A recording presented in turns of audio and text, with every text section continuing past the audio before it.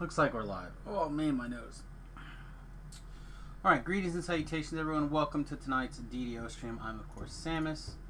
We are doing Samus things. Let's get in the live stream chat in case viewers start coming in and joining us. Alright, so something I've tried to do over the weekend and I just couldn't find it in me willpower wise to actually do it was getting our level 10 gear stuff sorted. So, part of the reason why I have such difficulty is because I like this MMR PRR situation, right? And if we go in there and tweak it very much by putting in, like, the mislaid investments, what are the others? What's that set? It's like the Shadow Cloak, right, and some belt, right?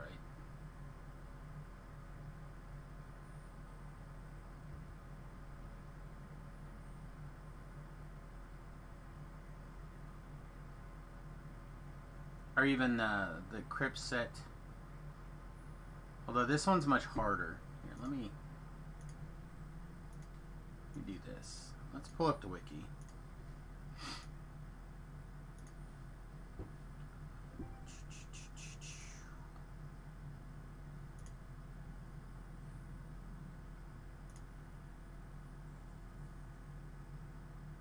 Let's see. So let's grab the... That's the big one, but it doesn't matter. We'll just scroll up here. There we go. Alright, so the heroic Silent Avenger is Mislaid Investment, Shadow Cloak, Braided Cord. And that's going to give us 5% double strike, 1 sneak attack dice, some fortification bypass, and helpless. The Crypt Raider set is going to be the Coke of the Traveler, the necklace, and the trinket. So assuming the armor is basically the same, the necklace is going to give us some deadly, and the trinket is going to give us some magical sheltering, I guess. I mean, it's probably the way to go, actually. Alright, yeah, whatever. I think I talked myself into giving this a shot. I don't know if it's correct or not, but what the heck.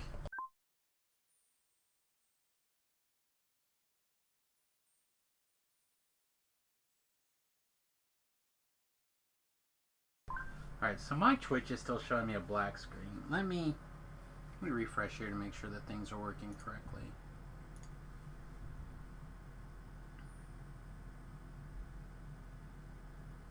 Alright, yeah, it's working. Alright, so let's see. We need that necklace. What was that necklace called again? Wiki. Ward inscribed. Pendant. I'm gonna sneeze. And I apologize. Let's see if we can keep a tissue for sneezing into here. Alright.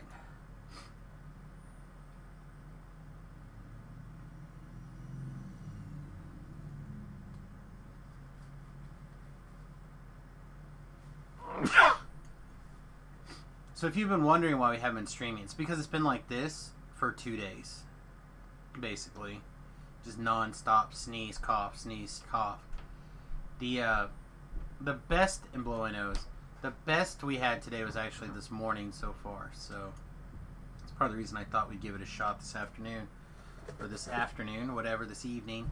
Is because we had a pretty reasonable day, all things considered. I'm afraid it's going to start kicking back up here.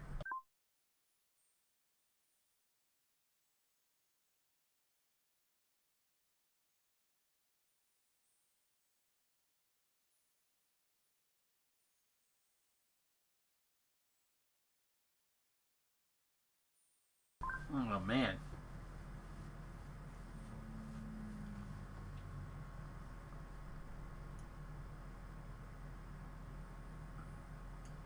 There's the wrong cloak. Looking for the necklace. There we go. There's the necklace.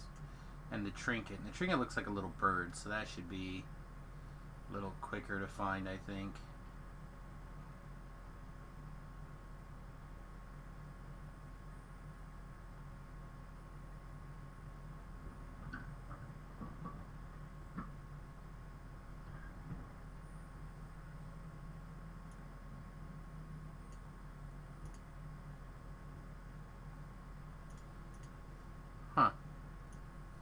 I'm like 99% sure I have one floating around. And if I have 2 pieces in my backpack, that kind of tells me that I probably have the whole set. There it is. The whole set in my backpack.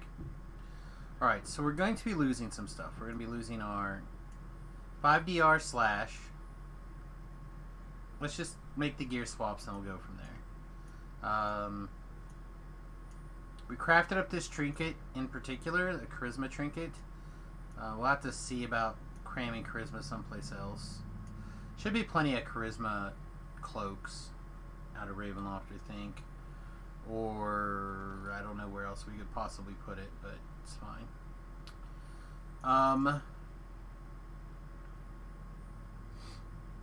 It does kind of open up some unique possibilities here.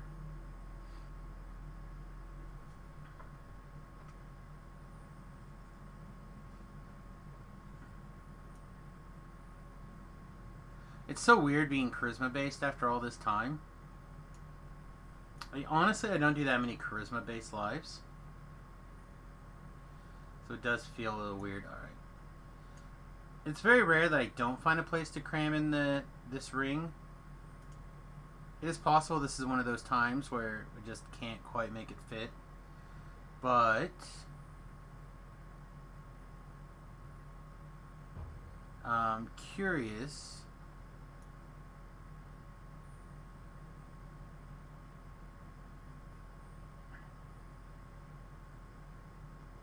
And the Ravenloft stuff just tends to be so good that it becomes really difficult to not use it. There's the Mantle of Fury. So I'm wondering if the Mantle of Fury just makes more sense to put on.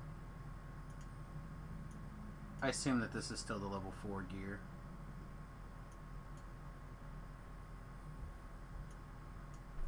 Yeah, my wrappings and such. So if this becomes our double strike, our dodge, constitution and stuff like that, I think this frees up this ring slot nicely.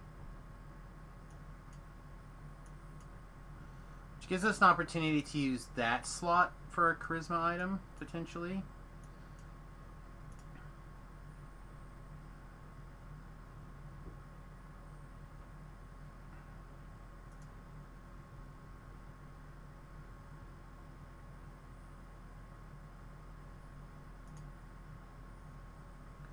What else do we have that actually adds to our charisma? Anything?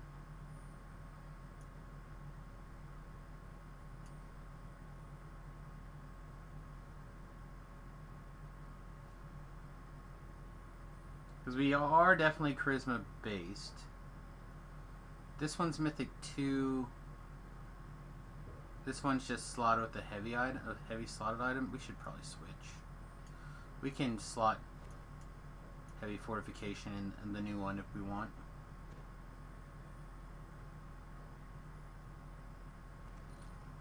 Yeah, the problem is we can't do that necklace. So do we need a charisma hat? Is that the rub?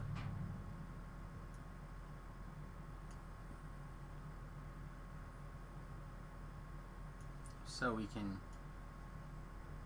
try to craft up something along those lines. Let's pull this back up again. Boink. Let's take a second.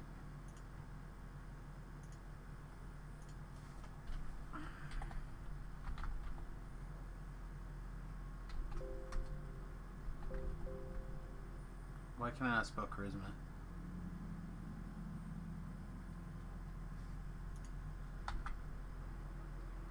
C-H-A.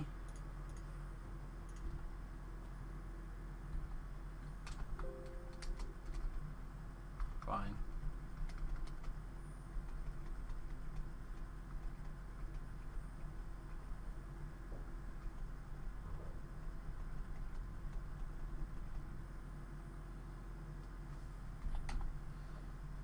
There we go. Alright, so show me all the things with charisma. Pendant, Gauntlets of Arcanum.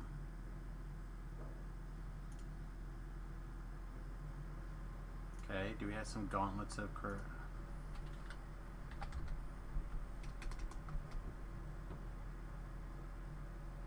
Yeah, there we go. That just makes the most sense, right? We don't have to craft anything. It just plugs right in. Evocation focus. Not that we have, like, that stuff, but it is 7 charisma. It also happens to be part of the 5-piece set. So, 1, 2. And then, what? We look at our belts.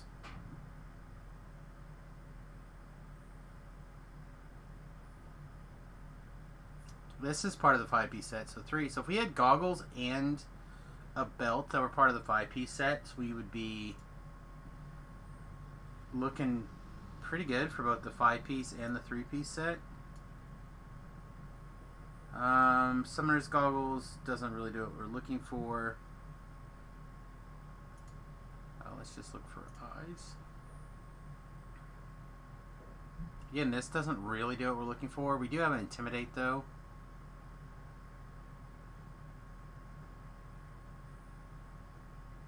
Is there another pair of goggles from the Ravenloft set?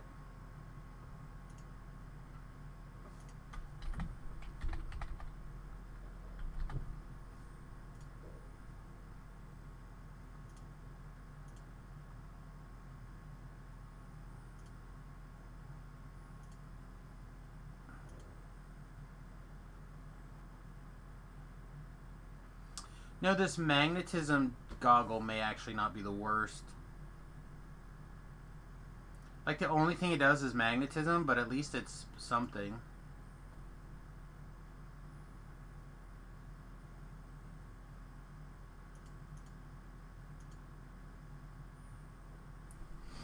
So it's Fear Gaze, which does nothing. Yeah, I really had the feeling that it's... Oh, wait, here we go. We could also wear the Sphonic lenses for a charisma bonus instead of the gauntlets.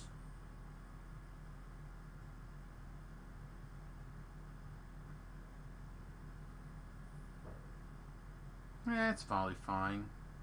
Like, these just seem like it hits more things for us, even though it's not a lot.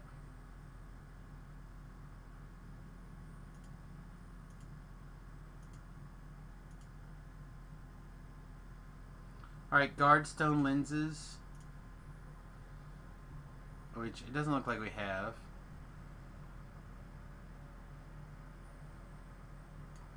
Don't imagine it's something that I keep over here. So I probably have to check another character to find it.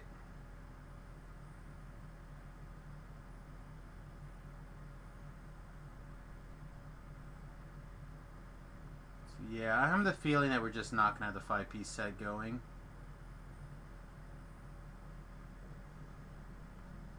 Which is fine, not great, it's fine. So then, what are we... We don't have a big false life item, which we could fix.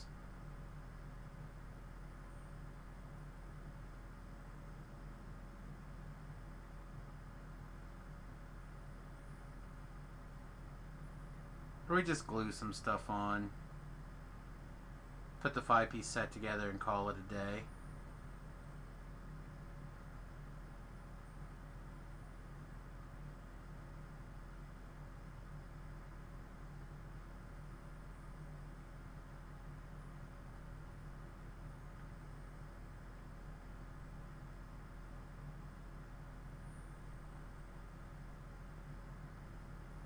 Yeah, I mean, I don't hate the idea of putting this belt on at level 12. So I wonder if we just...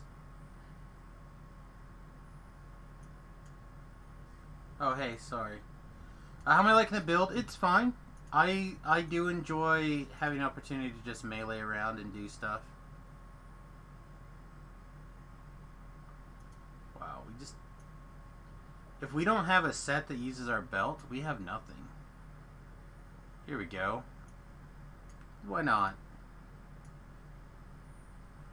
This is why we keep random weird things from time to time.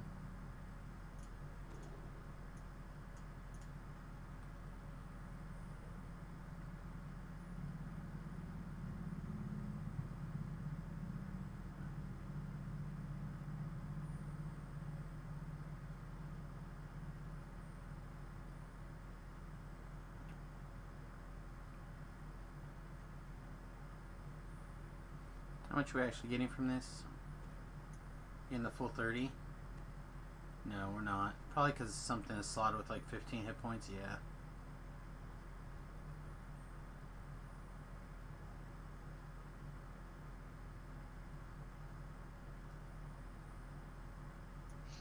Hello. Hey, what's up, Ben? Not much. Streaming something? Yep. Just Nice. like most days. Okay. I'm not feeling crabby. Had the gunk the last couple of days, so that fast moving cold front came in and decided my nose was going to be a disaster. Goggles. Yeah, it's hit a bunch of people. Yeah, I mean, I felt fine until today. Today's the first day I don't feel fine, but I went through almost 2 boxes of Kleenex yesterday. Okay. It just, That's significant. yeah, it just would not stop running. Are Just, you doing anything for your nose to help it? it's fine. It'll work itself out. Okay, yeah, 2 bags of Kleenex, that's a lot. That's probably time to start. I That's don't more know. of a private conversation. But Oh, I'm not too worried about it. Like I said,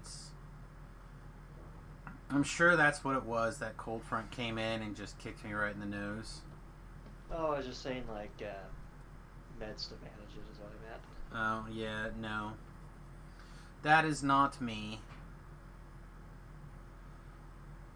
Alright, what? Do we just keep the true scene on? Maybe I do. I could just see you stuffing a lady's implement up each nostril. No, that's not me either. I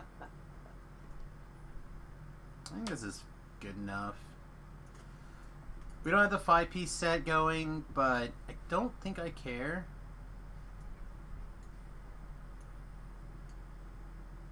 That much, so.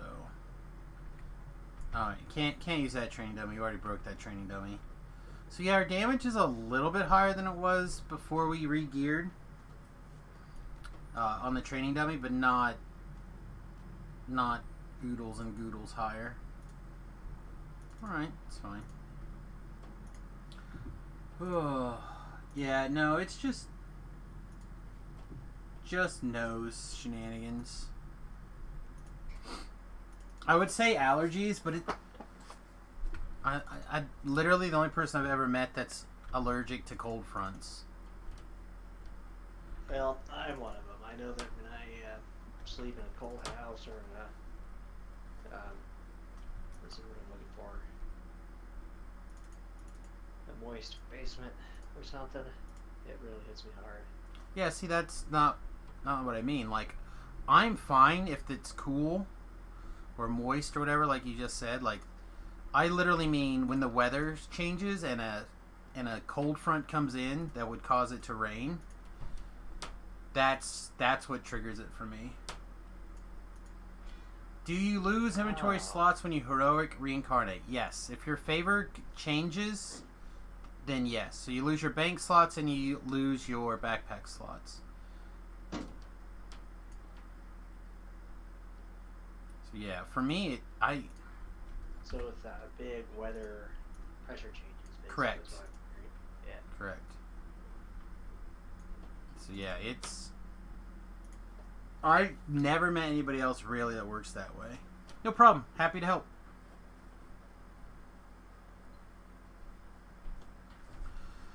Yeah,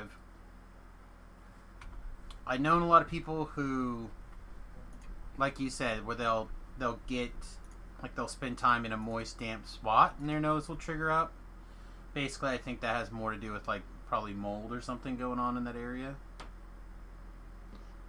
But me, if my sinuses are cold, it'll get a problem if I wear a hat or a scarf or something. I'm usually fine. yeah. So I don't know. It just needs to stop. The wife, she makes a thing with some oils that sometimes helps. Remington will like huff peppermint, and that helps him a lot. I usually don't find that to be particularly helpful, but this is not where we're going. We're going over here. But I don't know. I am always open to trying something, except for medication. I don't medicate anymore. Not if I can help it.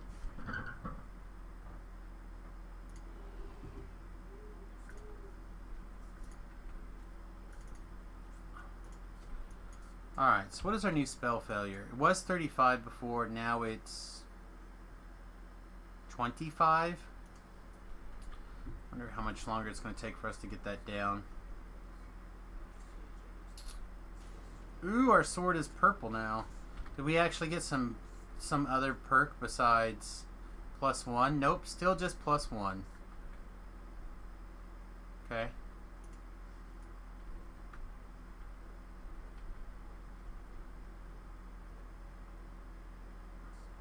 I mean, I'll still take +1, but... Huh, those wolves not going to jump at us? Seems odd, but okay.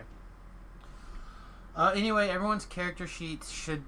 Apparently I was missing a function that I did not realize needed to be done. About making sure that you guys not only had the privileges to edit it, but it was in some booklet or notice or something somewhere. No way that we could see it, yeah. Yeah, that didn't make sense. Like, if you could edit it, you should be able to see it, but... I have no idea how it was placed where we couldn't see it, but whatever, but I've got my idea picked out. Okay. Well, you can share it, or you can keep it to yourself. Yeah. It's up to you. You can... Start plugging your character sheet also. I'm a Triton, and for my totem I'm going the Storm Herald of the Sea. And my big shtick is, you know, the race of Tritons are usually underwater dwellers, but I'm up on the surface looking for wandering water elementals to bring them back to justice on the plane of water. But while I'm at it, I am basically doing the same thing.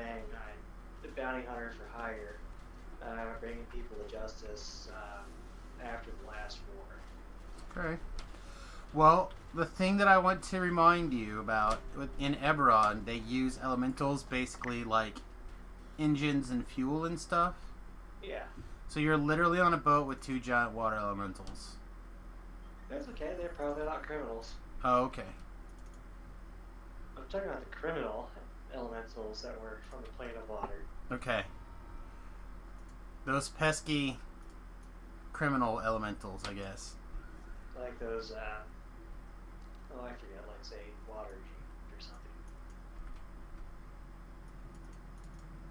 Basically, you're more evil outsiders in the plane of water. It's fine. We'll figure it out. Yeah. And somehow you're going to use this as you're still planning on being the essentially an officer, even though you're the barbarian. Being the first mate, yeah. Okay, this is gonna be fun. What's wrong with that? Nothing. I'm just saying this is gonna be good times. Like how this guy gave me a broken greatsword. It's like, here you go, have a broken greatsword. Like, thanks, buddy. You're the best. I can't wait to like write down some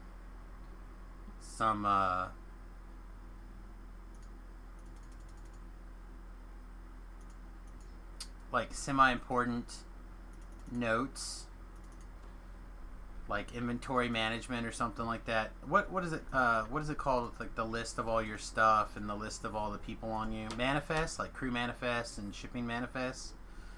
Give you like a pile of those things and you're like, excellent. And then you're like, I can't read. Barbarians can read in this edition. Oh yeah? You're thinking third. That doesn't sound very barbarian-like. Well, That sounds not very flavorful. Nice outfit. A barbarian on a sailing vessel, I might eat crayons like a United States Marine. Oh man, let's not make Marines mad that may be watching. Yeah, this cloak comes from the pre-order purchase. It's part of the Winter Fae collection or whatever they want to call it. It is, in my opinion, so far the best cosmetic cloak that they have put out there as part of the pre-order stuff.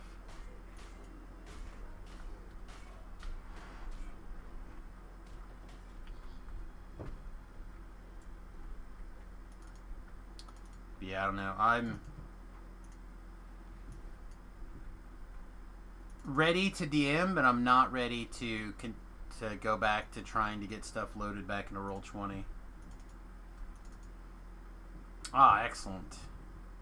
Yeah, I like that it's brightly colored and it helps you easily identify yourself. Like, I know they were supposed to be in the middle of the screen, but it's still sometimes easy to get yourself not like lost per se, but lack of visibility. I like that it glows and kind of doesn't have that problem. But anyway, yeah, I'm ready to DM, not as ready to spend time putting stuff in a Roll20. You know, using your brightly colored cloak, that reminds me of back in the day, turning the gamma all the way up so you can see in dark areas in games. Yeah, this game sometimes has things that work similarly.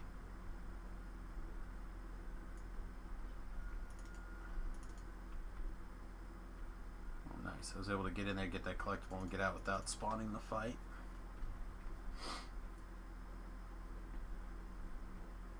Also, this is my man skirt outfit. I love this skirt.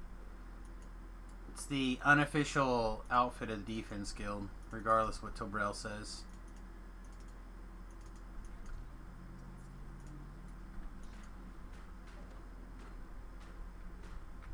I think most of us either own or use this outfit on a majority of our lives.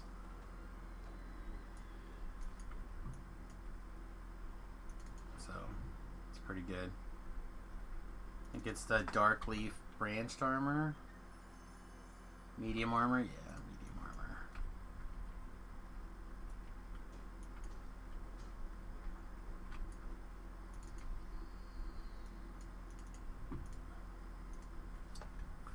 I don't know, apparently Quiet John talked himself out of the Aarakocra.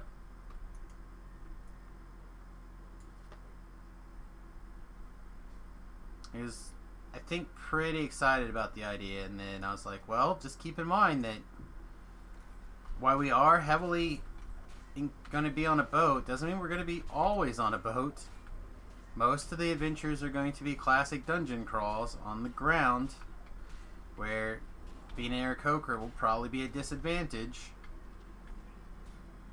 But I'm like, you're welcome to have a good time. Isn't that the bird? Yeah, it's the bird. Well, there are lots of places where being able to fly would be advantageous. Sure. But remember, Aarakocras they dislike the touch of the ground. And while it doesn't physically wound them, it definitely does cause them problems.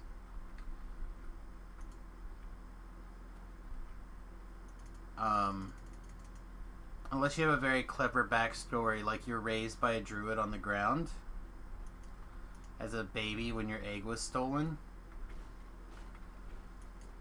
But unless you have a very clever backstory like that, Aarakocras do not like being on the ground. So I was like trying to warn him, like, a lot of this is going to be your traditional dungeon crawl. There's going to be lots of underground shenanigans, etc., etc. Oh, it'll be fine. Okay, you can do whatever you like. I'm not telling you can't play an Aarakocra. You're welcome to do so. I'm just trying to prepare you that there's going to be times where being an Aarakocra will be at a disadvantage. And so I think he eventually changed his mind. The bus is coming pretty well. Give me a second. I'll throw the Instagram link in the various chats for people who want to check out up-to-date pictures. I feel like it's probably just the easiest way to do it. You're just like a 14-year-old girl. Every time I like catch up with you, you like change modalities on how you share information. Well, so I was trying to do things with the with just like Discord, right? But I was kind of talked into sharing it with Instagram in a way to help generate extra followers, like additional followers in particular. And it seems to be pretty popular way for a lot of the bus people to share information back and forth. So, like, for example, here's a picture of us. We went to the lake a couple of weeks ago, and we had just arrived at the lake. So now the rest of the floor is installed. Oops. The rest of the floor is installed. It looks pretty good. We had to raise the refrigerator. The countertops are in. I don't have running water yet, but I hope to have that pretty soon. Waiting to pull the trigger on the tank and the water pump that we're looking at. So it's not the worst. It's not the best. I definitely like having the countertops in. The countertops look really nice. Gives us that final finish that I couldn't have provided. So, and then starting to work on some of the finish work. For example, we got the capstone boards cut and put in place to cover up the wiring and stuff over the bed. Looks pretty nice. So now things I got to work on are like covering up and enclosing the walls. Got to work on the shower. Well, I guess we're gonna put this tin stuff probably in the bathroom area. So along this wall.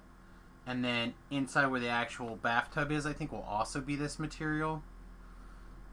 So, we got some stuff to work on. If you're interested in keeping up, Instagram.com/the USS Fat Halfling is the URL. It's a great way to kind of keep in touch with all that stuff.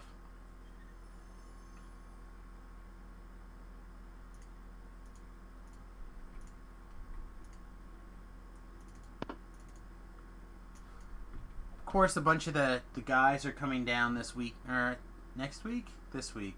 This weekend. Yeah, coming down this week to hang out and stuff, so we'll see what's going on. Yeah, so I don't know for a fact if the weather will be nice enough for someone to crash in the bus. But if not, I definitely have the propane heater. So I forgot that John had bought a big house with like 3 bedrooms. So it's probably enough room for everyone to stay there if they want, but if people so choose, the Fat Halfling is of course available for people as well.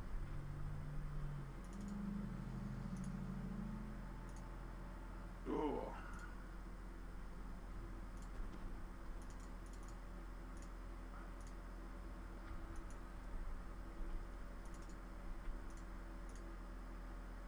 So yeah, the bus is coming along.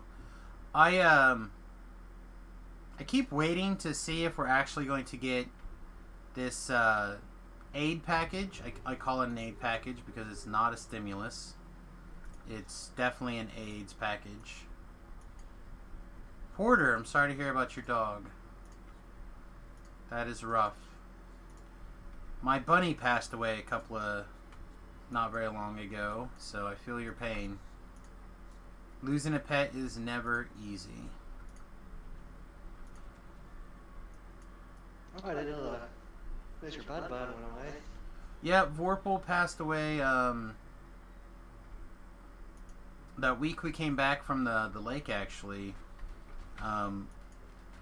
We knew she wasn't feeling well when we left, but she seemed fine-ish, like reasonable.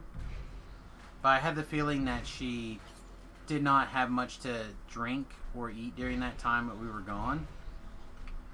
And basically shut herself down. Dehydrated herself real bad and stuff. So when we came back,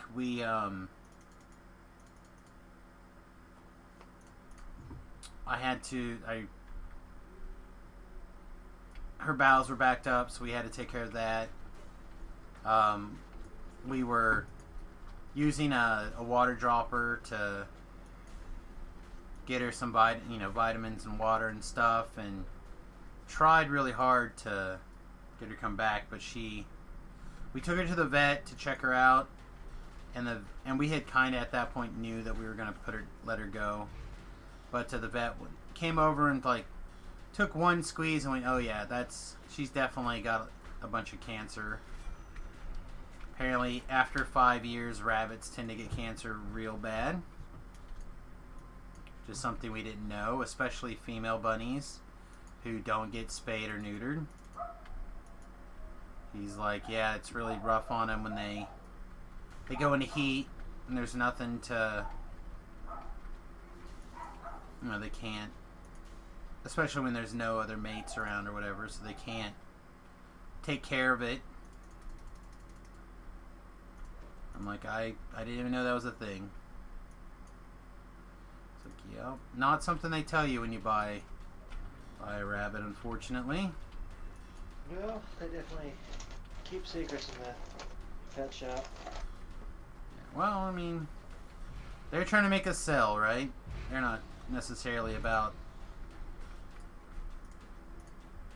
making sure that you're 100,000% completely knowable of all the details. I mean, we kind of, I don't want to say bought the rabbit on a whim, but it was definitely not the most pre-planned purchase I ever made. Tanya really wanted a chinchilla, but a chinchilla was like $300 a piece. And I was like, how about we look at rabbits instead? Rabbits are like $40.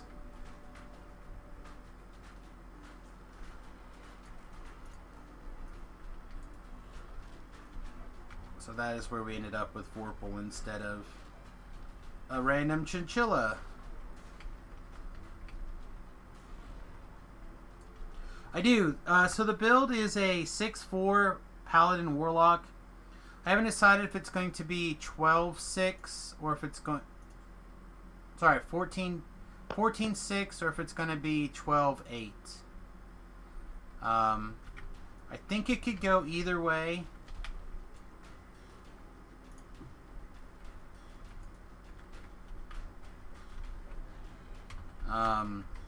The difference is, do you want Holy Sword or do you want Displacement? I really kind of think I want Displacement. The way I'm taking the hits here. But it is just as likely that Holy Sword will just be better. So we're probably going to run to 6 on the Warlock levels, and then we'll kind of see how it feels. If not, we'll take more Paladin levels.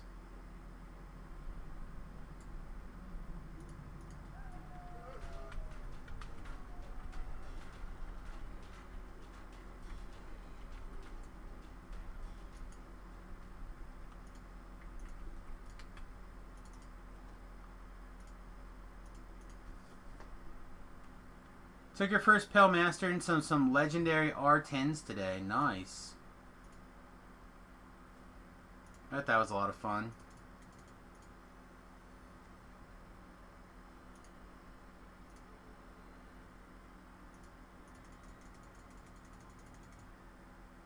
that's not the button I'm trying to use. I want to use this button.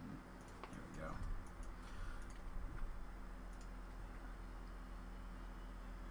Oh wait, what did we miss? We picked up the... I feel like we talked to everything. We talked to the ghost girl. I picked up the teeth, right? I picked up the bone, or the body. What did I miss?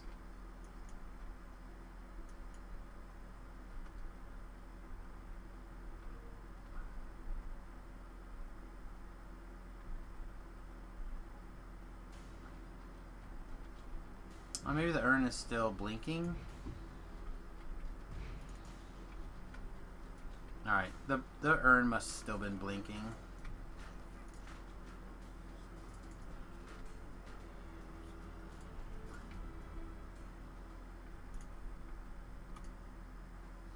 Thought I clicked it already. I'm sure you did contribute. I mean, it always feels weird to first start moving into those higher Reaper things. 5, 6, 10. So. Well, I definitely got the collectible also. I just thought I had picked up both is all.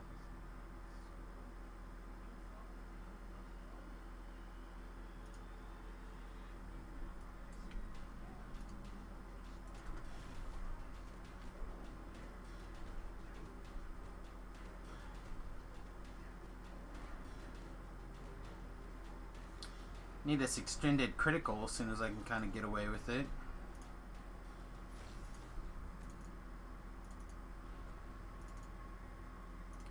No hiding from justice.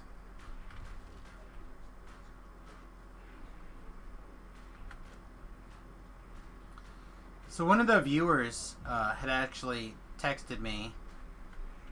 We were talking about quarterstaffs and stuff for a little bit, and I told him that I was lucky enough that I got past an elemental bloom not very long ago. But I wasn't going to use it a whole lot this life because we're in SOS life. And he doesn't like the SOS very much, I guess because it's too good, or I don't know. He's trying to convince me that the SOS was not a good weapon. I was like, bud, I hate to tell you this, but it is literally the best weapon in the game from level 10 to level 20. Pretty much hands down in a vacuum. In a vacuum. Problem is that not every build can exist in a vacuum. Or it does exist in a vacuum. So, like right now, we are critting quite a lot. We are critting fairly often. But we could be critting much more often pretty soon with the extended critical feat. Looking... Oh yeah, Suma was the one who passed me that. Thank you again, Suma. Definitely looking forward to picking up extended critical on this thing. Already critted on a 17 to 20 times 3. Little bit more work here. We'll be able to crit just all the time.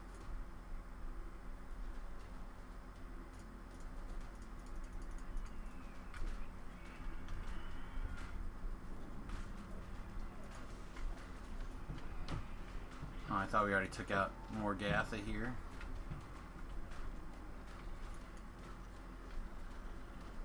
Oh yeah. SOS, just doing SOS things.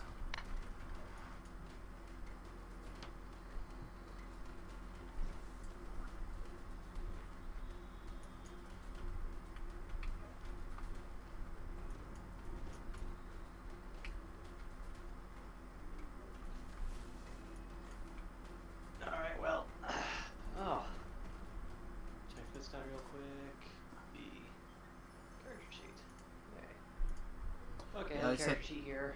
I'm also going to run and put together a class tomorrow, so I have... Sounds good.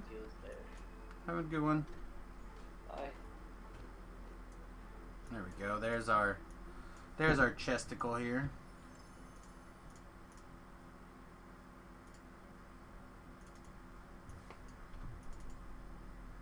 Not too bad. Take what we got.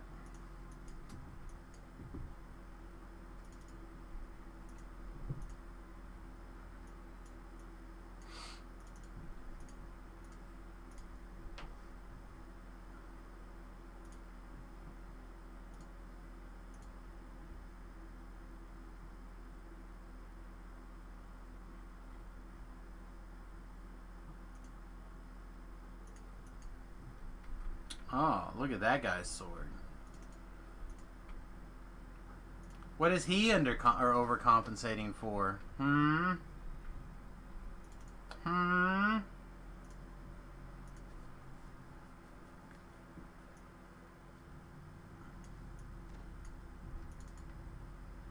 What? Oh, did I not talk to the... What? What's this Strahd's armor nonsense? Is that a... This is a rare encounter? I've never seen that encounter before. It's kind of cool.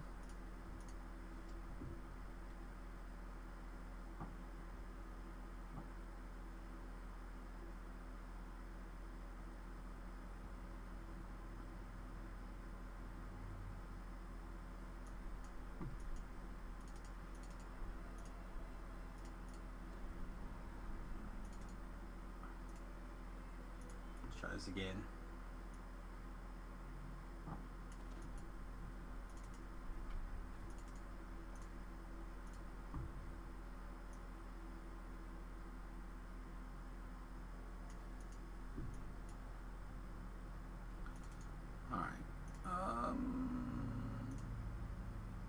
Read my fortune.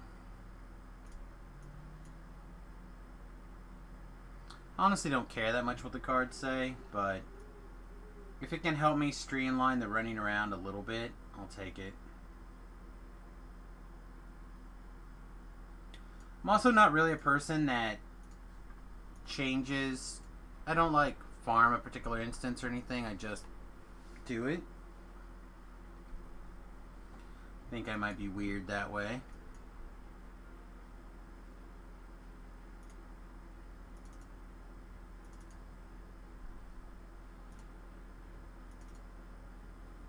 Wow, we failed all sorts of stuff here.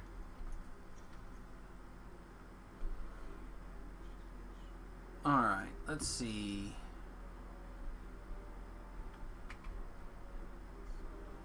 The allies in the cellars.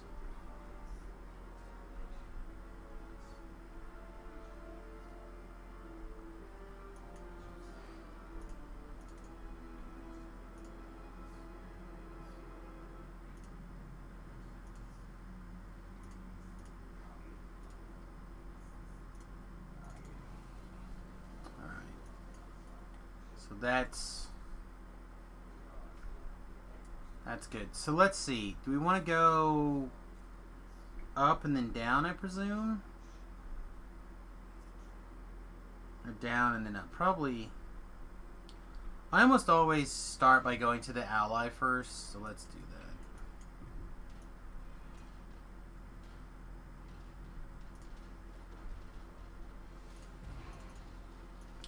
And the reason why is because if we have to go more one direction or more the other, I'd rather have that kind of solidified beforehand where we have to go.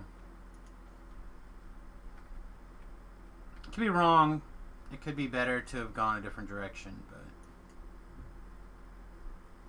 when has being incorrect ever served me wrong before? Just blindly charge ahead.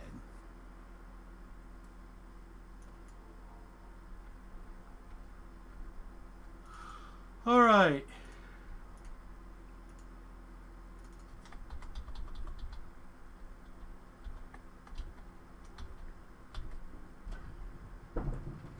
Third floor. Nice. All right.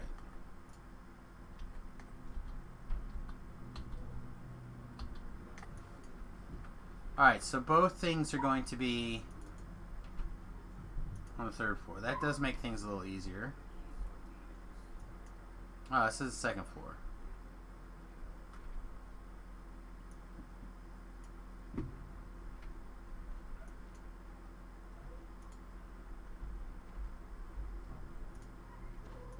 Alright, let's make sure everything is running before we go outside. In particular, our bless or our shield spell. Sounds like the wife is home. The dogs are going Jacray.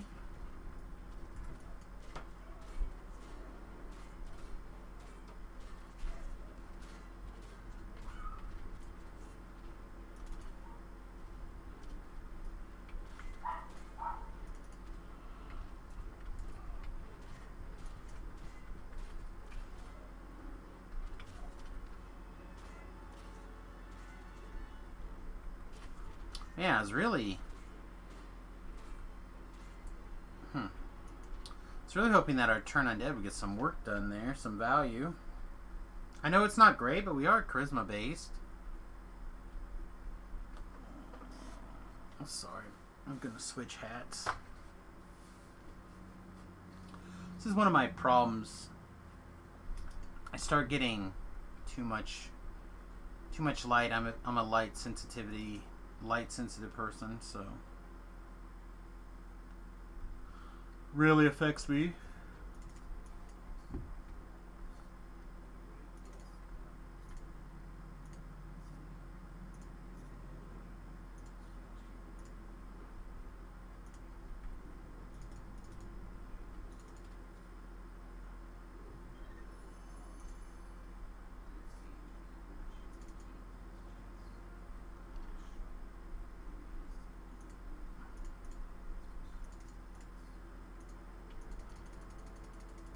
Great time for one of those heals.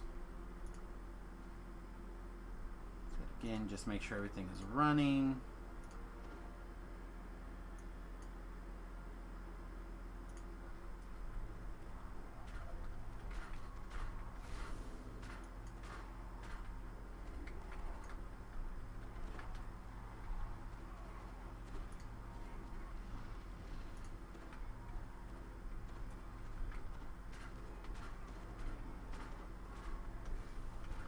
Huh.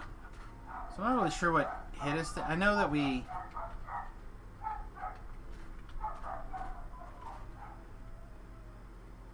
More vulnerable... Okay, so we took 8 stacks of whatever this thing is. It's probably a big part of what hit us so hard there. I have not been firing off a Death Ward. Perhaps I should take the time to do so.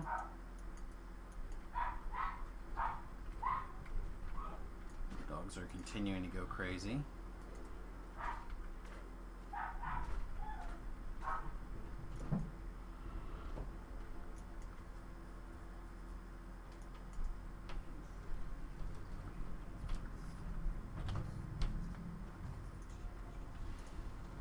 Did I get it? Did get it. So I think we can just leave. I don't think I have to fight that. I think I can just go. We can just go to the 3rd floor.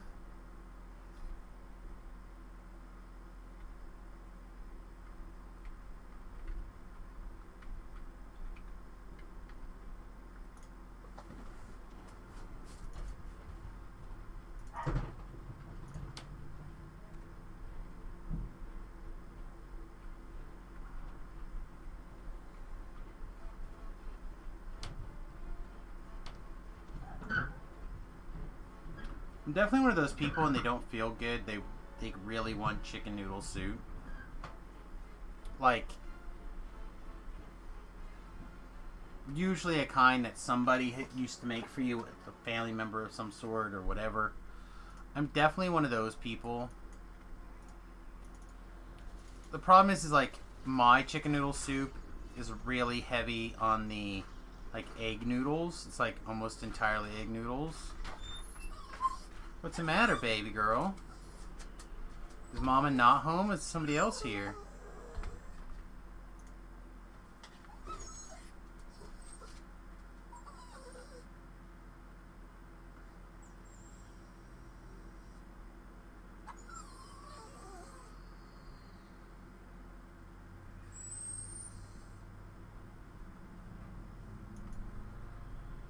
send Remington a mild text message here and see if he has an answer for what's going on.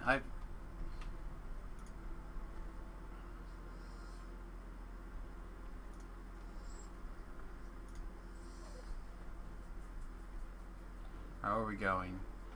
Friendly Castle Ravenloft in the study. Okay, that's over here.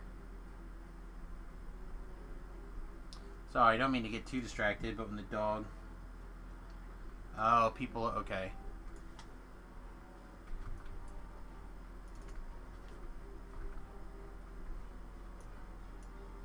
So my wife is showing a couple of her friends the bus.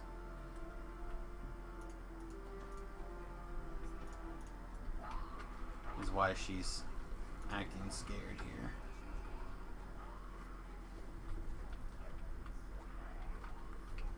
Can't tell what kind of champ Strahd's hate happens to be today. But whatever it was not the scariest. Alright, so now we need to go to the top of the South Tower stairs, I believe. Which means we have to fight the portrait. Not a big deal. Lots of running, though. Lots of running around.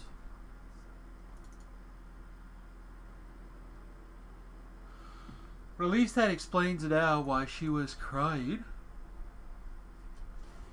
Quinn does not like strangers. Just definitely going to be a struggle in the bus.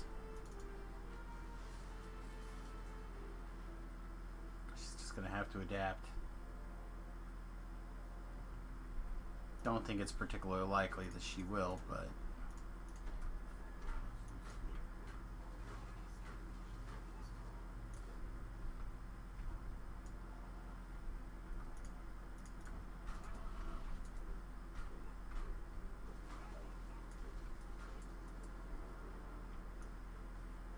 alright, he's over in the other position, so I'm not gonna worry about that a ton.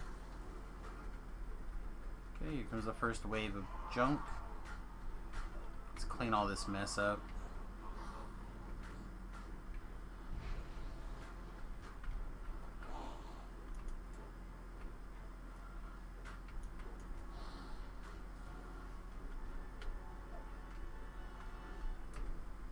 Alright. Whatever, that guy doesn't want to fight anymore.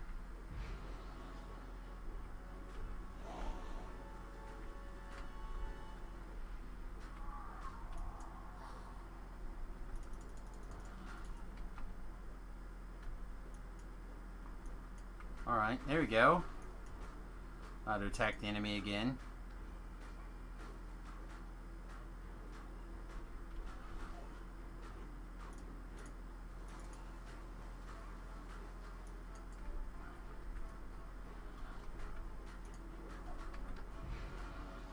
It is enjoyable when the enemy takes damage, I will admit.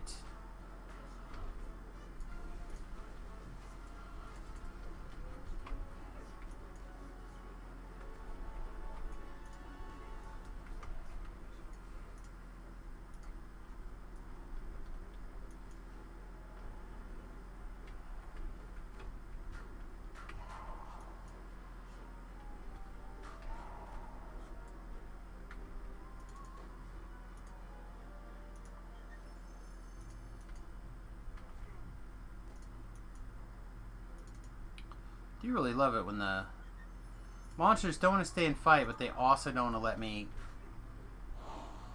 loot the chest and leave. Like, oh, our work here is not yet done. Like, but you won't fight me? No. We're just here to harass. Just here to harass and poke. That is all.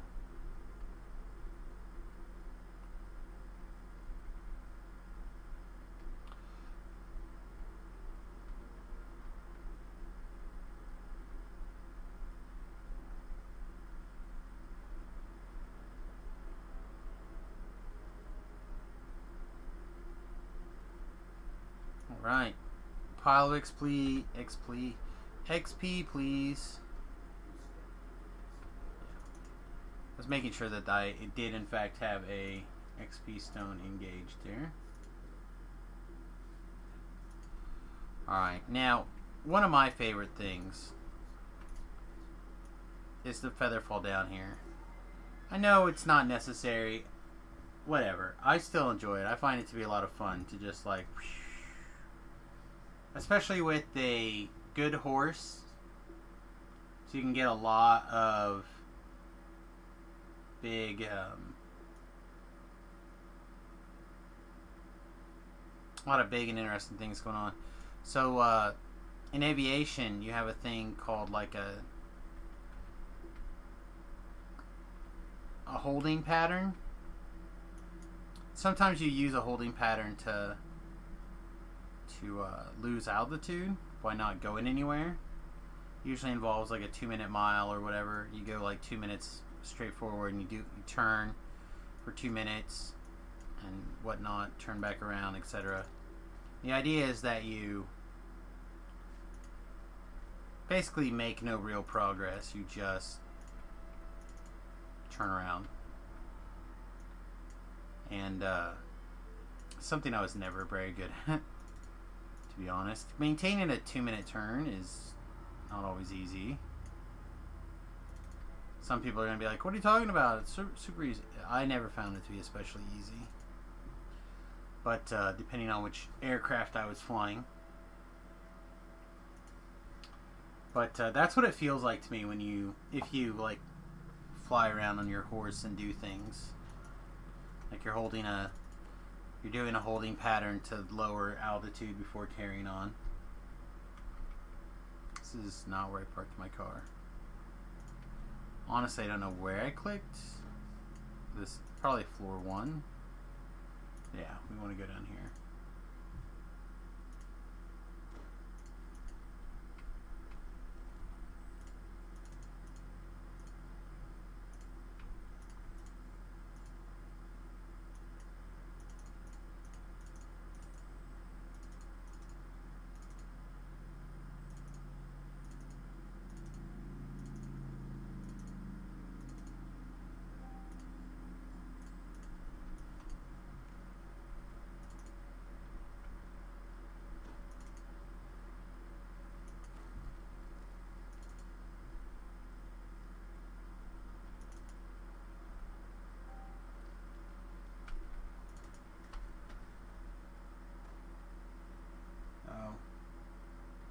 Netflix is letting me know like a bunch of stuff is on their way, I guess, to arriving. Whatever, it's fine. Not as worried about what's new on Netflix, I guess. Alright, so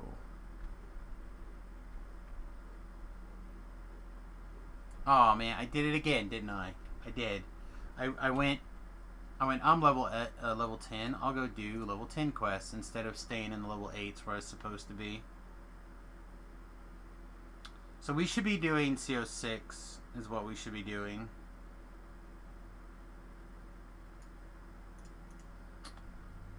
But I suppose we could also level anytime. So we could level. Yeah, it's probably fine. We could probably level. This is not where I parked my car. This is where I parked my car. Definitely want that. I don't think I care about combat agility. I think I care about spell power. I know I care about charisma.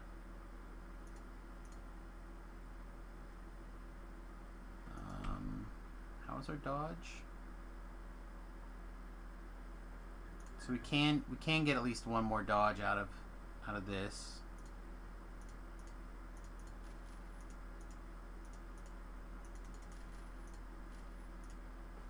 There we go.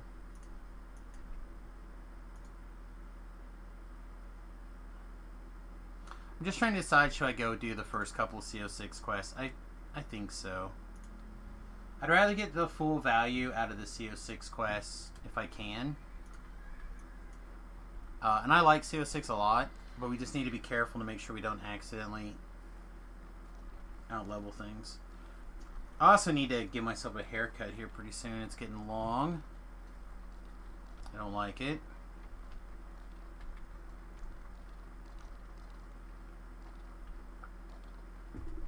And I kind of need different buzzers.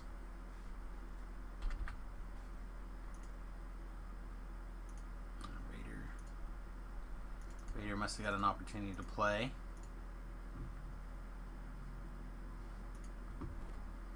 I literally didn't play at all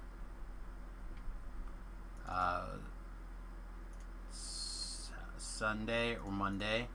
I logged in for a little bit, I think on Sunday, like 2 minutes to work on gear, and I just didn't have the energy, so I logged back off, and then I just make sure that then I basically did the exact same thing yesterday. I tried to get in and motivate to put on the stream and everything, but I think I blew my nose like 7 or 8, 9 times in the time I changed the title of the stream and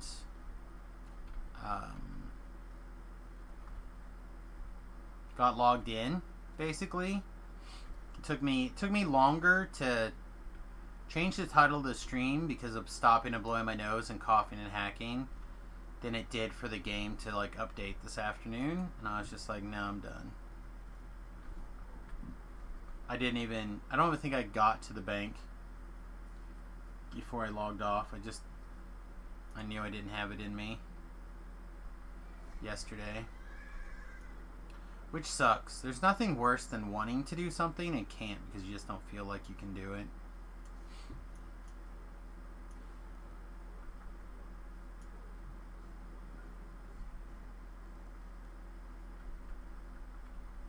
It was really bad yesterday. Really bad.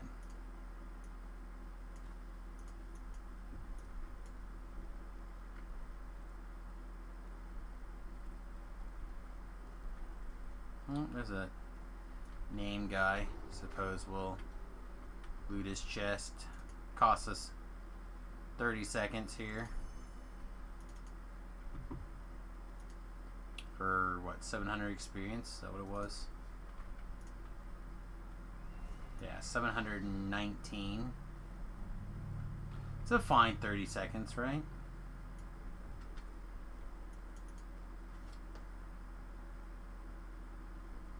I think I spent more time on running to the different explorers, the different explorer zones. But because you end up picking up almost all of these anyway, I'd rather just get it and be done. Yeah, and feel like I'm not leaving experience points on the table. Also, this is one of the quests that the first, handful of CO6 I don't mind doing on a higher challenge rating, even if I'm solo. They just doesn't feel difficult at all, really. Our shield spell failed. Our shield spell fell again. There we go.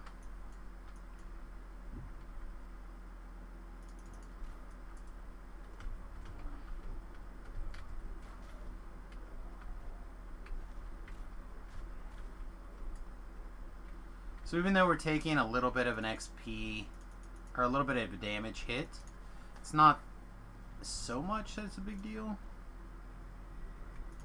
Bless is what failed. Bless. See, I've said this a lot, but you also always want to start by going this direction.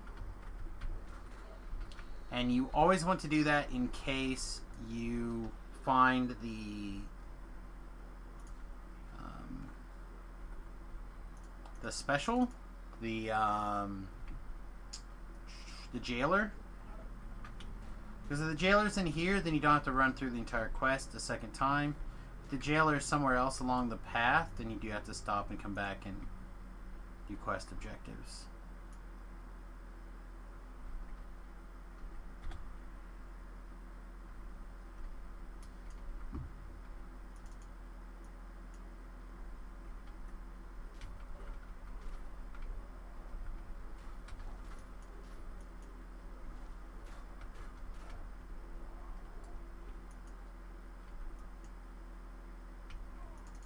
we got a friend who put a dot on us.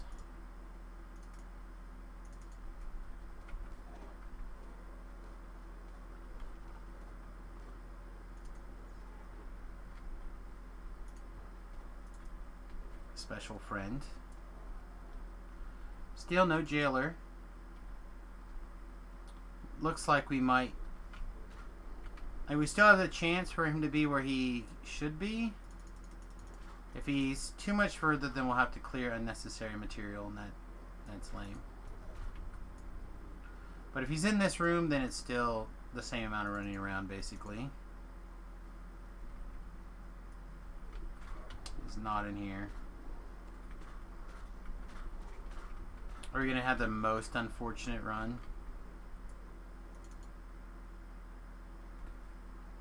So there's two more rooms that he can be in. If he's in this room, we are killing extra guys, but it's not as bad. Nope, he's going to be in the last room. We had the worst run possible. We ran basically the entire square.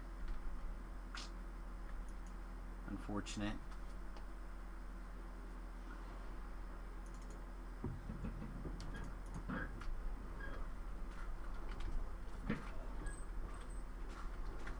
I'll be level 11 at some point. I just haven't taken it yet. I usually don't bank levels, but I realized that I ran through the entirety of I ran through Ravenloft 2 levels ahead of schedule.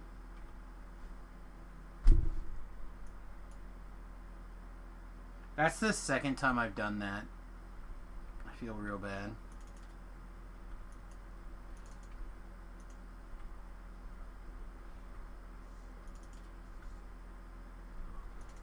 Yep. Well, I'll be, like I said, I'll be 12 pretty quickly, I think.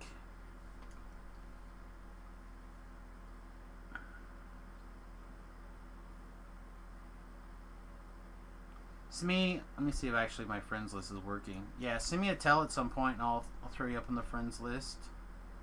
Not that I really think about it, but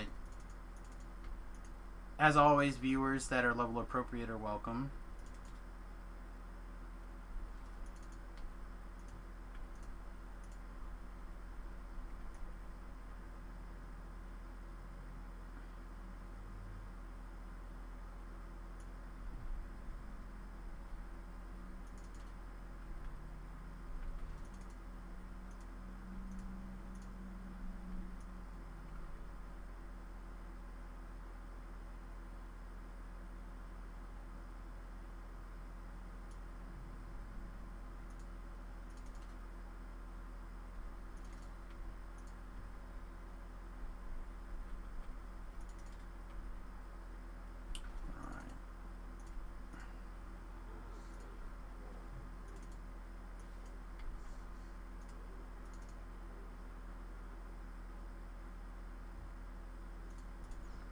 I feel real tired. I know it's because I'm definitely fighting off something. I'm not 100% sure that I didn't somehow slip out of ketosis and I'm back in the keto flu. I have been a little higher on carbs the last couple of days because I've made some keto friendly breads. So like I made a pizza crust on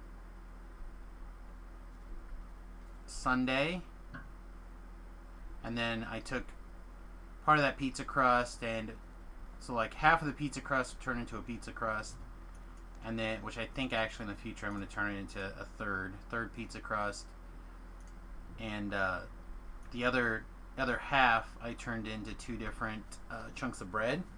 So I think what I'm going to do is I'm going to do 2/3 and make some smaller chunks of bread in the future.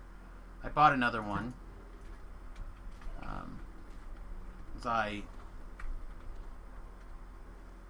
do miss the occasional pizza, and I really actually like them more as a flatbread, I think, than I do as even the pizza crust.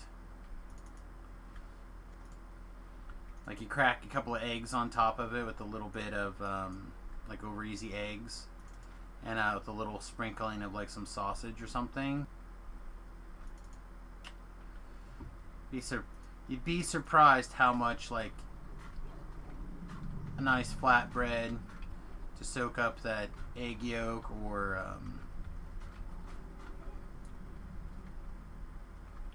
a couple of, something to put some mayonnaise on for your BLT.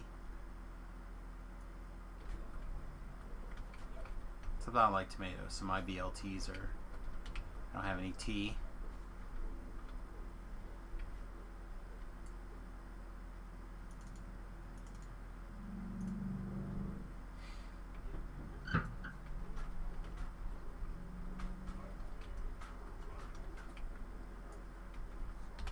But anyway, as I was saying, you'd be surprised that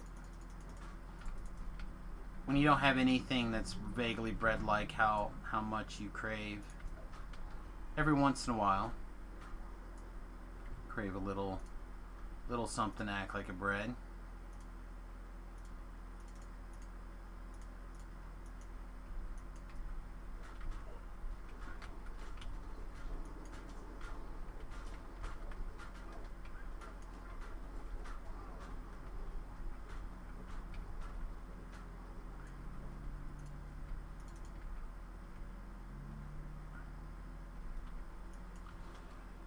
So it could just be that pizza crust plus on Sunday plus slice of that bread on Monday was enough carbohydrates in a small enough window to kick me into the keto flu, but I don't think so.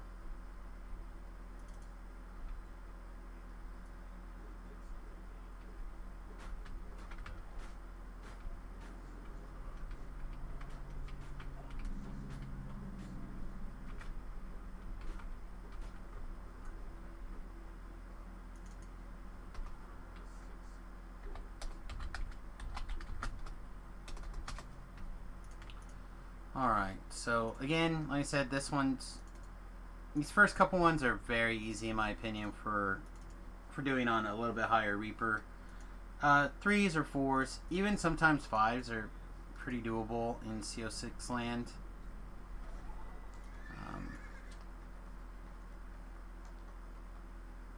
It just doesn't take quite that much.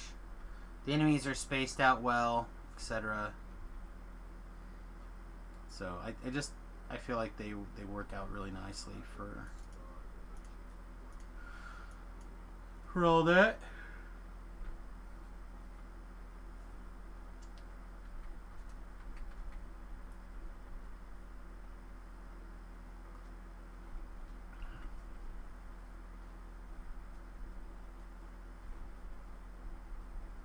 Alright, we'll go down here and we'll pick up this Explorer. We should pick up the other two, I believe, on the way to the quest.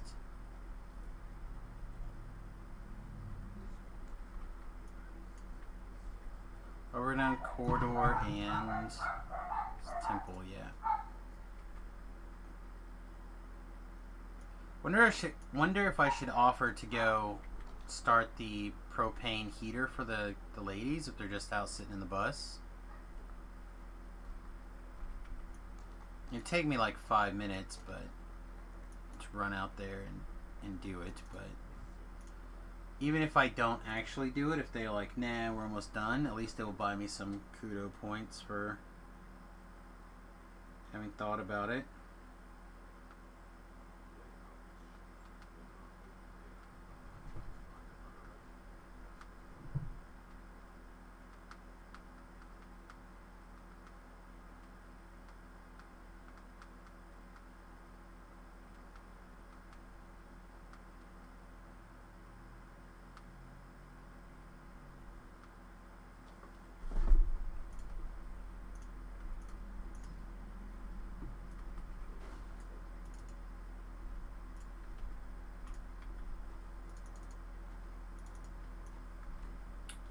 Couple minutes of goodwill can often go a long way. Keep you out of the doghouse.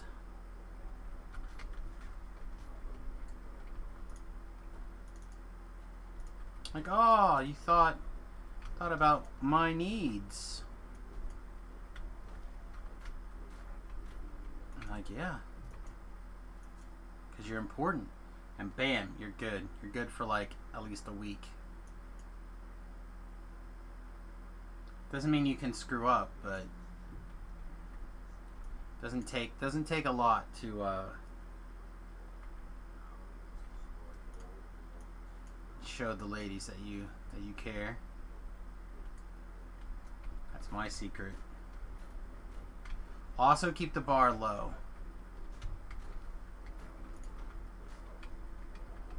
Some people they get the bar artificially raised so high. Like you can't maintain that. No one can maintain that. Yeah, you know, like once, twice a week. That's all it takes. No reply here, which means either my wife doesn't have her phone on her, which is probably the case. And therefore, double credit.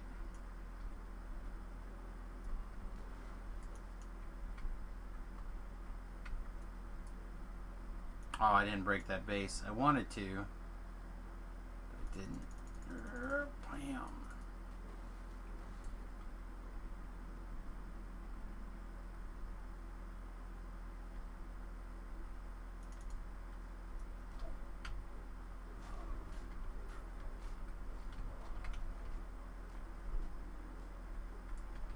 Alright, so you may have noticed that we did a little bit of backtracking there, but not a lot. That really, I think, narrows down the speed of the quest here.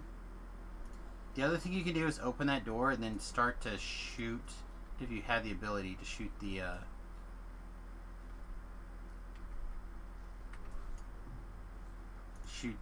altar from back here. That usually will buy you enough time that you can recall out. We're going to cheat though, and we're just going to detour. What? I just have to recall. Boo! I didn't want to have to recall. That's okay.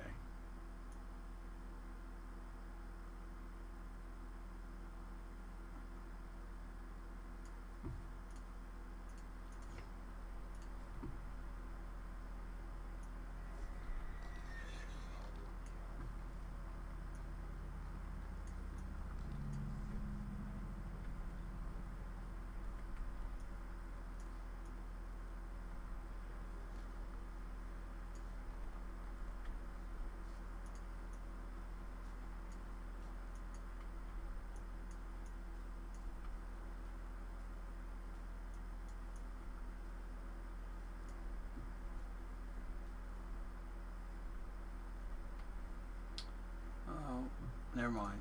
I was going to read this article really quick and see if there's anything in there to comment on. But apparently that decided to start encoding overload error. Probably because Chrome is still running. Chrome's not supposed to be running. We're at it. Let's restart this too. Sorry. I was using Chrome. My plan is to use Chrome for DMing the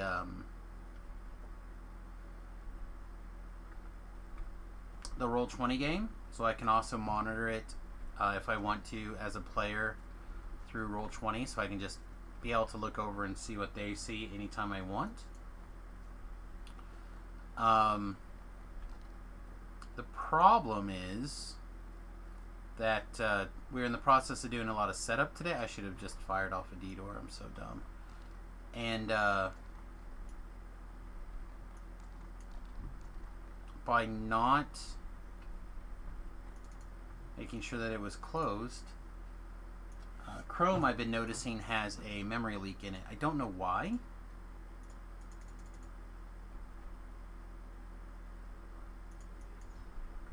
But something has changed in the last 4 or 5 months with Chrome and DDO.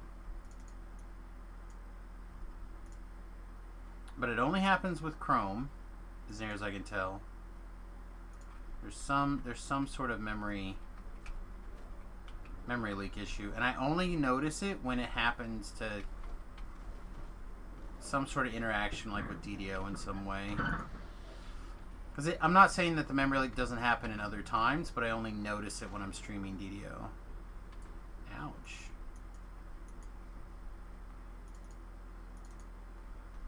Did not realize that your sub has run out. That's alright. Happens. Unless you have like an auto renewal set up, which is not something that happens very often, you have to sub monthly. Alright. There we go.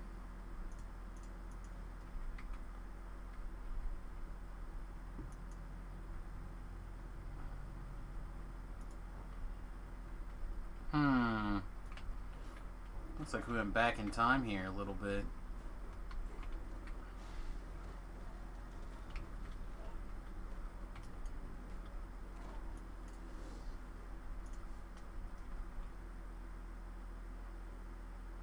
Well, the sub doesn't give you the Steam notification or the stream notification. The stream is if you have notifications turned on and you're following, which I'm pretty sure you have to follow to subscribe in the first place. But you could turn on or off notices, I believe.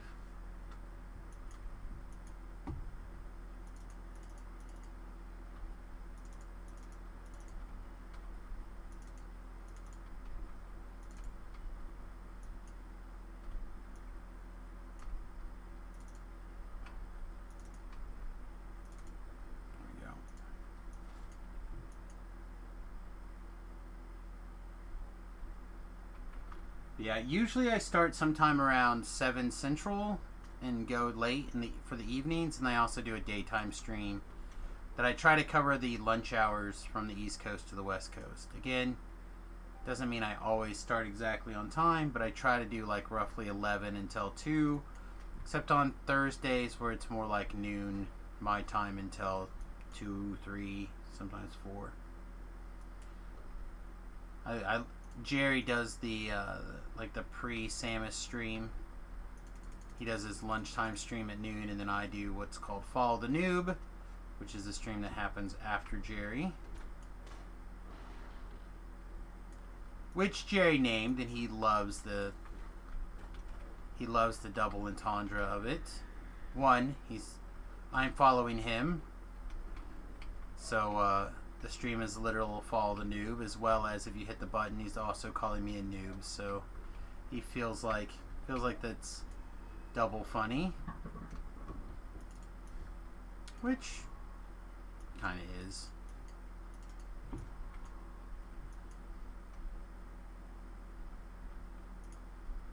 So those are on Wednesdays.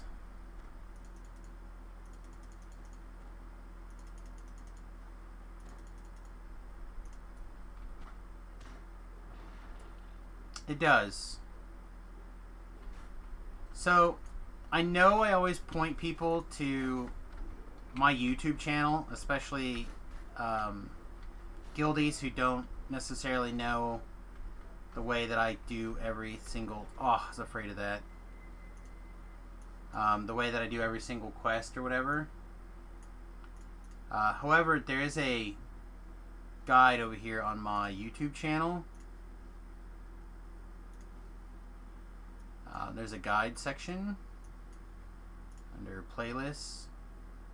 Their DDO quest playthrough guide pretty much covers every single quest that you need to know from level 1 to level 18, 17, 18, something along those lines. The road most traveled is the road that I typically take to TR, and then the road least traveled is stuff that I kind of glued in. As, you know, quests that I don't do that often, but I wanted to cover. So, CO6. Is it called CO6? Yep. Road most traveled, Cult of the Six. So, all the details on the tricks and everything that I do is located right there. what we're going to do is I'm actually going to move my hireling right here. Now, I think we died here last time too, actually, to a big reaper.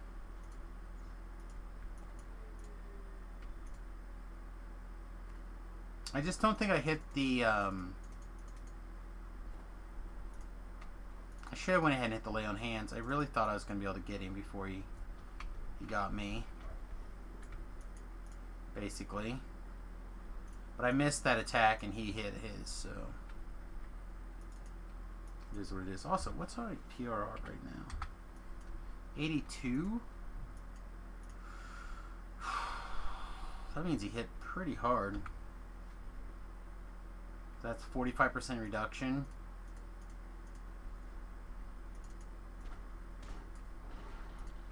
Yeah, he has to put the beats on.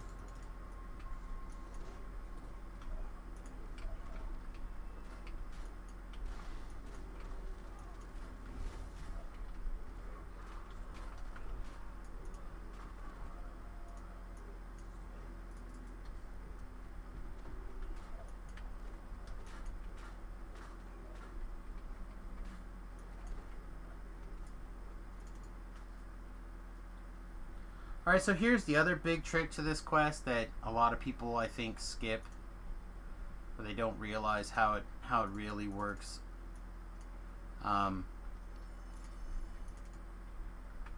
Monsters tend to be facing a particular direction, right, when they spawn.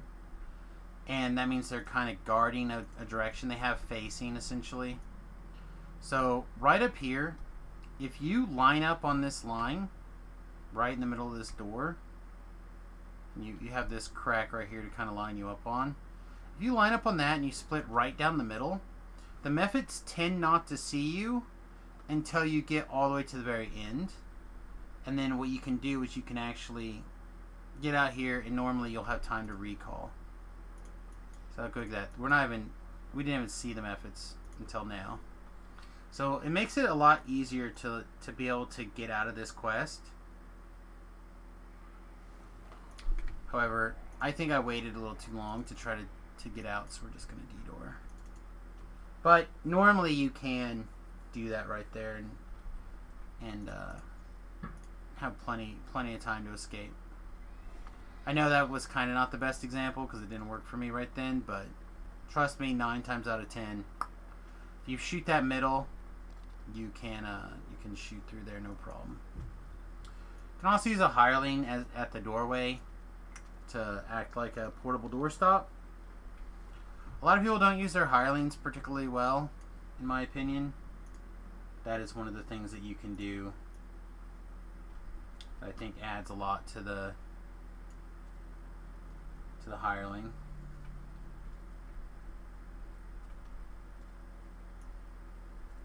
Whoops.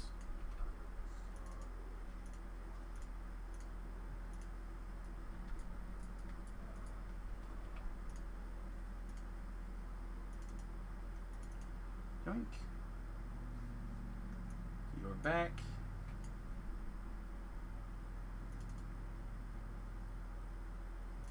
Really? Oh, I didn't know it would let me in here. That's cool.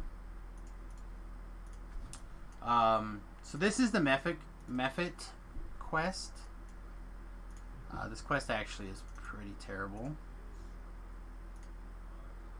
Especially if you died and your fire protection is gone. It's going to be fun.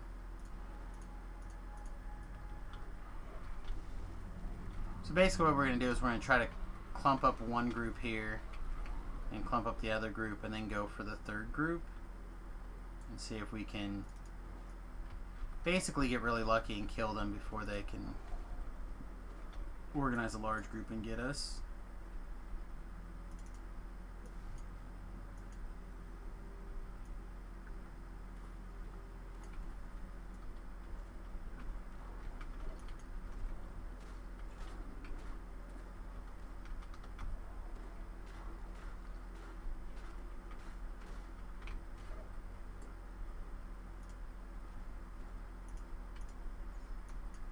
Alright, we're going to get a heal.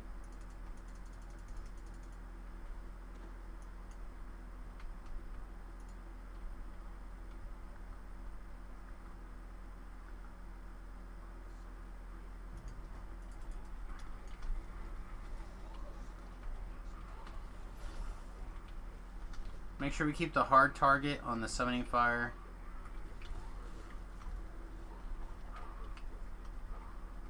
Okay. And then to skip running through the trap, we'll D-door. Yeah, having access to D-door at these levels, just because you happen to be human, is pretty good, actually. Cost me a feat and some racial action points that I wouldn't spend otherwise. Well, I mean, I would, but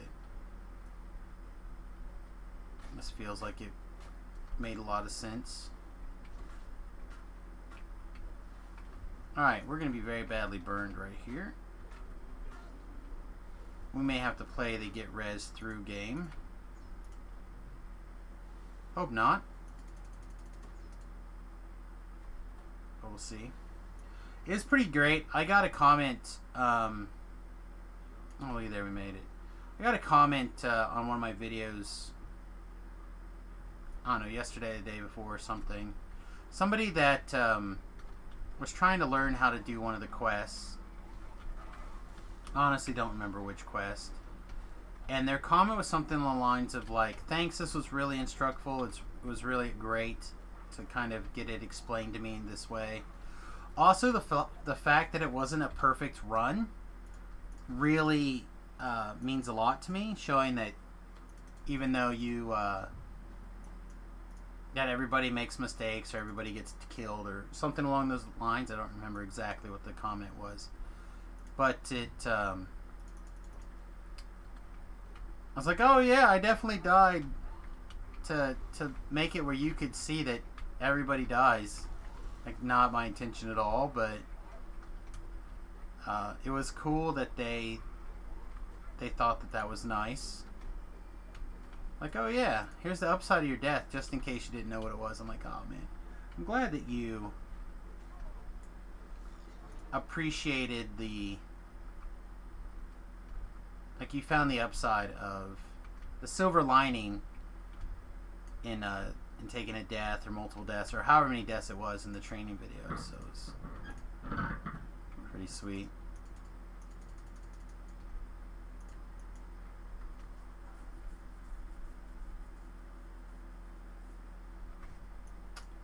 We only have one thing left. We could shoot it from down here, but we have D-door and a greatsword, so we're just gonna go at it.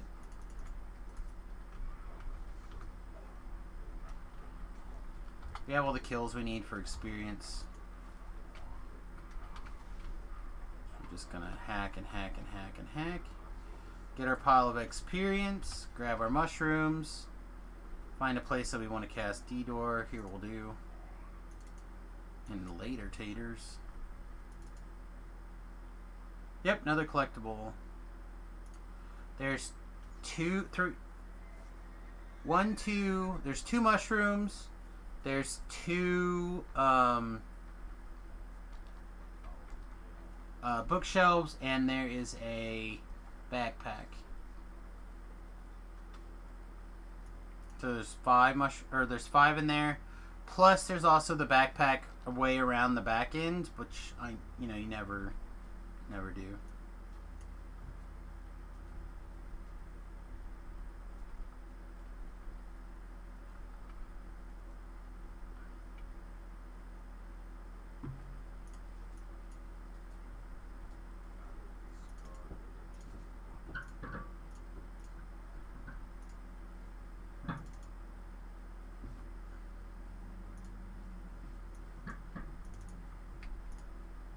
Nice. I do like it when they let me in here. I'm not used to that. I thought you had to go back through the front door. I mean, this is the front door, so.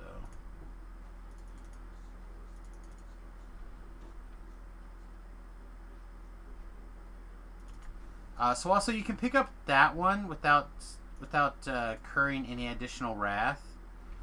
But if you pick up this bookshelf, they will aggro on you. So what I like to do is I like to come back at the end and pick that one up and then just run out the front door, where it doesn't matter if they aggro or not at that point. So we're leaving.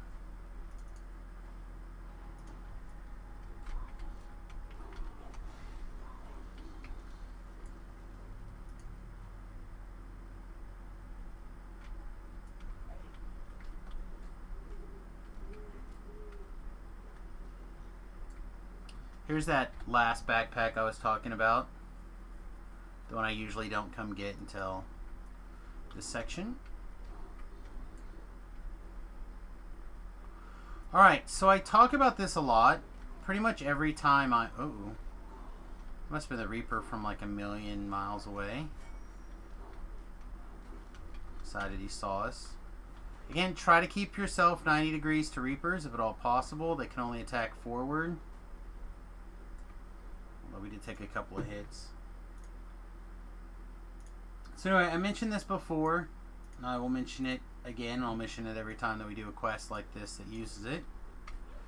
But my friend and guildie Grimoire has an app called DDO Puzzles. You can find it pretty much everywhere, and gives you references for all the various things that otherwise you'd have to take the time to look up, and I just don't want to. Just don't want to deal with it. So yellow is going to be what I call Ghost.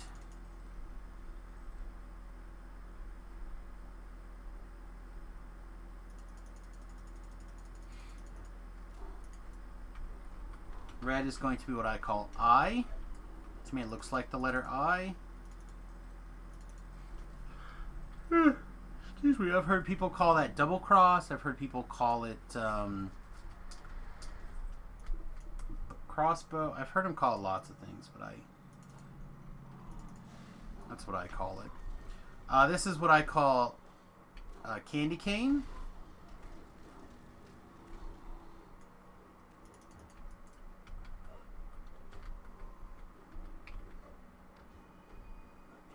Again, don't forget, Fear Reapers, you just want to close into melee. Tank the hits if you can. They don't hit that hard. And you won't get screamed at. And then green is H. One of the universals. Everybody seems to call that H.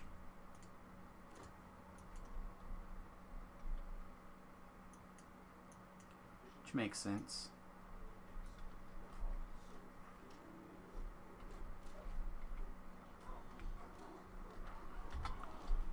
We had to kill some extra monsters. This is lame, but it is what it is. If you kill it smartly, I believe you can get the 5% extra experience point bonus. So it's not a million, but 5% is 5%, right? Alright, so like I said, I tend to run back through this quest and pick up that collectible, and then I'll just run out the door to not have to deal with it. However, in this case, we'll probably just cast D-Door. But one could just as easily poof right there. Just walk out the door. Alright. So I think I'm going to do a couple things here. One, I'm going to go check on the wife. Make sure that they, in fact, they don't want it to be warmed up. Which I bet they probably will. If they're going to stick around out there.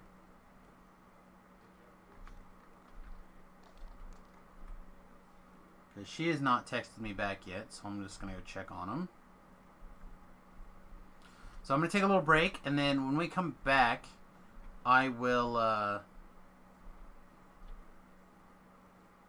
I'll take level 11, and then we'll get started on whatever level 9s that I feel like doing.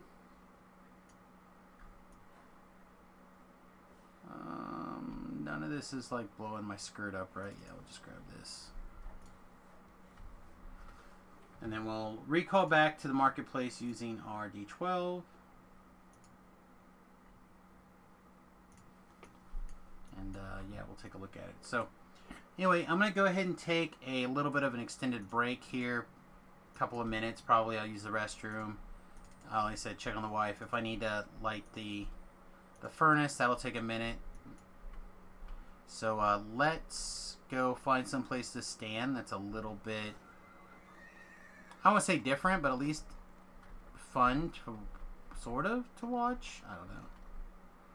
I like going to the house Cannith if I'm going to be AFK and just riding the elevator for a little bit. Big elevator. So that's what we're going to do.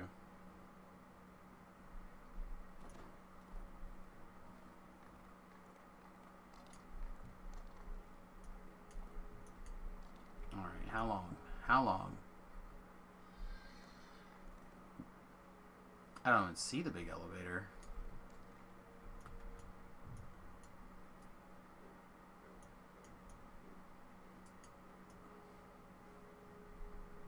There it is. Did birds or leaves just fly in front of us? What was that? That was weird. I don't know. House C is probably my favorite of the houses in DDO. I feel like they really captured the feeling of Eberron, in my opinion. So, alright, with that, I'm going to take a quick, like I said, a couple minute break. I'll be right back. And do me a solid, stick around. And I will go ahead and throw up a one minute ad while I'm gone, just because that's what you do. And I'll be back as soon as I can.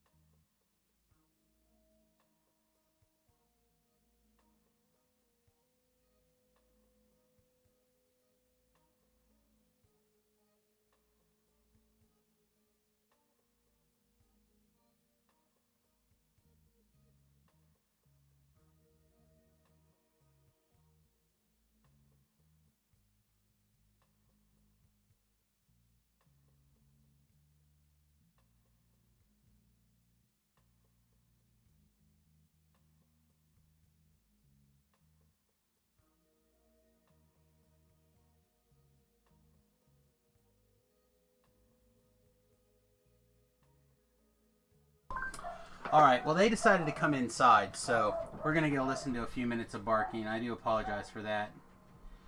But unfortunately, like I said before, Quinn is not the world's biggest fan of people. Anyway, hope you guys enjoyed the view, and hopefully I wasn't gone an unbearably long amount of time for everybody. Those of you who are still around and watch the ad, I appreciate it. Thanks for doing that. I think I was using the restroom, obviously, on the way. I started thinking, you know what? I should just build an ASMR DDO video series where you like attack different monsters and do different things. All right. Yeah. Let's do another warlock level, I think.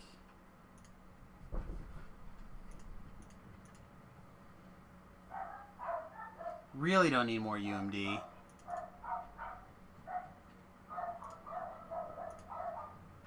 But there's just nothing else that really... I guess I can start putting in bluff or jump or... None of it really seems good.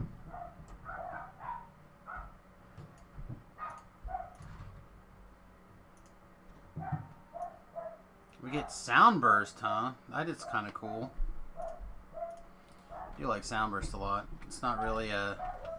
I'm not going to be a DC based caster, so it's not going to do a lot of good for me, but it's still nice. So I do want to get up here to, I believe it's called Brilliance. I said I'm pretty sure that this doesn't, it does in fact work off of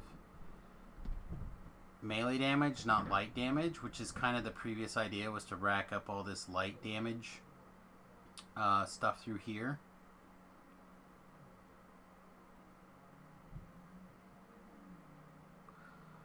Don't think this gives us a permanent 10% MMR PRR if we use this plus this. I think you still have to cast shield, which means I probably just still want to cast shield. But we'll consider that like a cleave. Go ahead and take Aura of Courage now. Actually, maybe not. 17 points in the tree. Yeah, let's do that. That'll give us some more MMR as well. Yeah, I don't hate that. Alright, so one of the things that we need to consider... Oh, hitting all the wrong buttons again. Close. One of the things we need to consider is, do we want to switch our Ring of Nightfall out for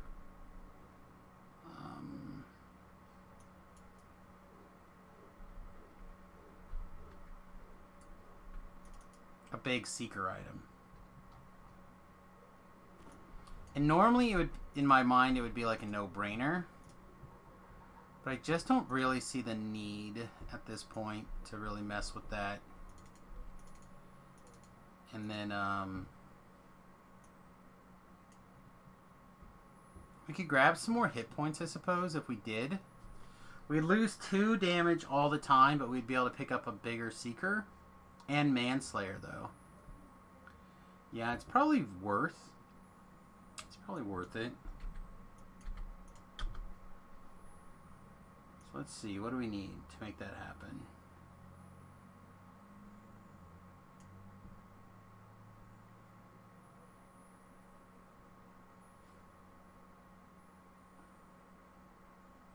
I don't think this literally does anything now, by the way. I think we can switch into these boots. I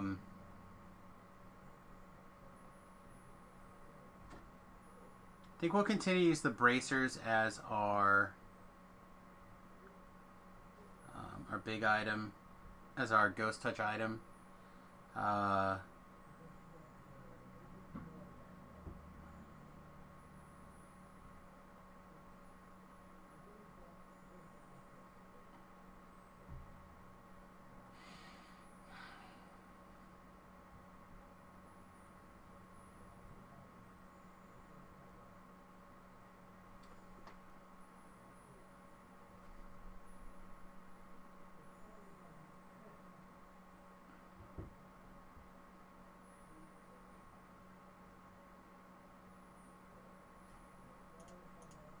No, I didn't pull my green steel helm out already. Nor do I have my ring, so why am I... I'm going to draw in a... Oh, there's my ring. Ring of the Stalker. We'll grab a pouch of jerky as well. Pouch of jerky's nice, just to help get you back up on your feet in case something happens. I could also put on my loose true scene. It's probably worth. It's not very often I get to wear my green steel stuff.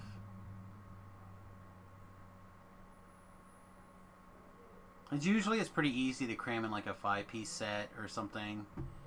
And the 5-piece sets are typically pretty good at... good enough.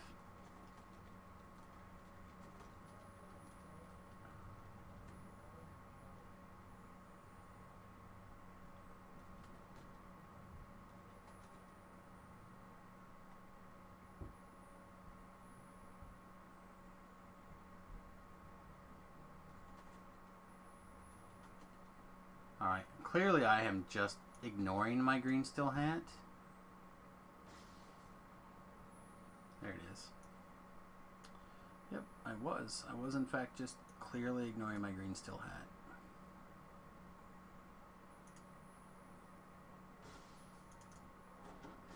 So let's see. That drops Insightful Intelligence, whatever, Insightful Deadly 2, which does matter. So we lost that, but we picked up Manslayer and Seeker 7. So if we take this off and we put this hat on, that covers our heavy fort that we took off, as well as giving us some extra protection and regeneration, etc. So I think it's going to work out to where it's beneficial. Alright, let's invite Raider to the party. Assuming he still wants to come along.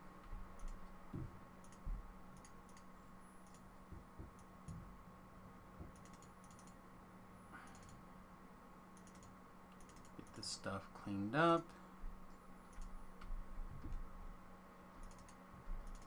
Let's see. So we got the 2 Vaughn quests to do. 2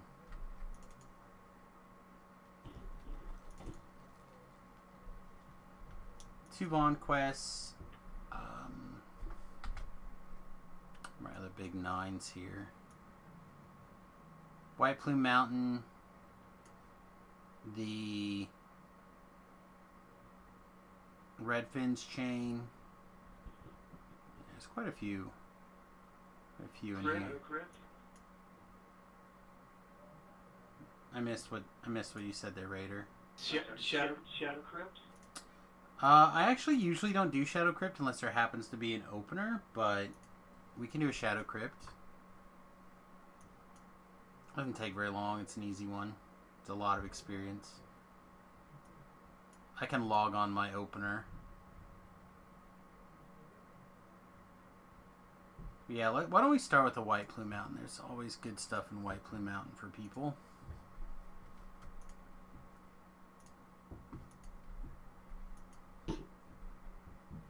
No, hang on. You're going to use the in-game chat, then I'm going to mute you in this game and unmute you over here. There you go.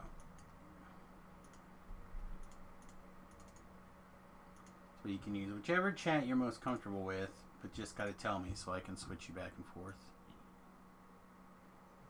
I guess Discord's better for me. Alright, well then why don't you continue to use Discord then?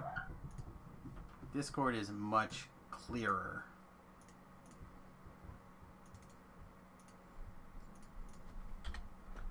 Alright. Wreck quick White Plume Mountain. How do we get to White Plume again? It's in the harbor now, in the Gatekeeper's Grotto or whatever it's called. You can teleport there as well if you have teleport scrolls. I can't teleport. Wisdom build. Blah.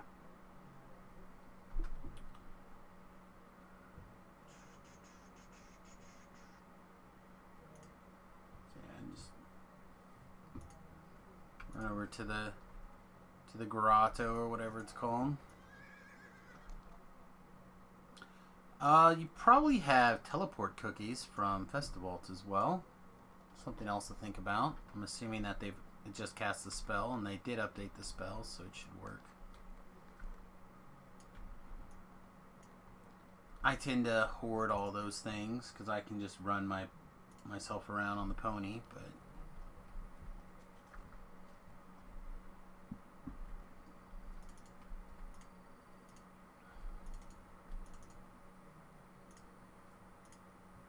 some people are not as big of fans of that.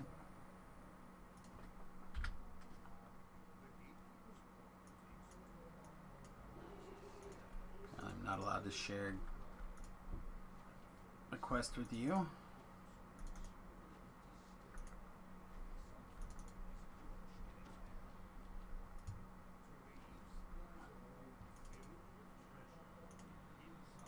Ask your riddle.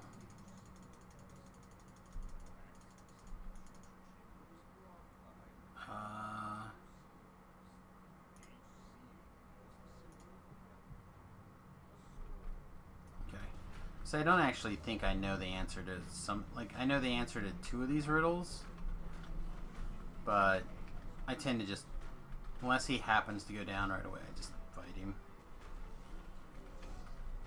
Or whatever. There we go.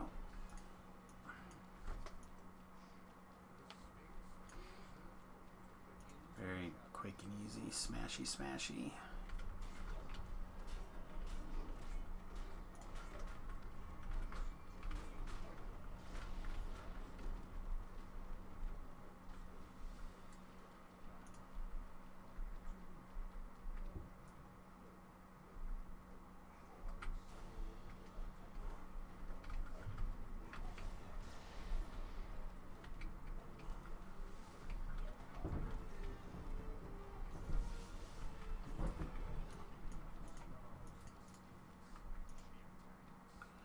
I love how long it takes for that initial chat at the beginning to kind of tick through.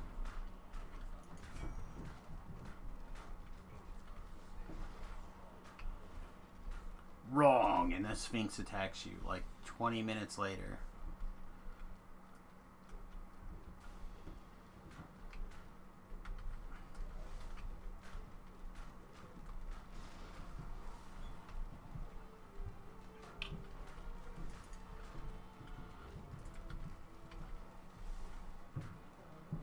Well, don't be afraid to use that turn undead wisdom build cleric.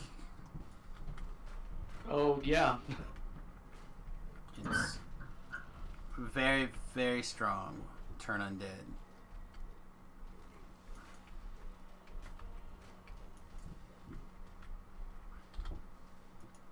Keep forgetting about that. It's one of the reasons that you're struggling, probably, is that you're not using all of your powers, your full potential. Turn undead is certainly one of the big perks of being a cleric.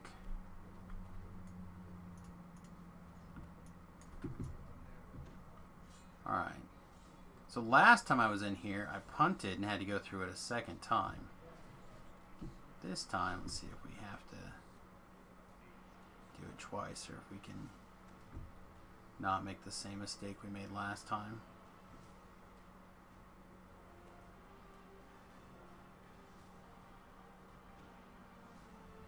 Oh yeah, we did.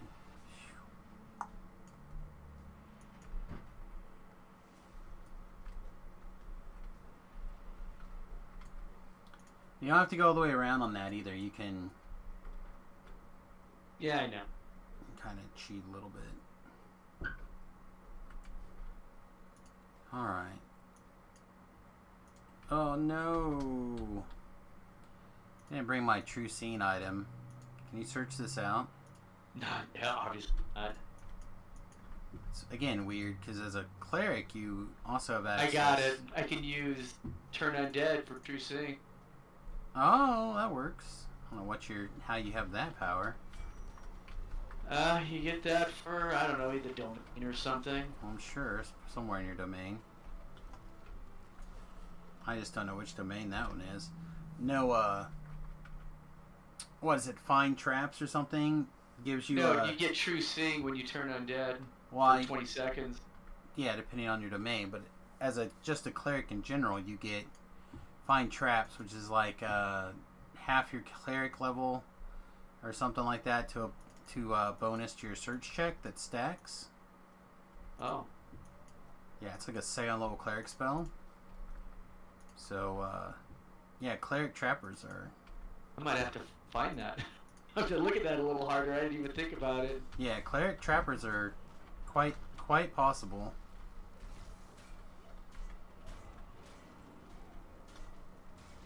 So you get your skills points are a little tighter, but between items and like your spell like that and some other stuff, you can boost it up pretty high.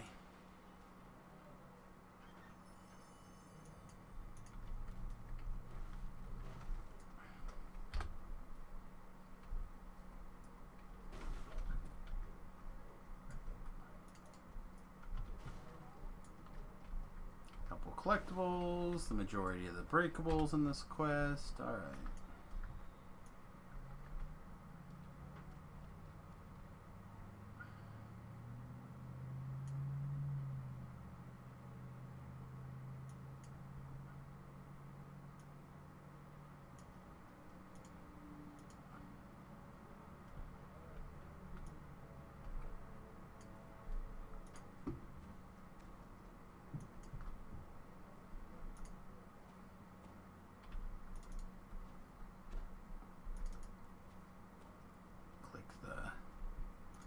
Button here a whole bunch. Alright. You might want to stay a little higher and be ready to like shoot down or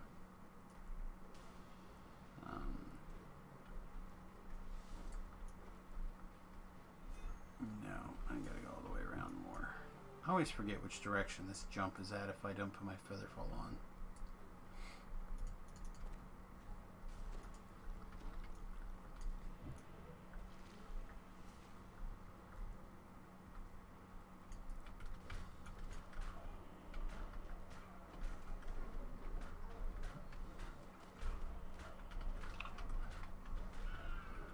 Alright, time to make a mess.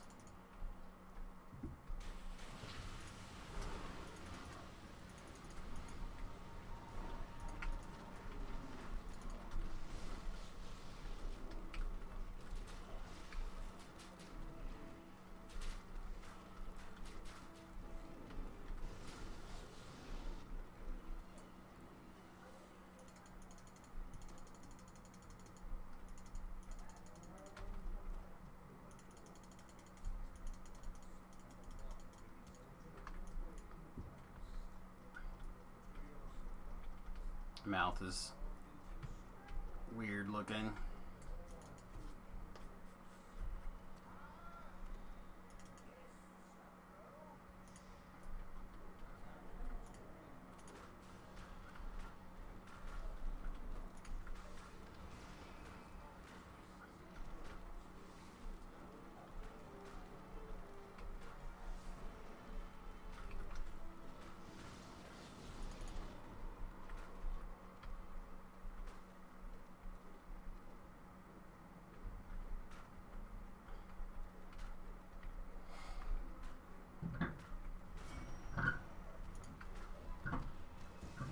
Alright, Queef.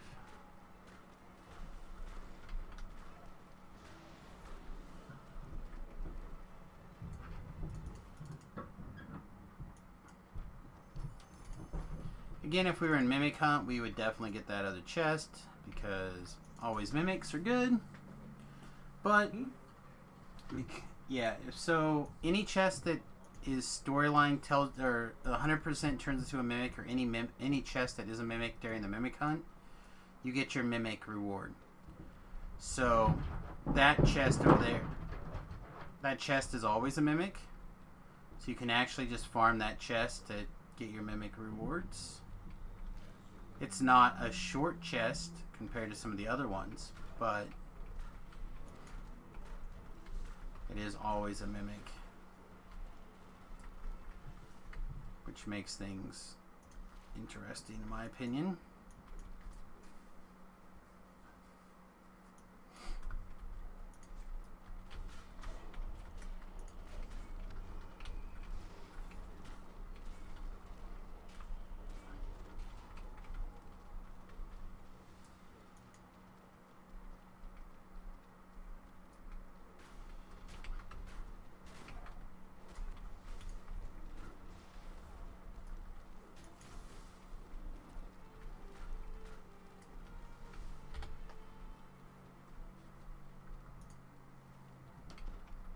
Alright, so this is an optional that I tend to like cover up my screen physically like this so I don't have to look at all of it at once. It does mess with my migraines. So I try to like look every once in a while to just see where we're at. See how close we are. And then once we're through, then it's fine.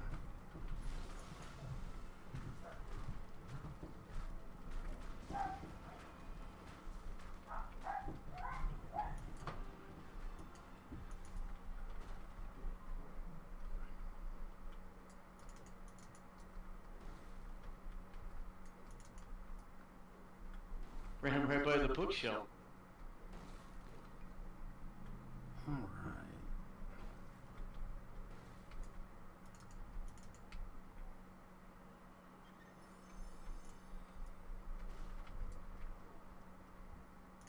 Man, it seems odd to not get rewards here.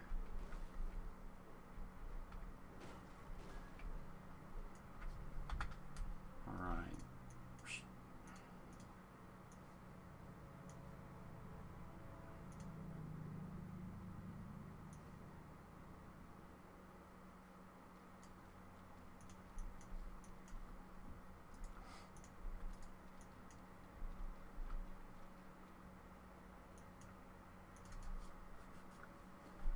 See this old crab.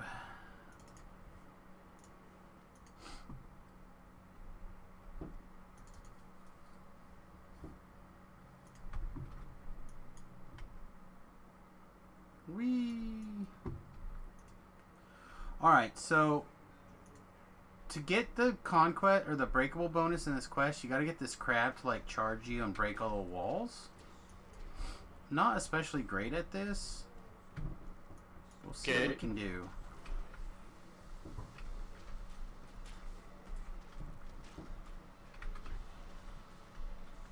Nope, don't take the aggro away. I'm trying not to kill it till we get the wall broken. Okay.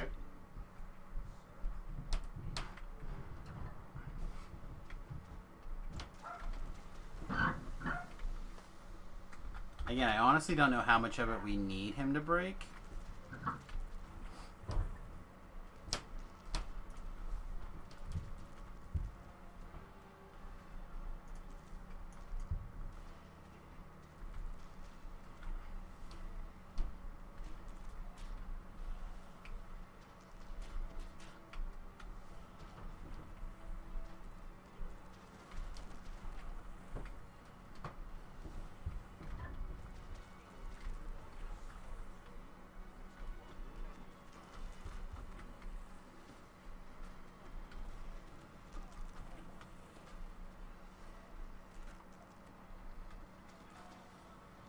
My hireling croaked.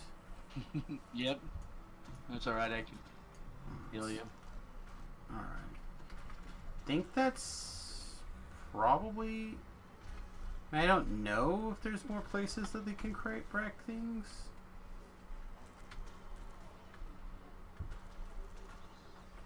Said I've never actually done this before, so...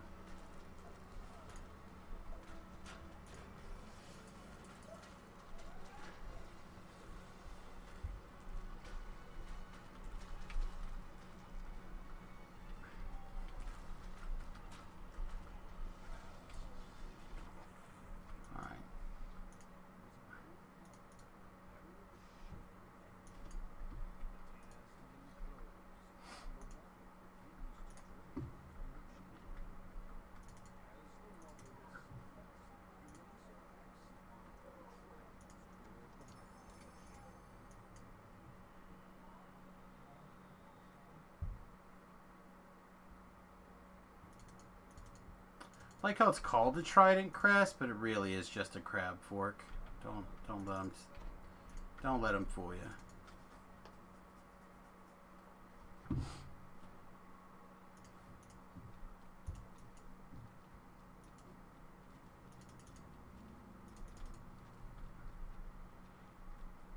All right, now it's time for you to shine. Okay. Set this mob on fire. Use your rune arm or whatever. There you go.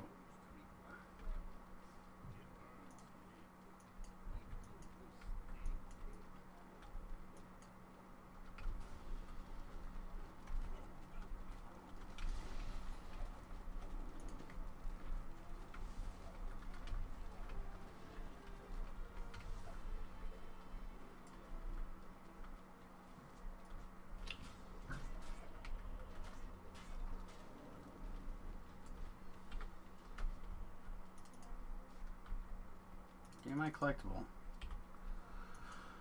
Okay, then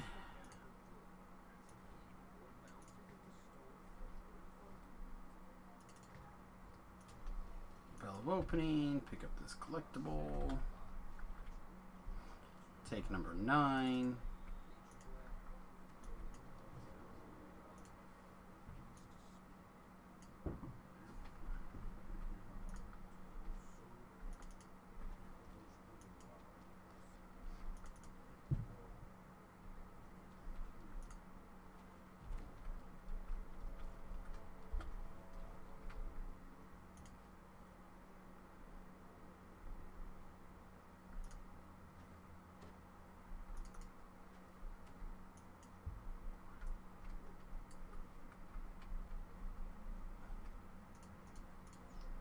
Whoa. Try to lag right off Okay. there. No, I just tried to lag right off. Alright, do you need these potions? Or one of these potions? Sure. Okay, I tend to stick extras in the guild ship. So if you find yourself needing some in the future, they'll be in the chest somewhere.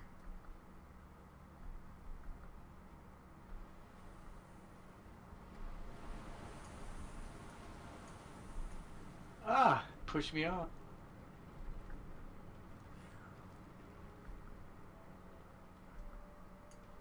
Alright, well I have lowered the bridge, or the ladder. There you go. Oh, I got a small Eberron Dragon Shard fragment out of the deal.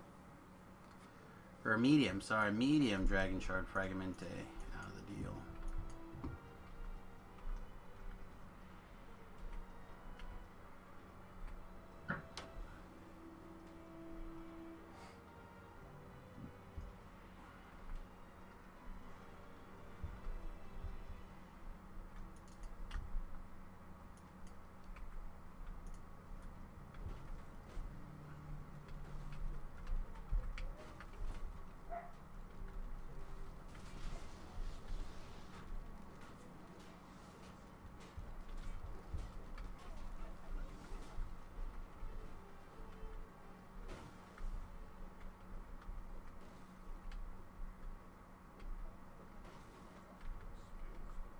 Huh, I wonder if I missed something somewhere.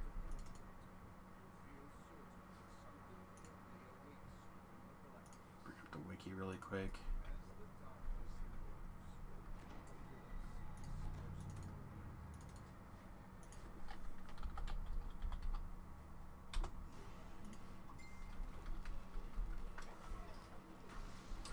Oh, I'm being summoned. I'll have to finish things up and head that direction in a minute.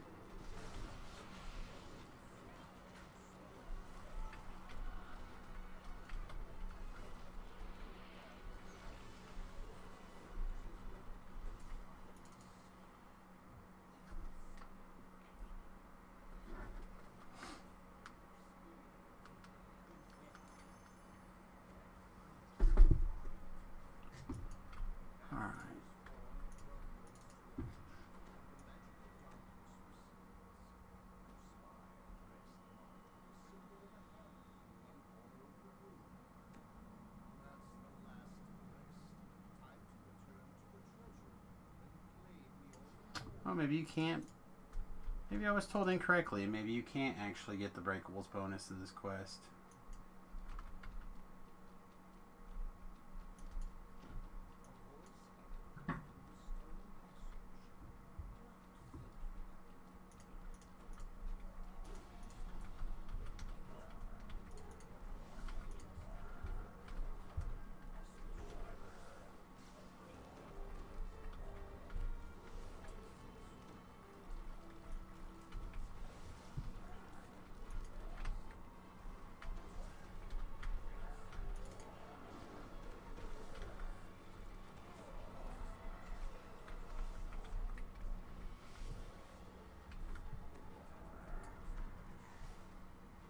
Right, ready for experience? Yeah.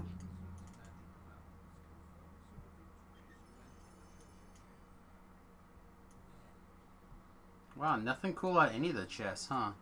Nope. Weird. No named items. I've never seen a no something item run. It could happen. Yeah, it just did. Mm-hmm.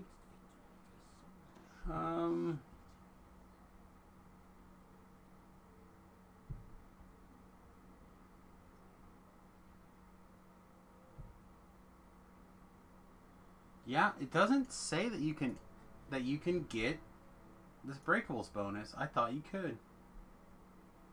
Huh, I'll have to reach out to Patrick from DDOcast and see if that is in fact correct or not. Alright, everybody. Unfortunately, I'm going to have to take another quick AFK here. Don't know what exactly is going on with the wife, but I should at least check on her. So again, I'll probably run a minute ad again, just because I'm sure I'll be at least that long, and I do apologize, but I do thank everyone for sticking around through the ads and stuff. Really does add up at the end of the month for ad revenue generation, stuff like that. So even if you just like mute the tab or whatever, the fact that you let it run in the tab certainly makes a difference. So I'll be back as soon as I can. I'll see you guys in just a minute.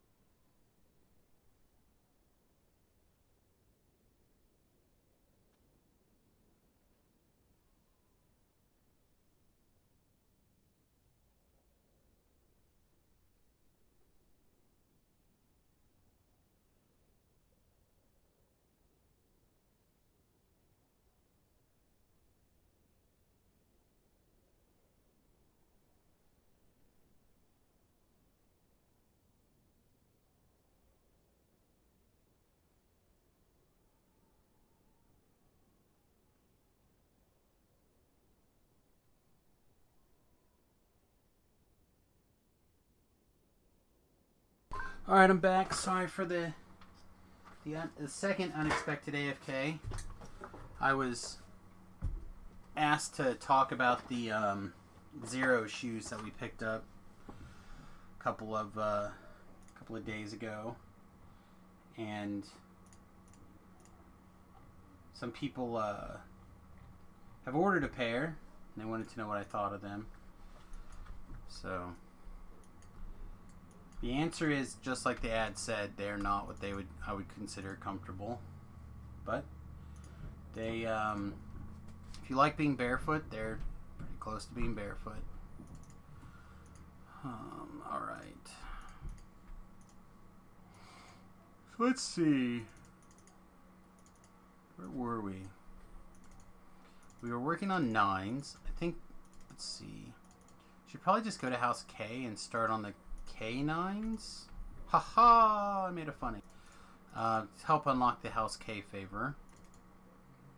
So we're going to on 3 and 4 as well as red fins.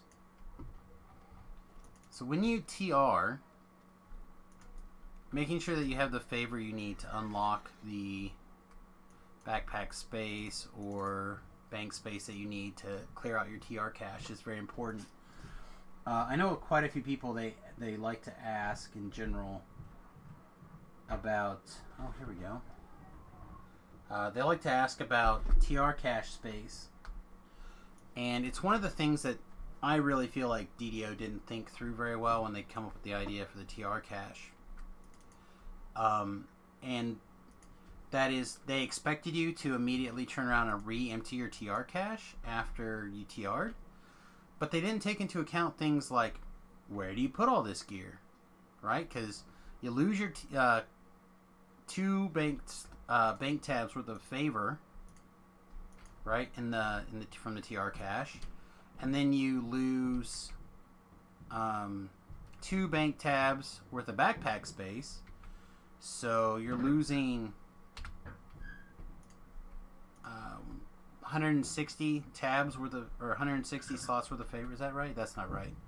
80, because each one's 20. 2, 4, 6, 8. Yeah, 80. Not as bad. Heading to Vaughn 3, by the way. So.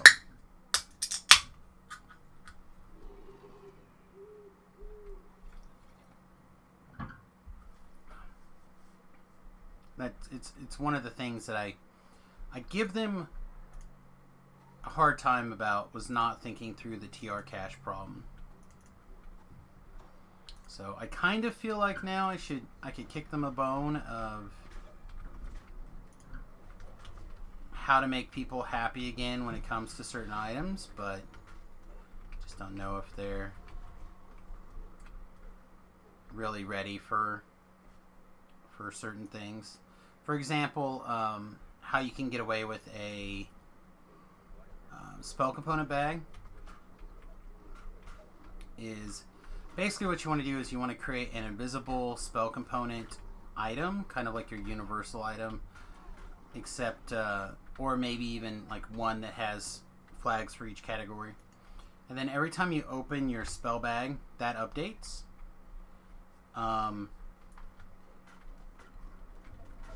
So basically you open it, it matches. When you close it, it updates to whatever the last total is.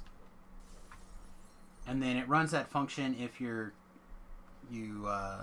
you open it, or if you add collectibles to your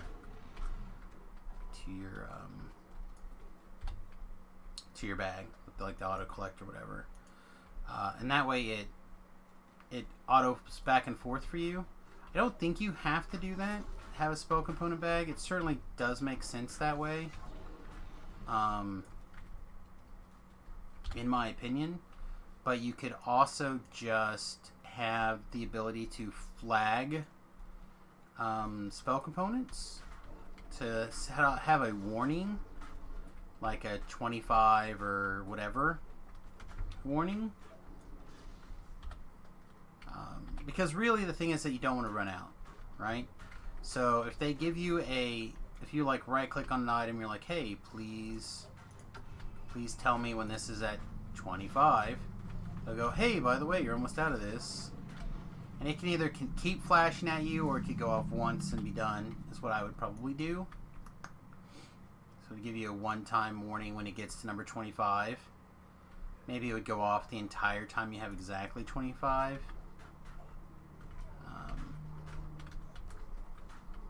Or you can make it 100 or whatever. You could also make it less than that, but I feel like it's unlikely to matter that much. Well, I think for most people, it's not as much the backpack space is obviously important. But the losing the ability to cast your spells, I think, is more problematic.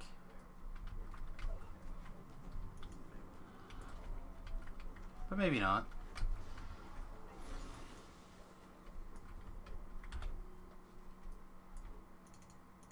Maybe people really just want the backpack spot. In which case, then, as I mentioned before, it's probably the correct way to kind of look at that problem.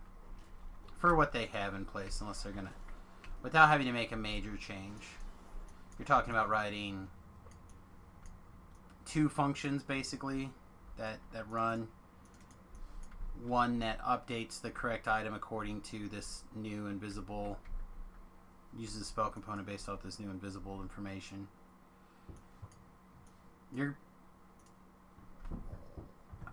I'll wait for you. Not sure where you... Do I know how to get out of here? Oh no. There we go. So it's not bad. I just want to make sure that you're ready to run across the thing. There you go.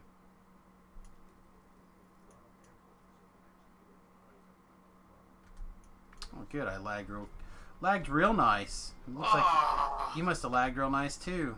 Yep.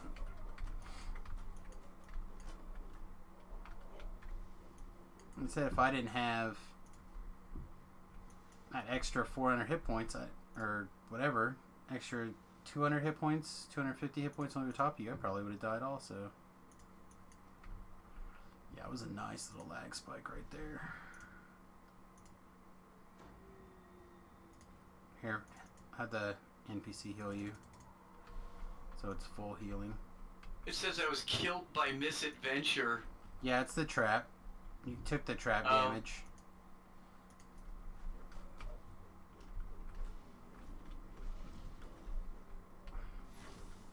I said we lagged trying to push across.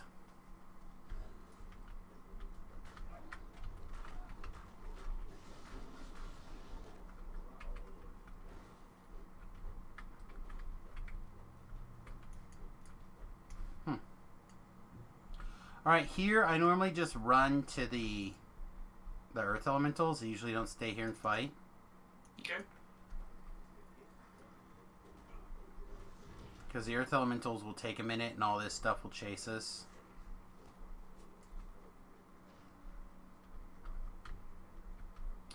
The downside of cracking my buble here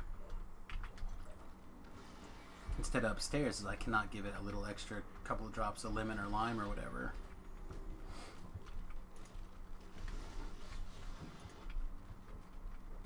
Which it does not sorely need, however, it would be nice.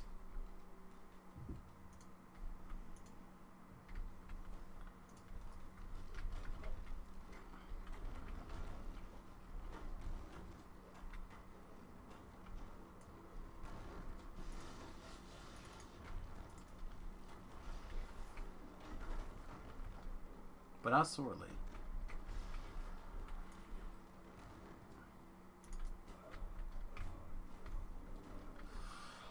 All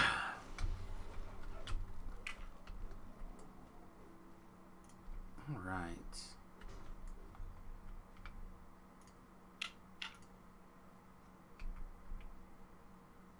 Little one, please bravely go forth and pull that. Nah, you come back here. No. Not that that probably would have killed you, but it had a potential to do so. Well, I think I rolled a 1 on the trap and other.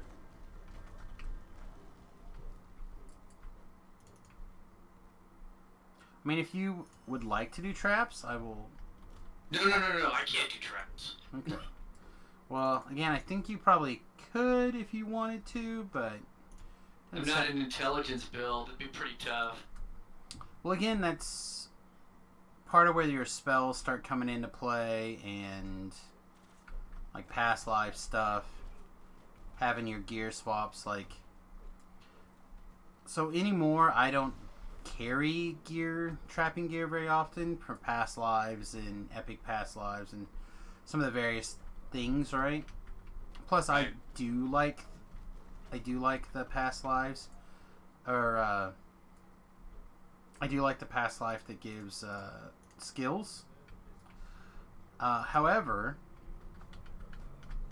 when I was on that build, yeah, I had to have a swap item. Like, I had to have the ring at 10, or the gloves at 6. But I was able to trap on a similar build. But I don't think you...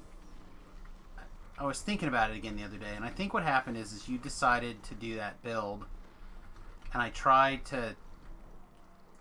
I remember you saying that you were not happy with it, and I was trying to explain with you how to kind of play it so you would probably be more happy with it. But that's about the time that you ended up taking the break. I kept telling you about the build I had on the YouTube channel for a cleric caster. I don't remember if I was inquisitive or sometimes I was inquisitive, but I remember trying to point you to that build in that attempt to get you a build. But I think I think that was, again, in that awkward time right before your real life kicked you in the teeth for a minute. Yeah. But you did.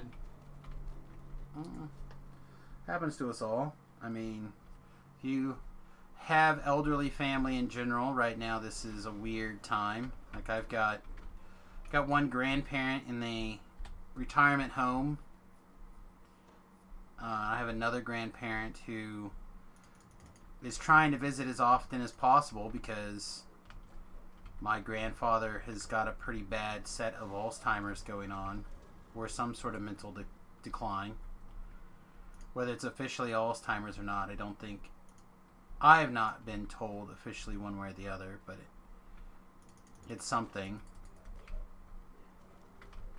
And so it's rough on my grandma, who can't go see him. It's rough on my grandfather because he's in the place where, in some states, they just send people to die with what's going on right now. New York and a lot of the northeastern states are really struggling with the coronavirus and stuff. I don't think that's what happened to your father, right? He has other problems, yeah. Yeah, he had something else going on. But again, like I said, everybody's kind of taking pressure from many sources right now.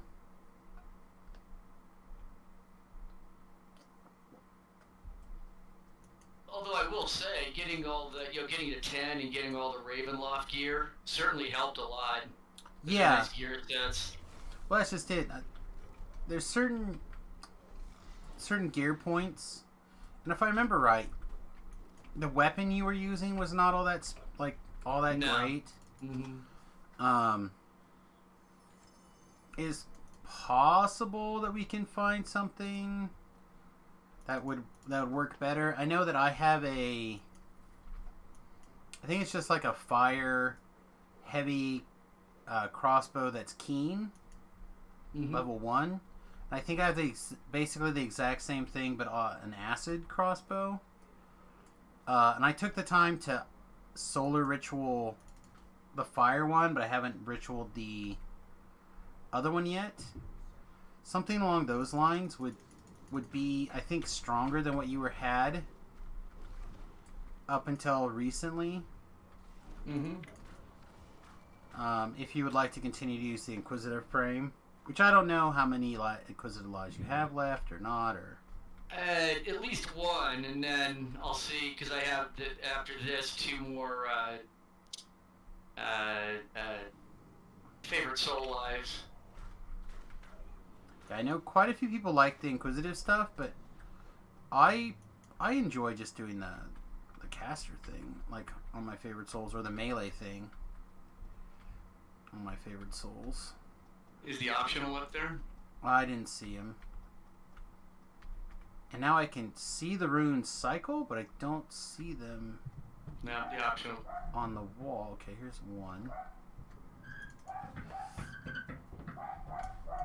think that means Dawn is probably on our way out. One of them's over here. Looks like you got it. The other one's probably over here.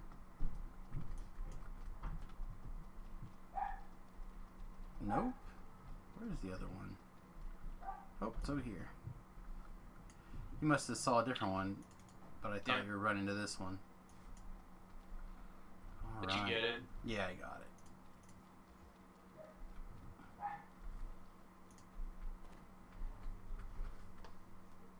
But anyway, like I said, there's quite a few things that one could do without like staying inquisitive forever. You know, the nice thing about it is you could be semi-inquisitive and get a lot of value out of it, right? And at the same, and then you can switch out of it, or you can keep touching it here and there for stuff. Like the favorite soul inquisitive build is pretty strong in general,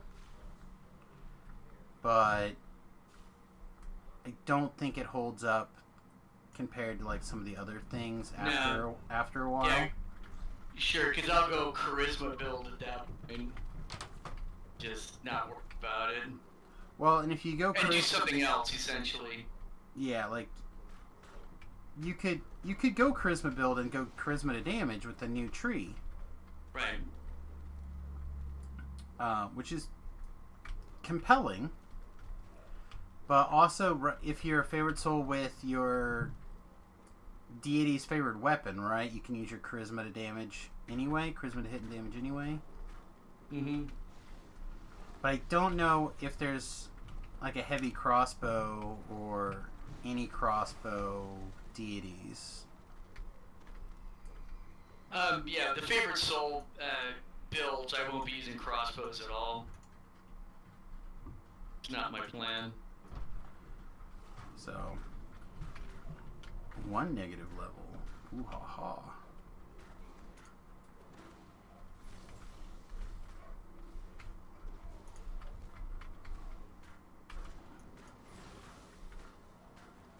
Come here, Beholder. I don't know where you keep running away to. You and I are having a chit chat. Alright, I'm gonna go Shrine, I think. Fix this negative level, get my lay on hands back. I can give you a restoration, it's up to you. Dude, yeah. I'm gonna res this lay on hands anyway.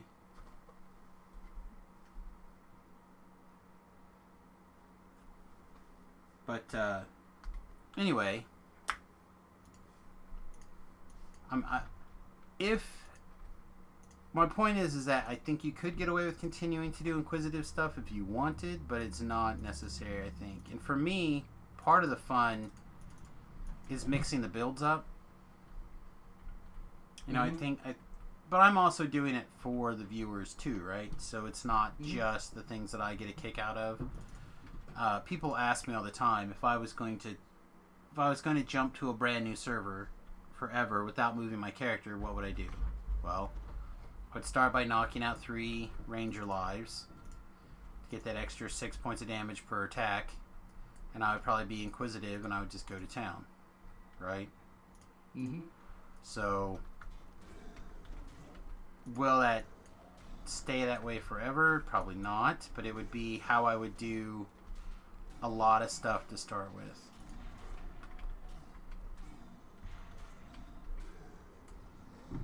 And if that's the case, then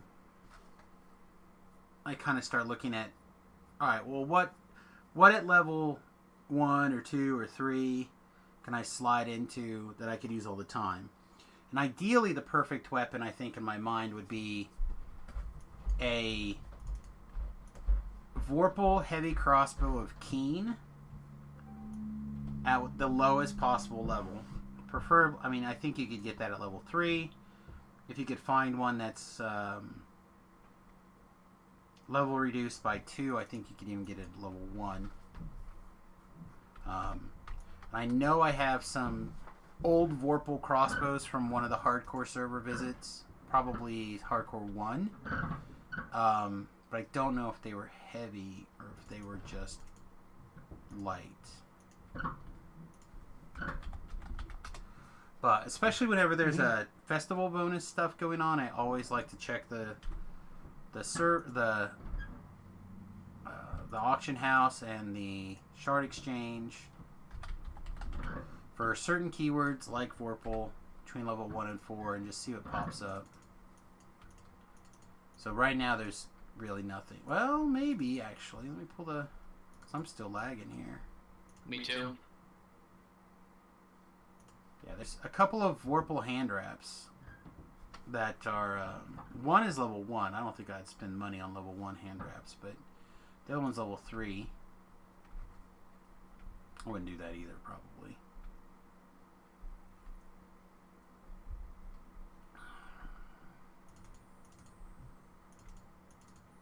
Alright, there's a one House K favor letter.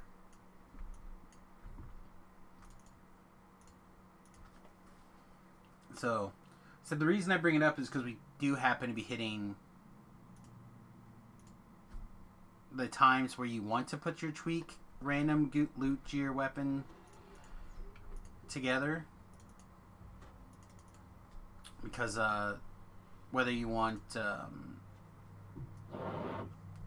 plus a D4 light damage all the time, or if you want a D6 critical or frosty burst, you can kind of take a look at options. I was gonna icy burst the acid one because it is keen on a pretty large crit range weapon.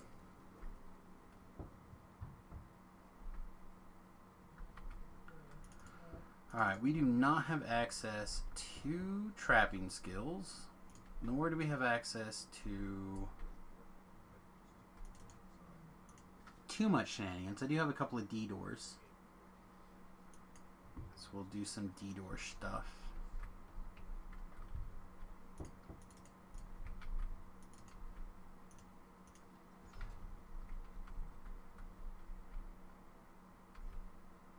Alright, are you a person that feels comfortable handling a side on their own, or do you want to go together? No. No. Okay, we'll go together then.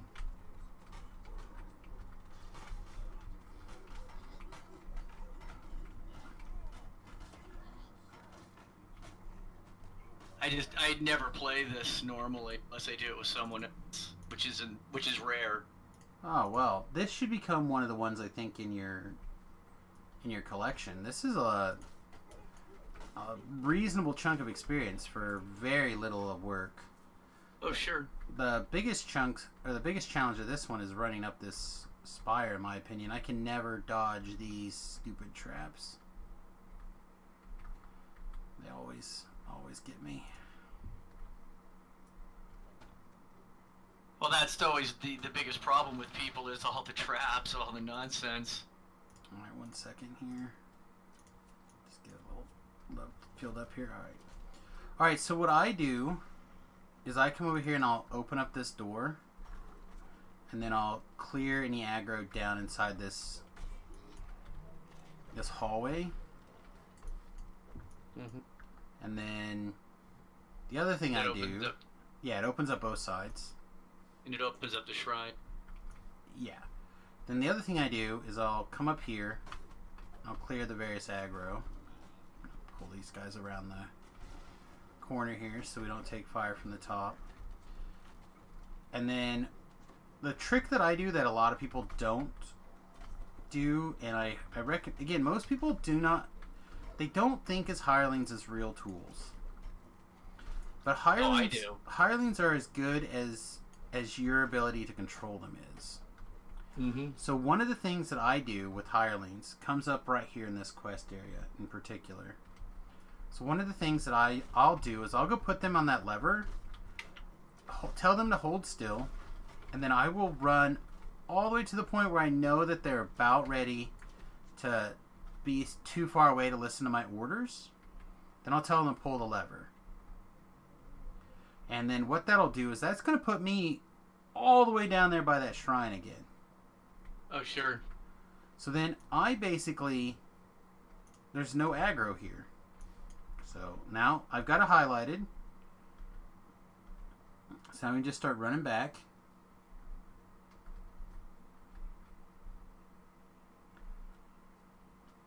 I'll have to take that guy out. But if I tell them to activate the lever right here,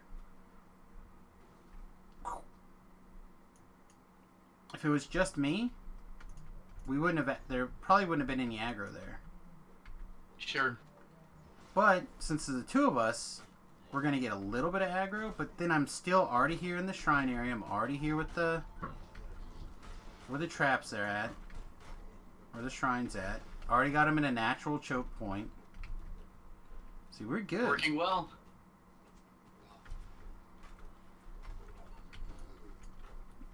Clean up our aggro. Remnant back here. Yeah, there was one up there that I missed before. So again, using your hirelings correctly, extremely important. Sure. A lot of people don't. They don't do it very well.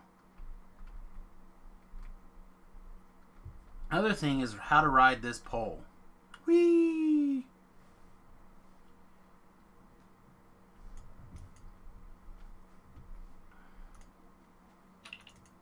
Although I did get hit. It's because you had your feather fall on. Oh, there's a Reaper behind us. That's fine. We'll deal with that in a second. Again, stay 90 degrees to Reapers. If you can. I got stuck. Couldn't move. You probably got slowed from the Reaper slow. Oh, sure.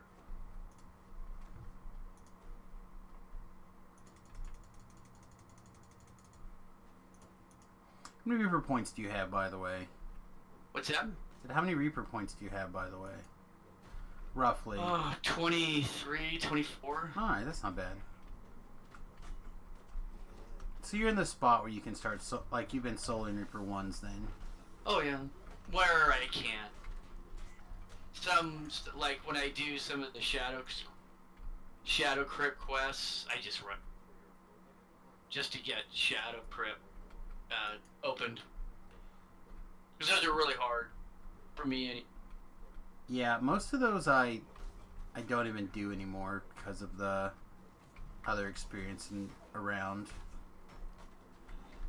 But I try to do them every once in a while just to keep the cobwebs loose on them. Well, it's just such a good experience. Yeah, no, I don't disagree. They can be very good.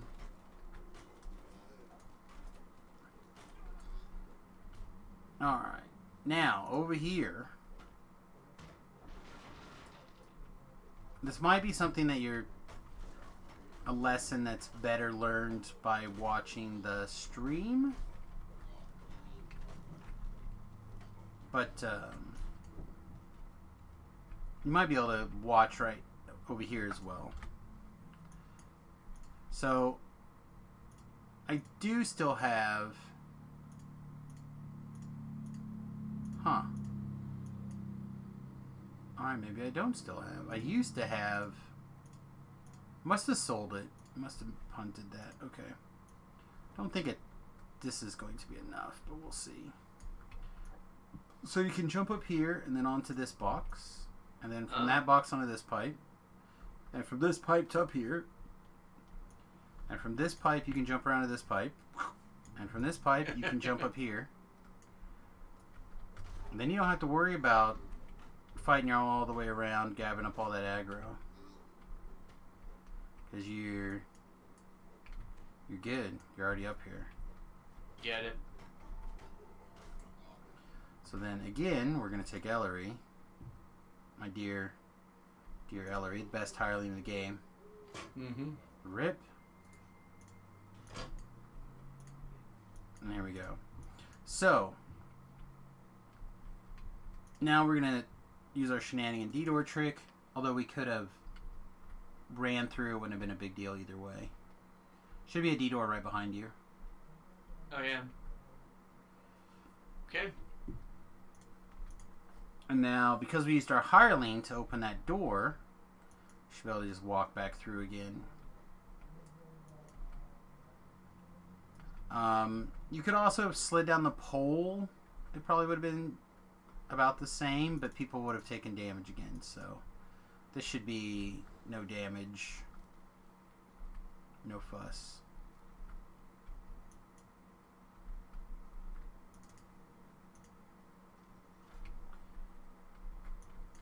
Again, we use the hireling to... Excuse me?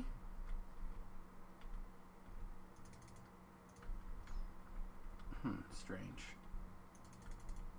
Use the hireling to open the door one more time, just in case something really, really weird happens.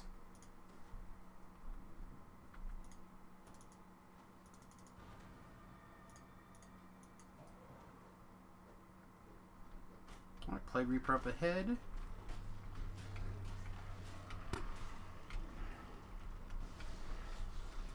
It is now active.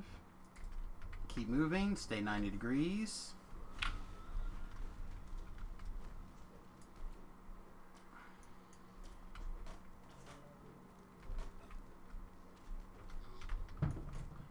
Alright, and then there's a Sweet Adventures pack right here.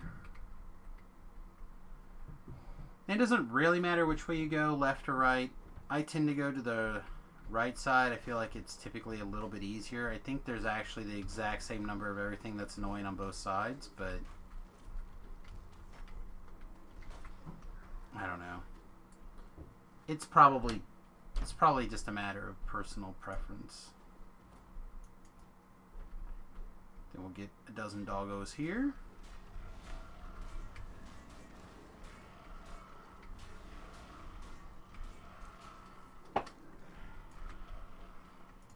Now, this puzzle can be a little bit weird for people.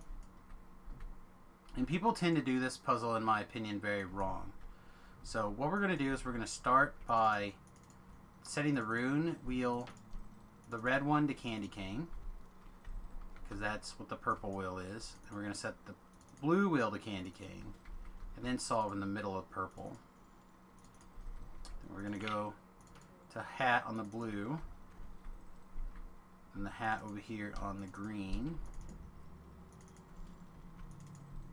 And then people are going to go, Samus, why did you skip the yellow one? Well, the reason why is because the yellow one involves if you were to set this to H first, then you got to turn that thing all the way around again to be able to move on. But the way we did it this way, it makes everything there's no doubling back. Everything's just forward, which is pretty good when you're looking at fighting a bunch of or trying not to kill any of the monsters if you're really lucky.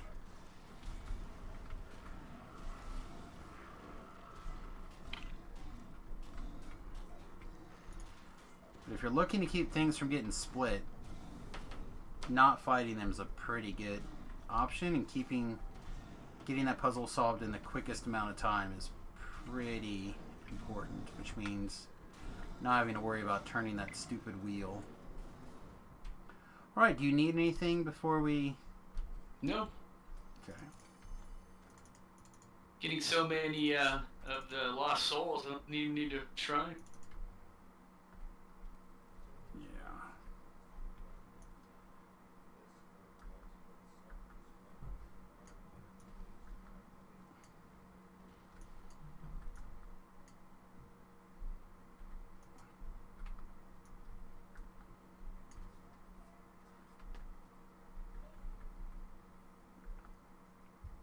So part of the reason that you always want to try to do these first 4 Vaughn quests is just in case. You never know when you're going to catch a group doing Vaughn 5, 6. And that's such a massive pile of experience for just in case. As well as obviously an opportunity for potentially to get an SOS or whatever. I'm not saying it happens all that often. Where it might happen at level 20 when Tabral's like, hey, how about we go do a 156? Level 20, and you're like, yeah, okay, I'm flagged, let's do it. Mm-hmm. So I like to try to knock them out during the leveling process. It doesn't mean that, again, for me, I don't necessarily do a 5 or 6 very often. But it does happen. Alright, looks like you are still back there a little bit. Yeah, I can't get out of this, the jumping area.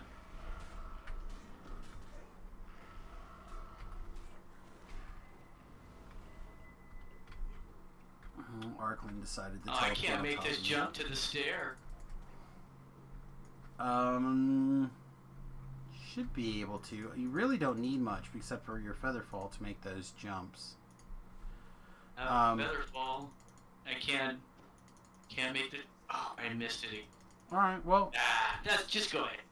Sam.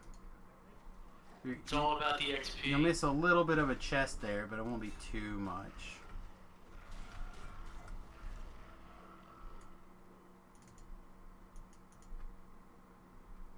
Now, I am told that you can make this leap with just the featherfall item, but I seem to be proving this wrong. Well, the jump that you're doing, you can do with nothing. I meant this jump over here by the bridge. Oh, that's an easy one. Yeah, I was told that you could make it with just a featherfall item, but I've never had a lot of luck with it. And since it's just one of us now, I'd rather not fail because I decided to jump over here and you're stuck there. So I will just wait and run across the bridge appropriately. Alright, whoop. Have a conversation about a man with a horse. There we go. Yeah, I'll have to try to see what's going on the next time we do this quest. So I can figure out what's going on. But I also think I'm going to try making this jump. I'll give up a collectible to do this, I suppose. Yeah, see, I'm always just a little bit short on that jump, and I'm not sure why.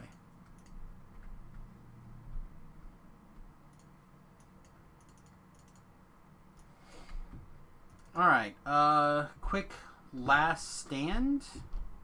Then we'll recheck our buffs. It's in red fins. And if we have time on our buffs, then we can go do the other two.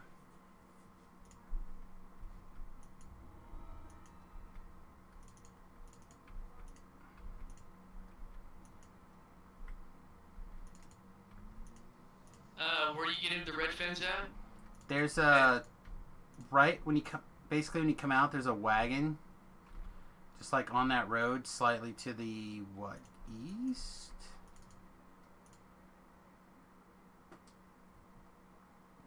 Right here.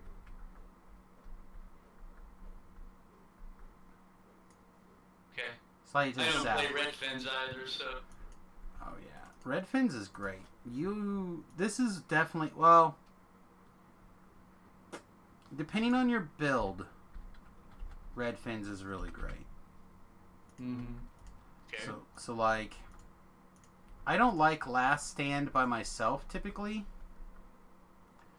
Why is that? Because on Reaper anyway, because there is a guy that you have to keep alive. Oh, that one. Okay, yeah. Right. So it's very easy for like a Reaper to spawn and just like wail on that guy and you don't see it in time and he dies, or whatever, right? Like it's just one that kind of works out in a weird. Oh, nice, a small Eberron Dragon Shard fragment. That's 2 today. A small and a medium. That's why you click those clickables, folks.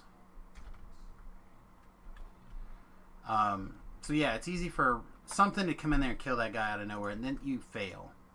The rest of them I have no problem with. Yeah, the ones where you have to keep a character. Yeah, Hardest to solo. Right. However, it is certainly easier now than it was before. They've given us another gold seal hireling. Which one's that one? I didn't even know. That we have a animated scarecrow. Oh, I have that. Yeah. It's probably something I should use more too. Well, I mean, every tool in your quiver, right? Hmm? Alright, so I'm going to set... Actually, I'm going to set elevated defensive mode up here. No, I come into the red fence farm collectibles. That's just the run around the edge. Oh, You get 4 collectibles in about a minute. A lot of these quests are very, very quick. And for the experience, they're really good. Like, the temple one in particular, if you have D-Door or you're not afraid to use, do it a little bit higher level. No, actually, you don't have to be higher level. It's level 11. You can use the fighter hireling to cast D-Door. So, like, having access to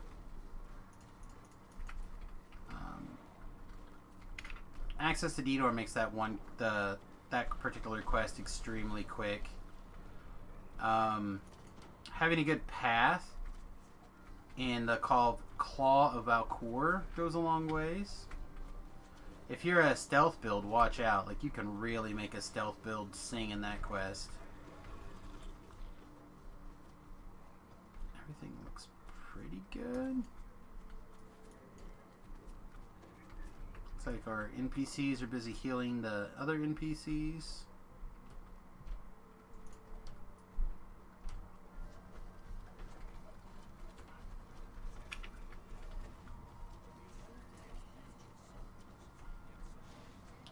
Alright, I'm going to take a second and have the hirelings heal up all of the NPCs before I head out.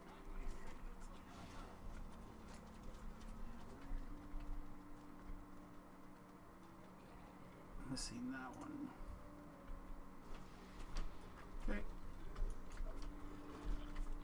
Remnant?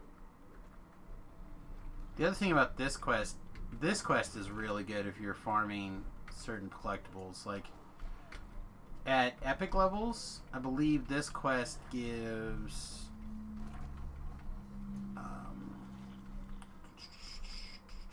the blister beetle, which for me is a tough one to come by because I don't spend a lot of time in epic levels. So being able to just come in here, slam like 5 or 6 collectibles in 15 seconds, whatever it is, adds up pretty quickly.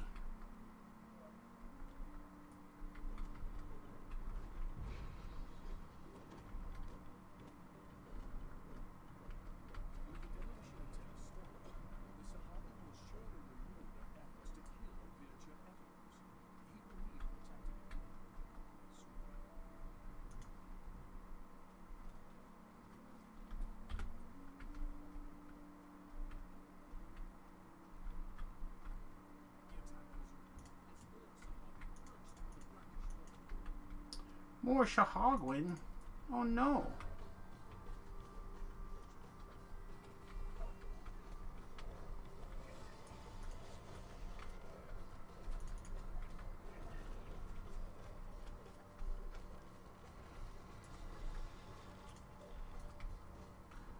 That was early.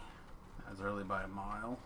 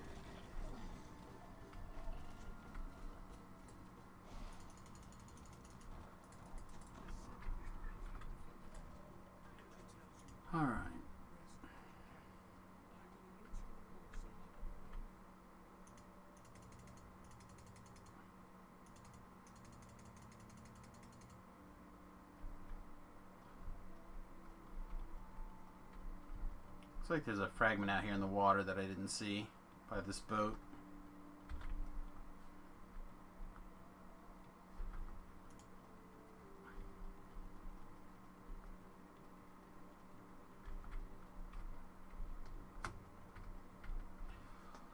Oh man.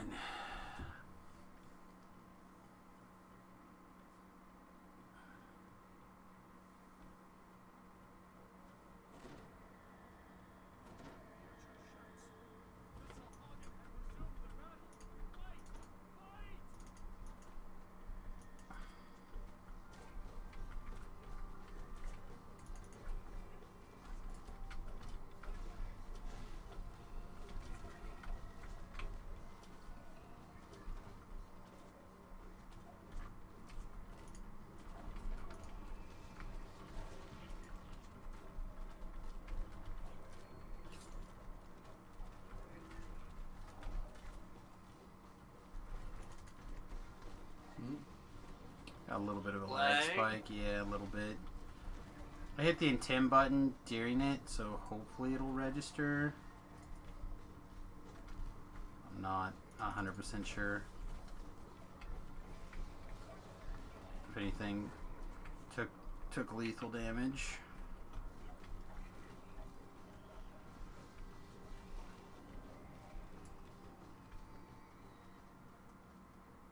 I have the feeling we lost some villagers.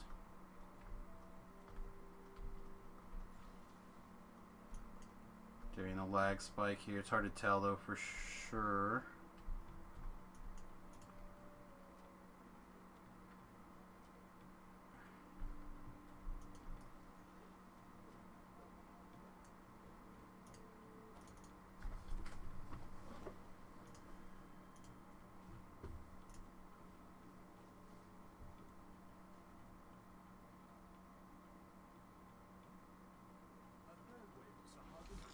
Oh, there was a single stupid one out there. Oh, just hiding. Like, Yeah. man, it's taking a really long time for this to pop out.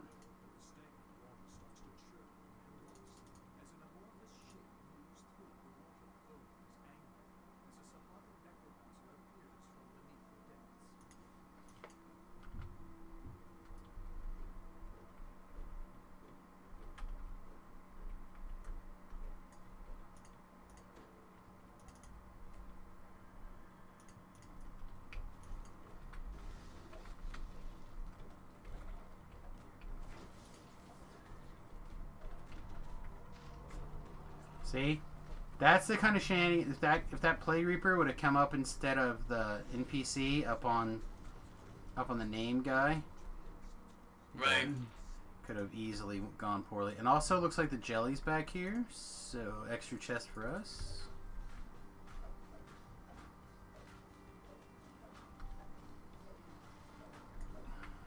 Oh, and he dropped a bonus chest.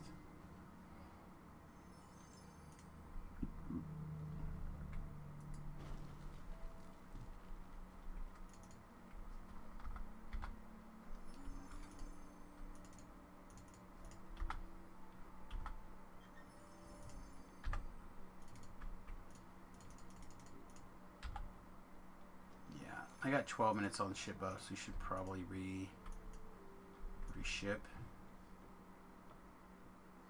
We could probably do one of the two quests in that time, but not both of them.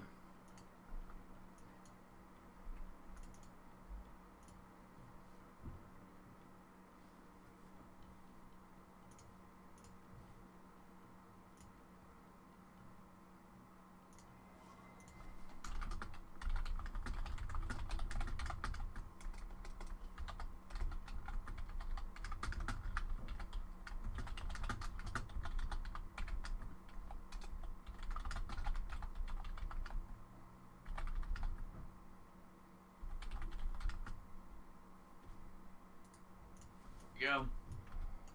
I recalled back to. Oh, I'm gonna go boat again for the reship ups. Like we talked about.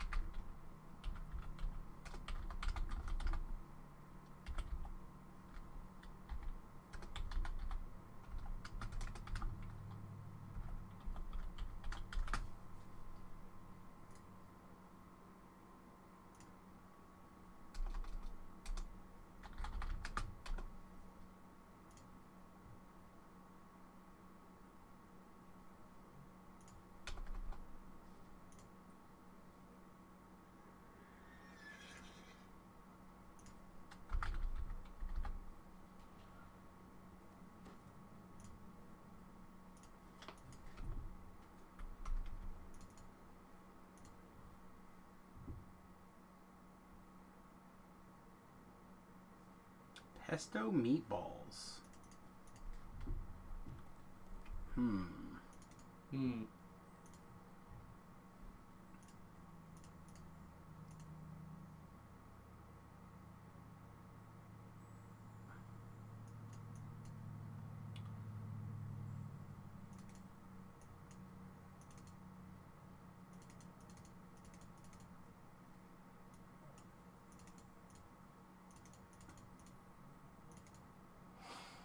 Red slotted bastard sword. But it's only one slot, so probably pass.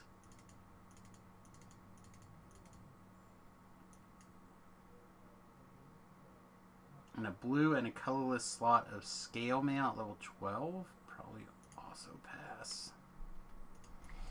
For it's a colorless and a blue.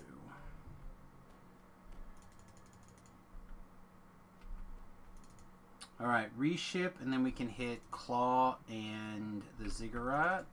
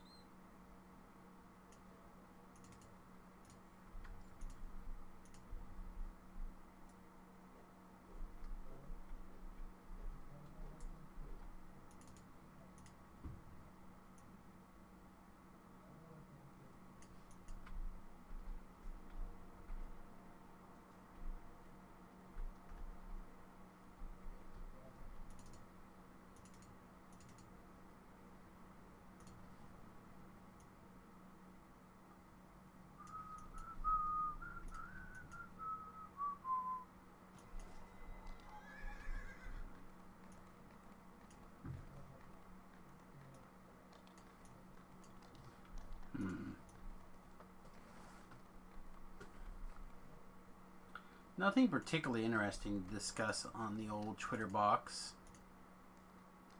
As usual, it has turned into its political bickering at this time of night. Oh no. Yeah, it's pretty normal. The only thing here that's even remotely positive, in my opinion, is the hashtag thank you nurses is trending, which I'll give the nurses a little extra high five if they would like. My son's not a nurse, but he works at a retirement home. I know that they're very swamped and very busy, but also getting paid lots and lots of overtime. Good. Yeah, it is weird.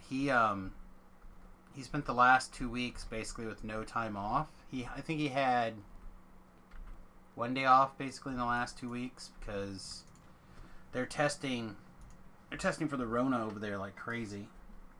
And two co-workers apparently came down with a positive test result. So they were double. Well, I mean they're fine, but and some of the statistics that are coming out about the tests themselves do not inspire great faith in me on their accuracy. I agree. But they have a mandatory 2 weeks if you come up with a positive test. So they're, which again I've said it 1,000 times.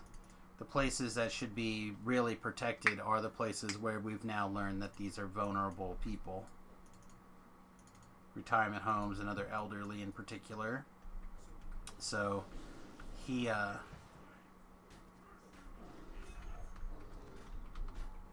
really busting it to try to get things taken care of. What he comes home and tells me about is it seems like almost every day. It's not literally every day, but it's almost every day. They get another resident on suicide watch because they're going on however many weeks now without visitors. And that's just not... Alright, can you true scene right here? Sure. Okay, so your sun domain. Right. And I should have took fire. Yeah. And I didn't realize till it was too late after I took the other enhancement that you can't fret it out, so... You should be able to... No, once you take the second enhancement in your domain, you can't... No, because of the prerequisite... You have to reincarnate. Okay, because of the prerequisite stuff going in. Yeah, so I blew it. It was my own fault. That'll be fine. We'll force you through. But, yeah, he's telling me almost every single day that they've got yet another patient on the suicide watch now. I think they set it up to 6 or something. Just because they haven't been able to have any visitors or anything.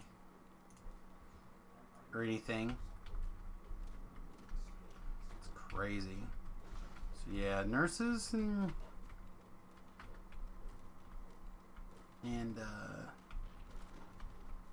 nurses, assistants, and all those people should get the kudos for sure. Hey, Witty, what's going on, my friend?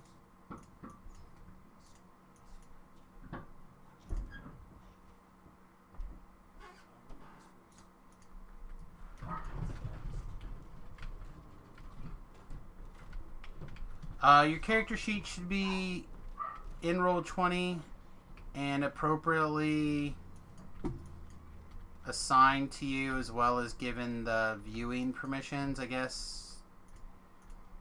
Apparently giving you edit permissions doesn't also give you read permissions, which seems stupid. Yeah, so those of you who have had invites for a long time have had character sheets, and the character sheets assigned to you, but you weren't allowed to see them because you didn't have viewing rights until today.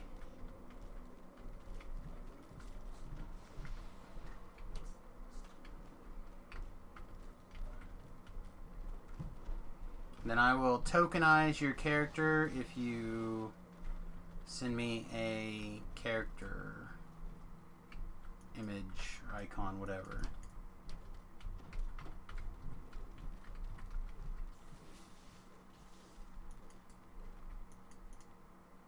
Yeah, we're all gonna learn together how much Samus struggles with somebody else's computer design when it doesn't feel intuitive.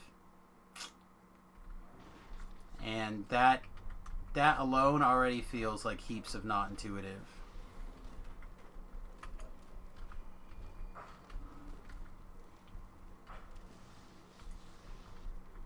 I go, hey, you should be able to edit this. I would also assume that means you should be allowed to see it.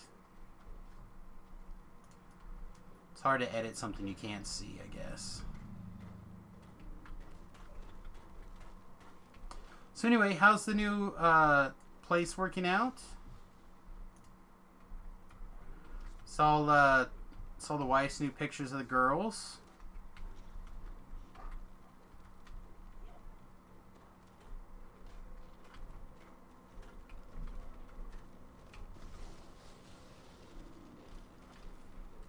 It's fine. Are you mostly box free yet? It's always the big question.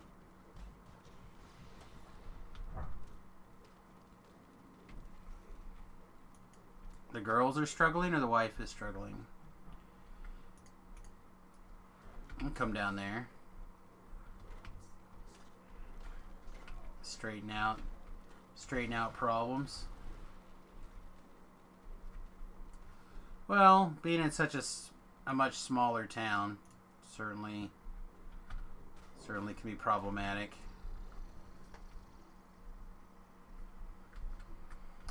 And you're probably putting in the new grind at the new job, so also problematic. Still though, you should be home. I don't know what your actual hours are now, but it's got to be better. You got to be home more often than you were before.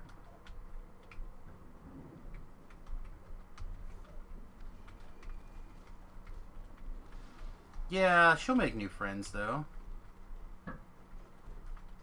Or her old friends will figure out a way to do stuff with Facebook or chat groups. Oh, yeah. See, like your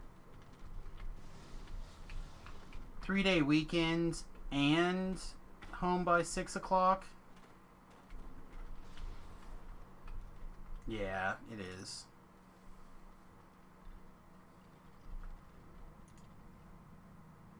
Stand on me.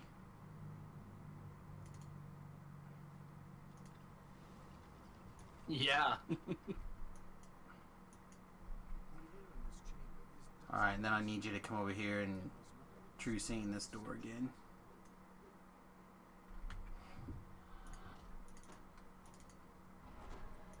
Well, I would try to introduce you guys to some of my sisters, but I don't think that'd be a good matchup for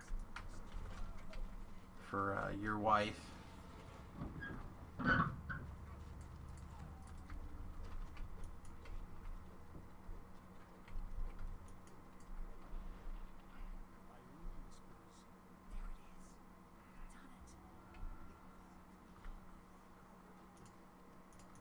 All right.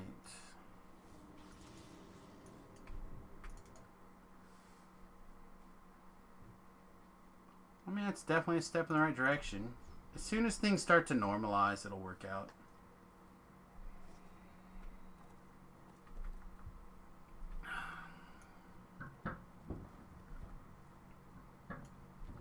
Probably be cap after this one, so... Okay.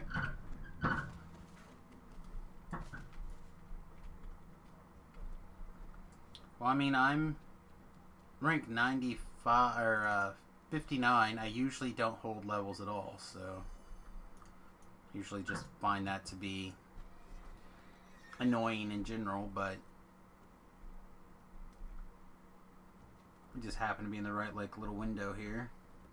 Mm-hmm. Plus, I accidentally went ahead in my quest and I did the first part of Ravenloft. Oh, As usual, forgetting that I went, oh, level 10. Level 10 is Ravenloft. Well, they are, but I want to do them at 12. So I once again did them a level ahead of time.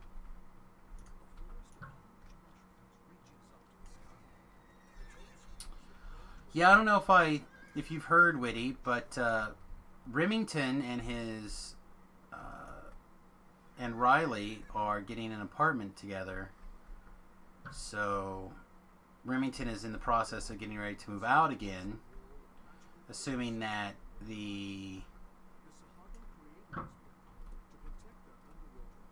everything goes appropriately with the application, which I'm sure will. I'm sure it'll be fine. But assuming that process goes well, then I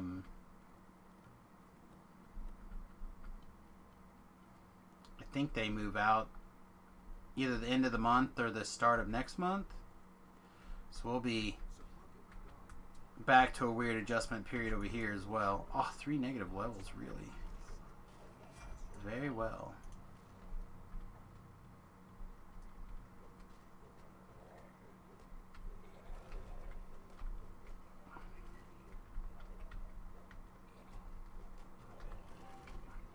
I think I went the wrong...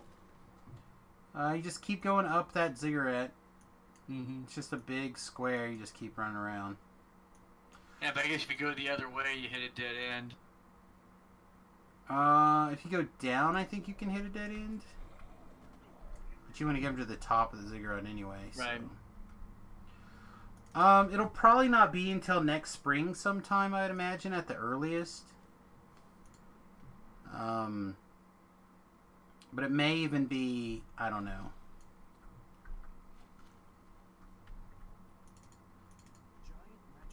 Basically the same thing I told John when he was interested in getting the house, is that I'm not going to try to force a timetable from anybody. That includes me. If that job to California would have worked out, I would have been heading to California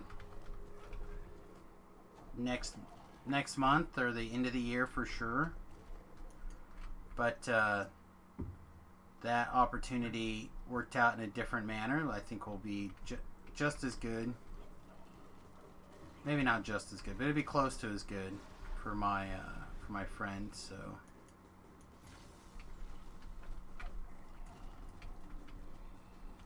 Love it here in California. Yeah, I think I would probably hate it, but it would have been worth it to it would have been a 2-year contract basically. Maybe a little bit longer, but a 2-year minimum. And I would have been house sitting basically for 2 years, which would have been pretty interesting, I think, at the end of the day. So like I would have had the bus. So if wanted to go like camping for the weekend or something, there's all sorts of parks there, and I mean you know it's like to live in the state. Lots to see and lots to do.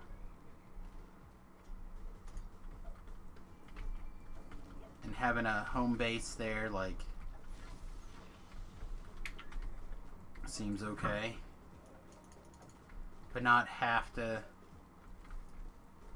have a house, you know what I mean? I think it would have worked out really well for all members. But the guy got an offer on his house, so I can't be like, oh, darn. You know what I mean? Mm-hmm. Sure. It's like, oh, that's good. You got an offer. Would my bus meet emission standards? Probably not. But it wouldn't be tagged in California. Well, it depends on how it gets registered, is what it boils down to. Yeah, it would have been tagged or licensed or registered in California. Well, I mean, if you were, it depends on what year and what kind of emission standard it would have to meet. True. I wouldn't say that right out of the gate that it wouldn't pass SMOT. Well, it's a 95 school bus. Fuel injected? Probably. So, I don't know. It crapshoot, but again, we still have the Niles house. So worst case scenario, even if we sold the Salina house right away after I moved, we'd still be able to have everything registered in Kansas for the time being.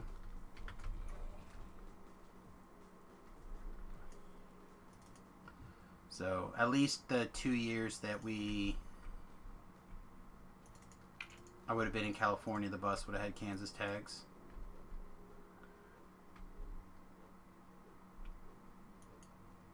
Or at least could have had. So like that's kind of the upside of the Niles house. I just need to get it paid off so we don't have to keep paying on it. And then we can do whatever we decide to do with it. If I turn it into a giant parking lot. Alright, so you can take that D-door. I'm going to yank this lever and then jump through the D-door myself.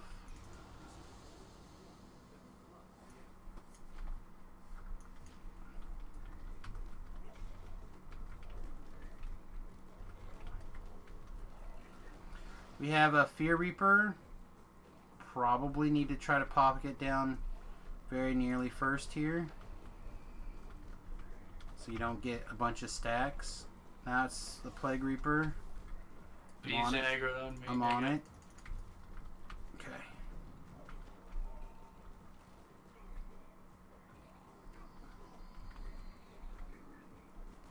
But no, it would have been fun. Would have been exciting. Now we just have to have other fun and exciting adventures instead. Where would it have been at in California? I think it would have been straight up in Los Angeles. It was Velo's place. So, yeah. I'm in the Bay Area. Ah, oh, Poop Central, huh? Okay. I mean, I hear it's beautiful, but didn't they literally have to make the department of like picking up human poop? Well, if you're in the major urban cities, just like any of them, you have problem homeless. I don't know. San Francisco, right? Because that's what they mean by the Bay. They Right. hired like all those people Oh, sure. to pick up. But again, it's no poo. worse than any big urban city. Maybe. I don't know. Yeah, it's not. I don't know, man. I go to San Francisco all the. I mean, I don't know if it's more than like regular like Texas or whatever, but I know that the homeless population in California is very high due to the nice weather and everything. Yeah. So, I mean, it's hard to.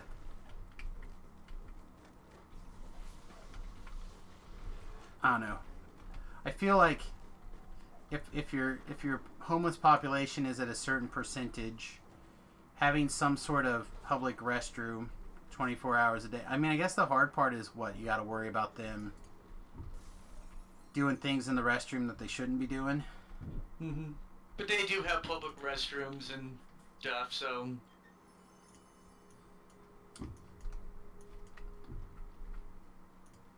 Yeah. Is that it?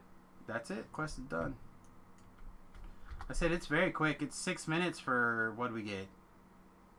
It says 21 something. Mm-hmm. Sure. Well, red fins are very, Mm-hmm. very good quest window. All right. Did you So end I'm up gonna- camping? I'm gonna bolt because I'm capped, so take my level. Okay. I am actually not that far behind, but I think go ahead and do the last. Assuming I can get this wall. Go ahead and do that last quest for run it through. Shouldn't take too long. A couple of minutes. Sure. I gotta go get the stupid quest. I don't know, it's hard when you read like news reports and things to like. Yeah, it's not as bad as everything you read makes it out to be. That's for sure. Yeah, because there's a, I can't remember who it is. There's somebody that I know from California that is always retweeting specifically like the San Francisco poop stuff in particular. Mm-hmm. And like every time somebody has a video on Twitter or something complaining about it, trying to get the mayor to step things up or get the police to get the homeless moving, they retweet all that stuff, and so I just see the bad stuff. You never see like, oh, this is good. Yeah. The stream title's wrong about the level. It's because I took a level 11 earlier. Yeah, we started the night at level 10. That's all.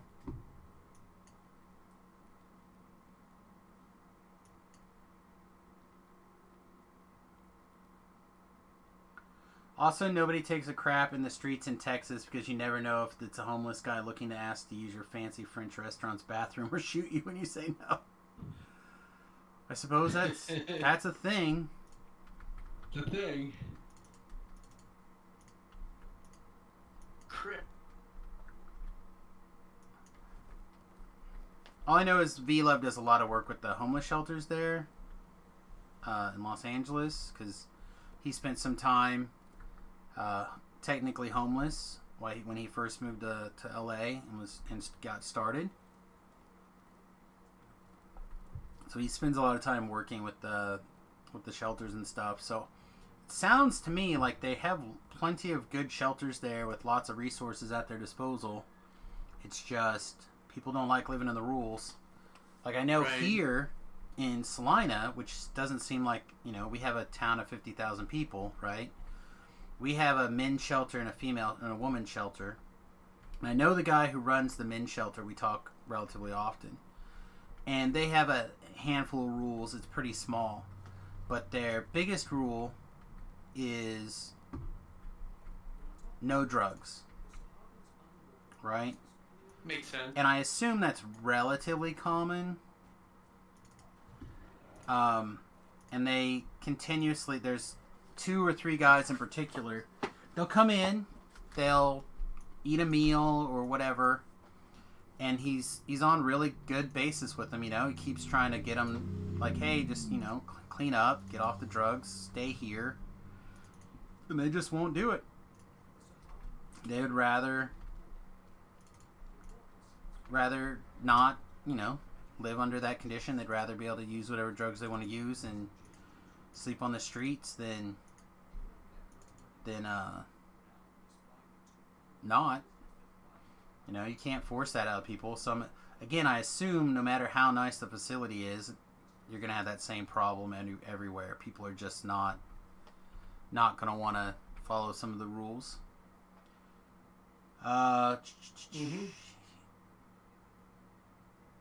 He may be homeless specifically because he shot a guy that said no before. Oh, no. He moved to Los Angeles because he was going to be a musician or a songwriter. And that's what he does. So he made it. He was going to do whatever it took to make his dreams true. V-Live, anyway. That's how he describes it to me. Do you really want to be a victim to number 2? No. No, I do not. But, again, you know, my wife and I do what we can to try to help out. Again, like I said, we know the guy, we work with him. In fact, his wife was over here just this evening. So...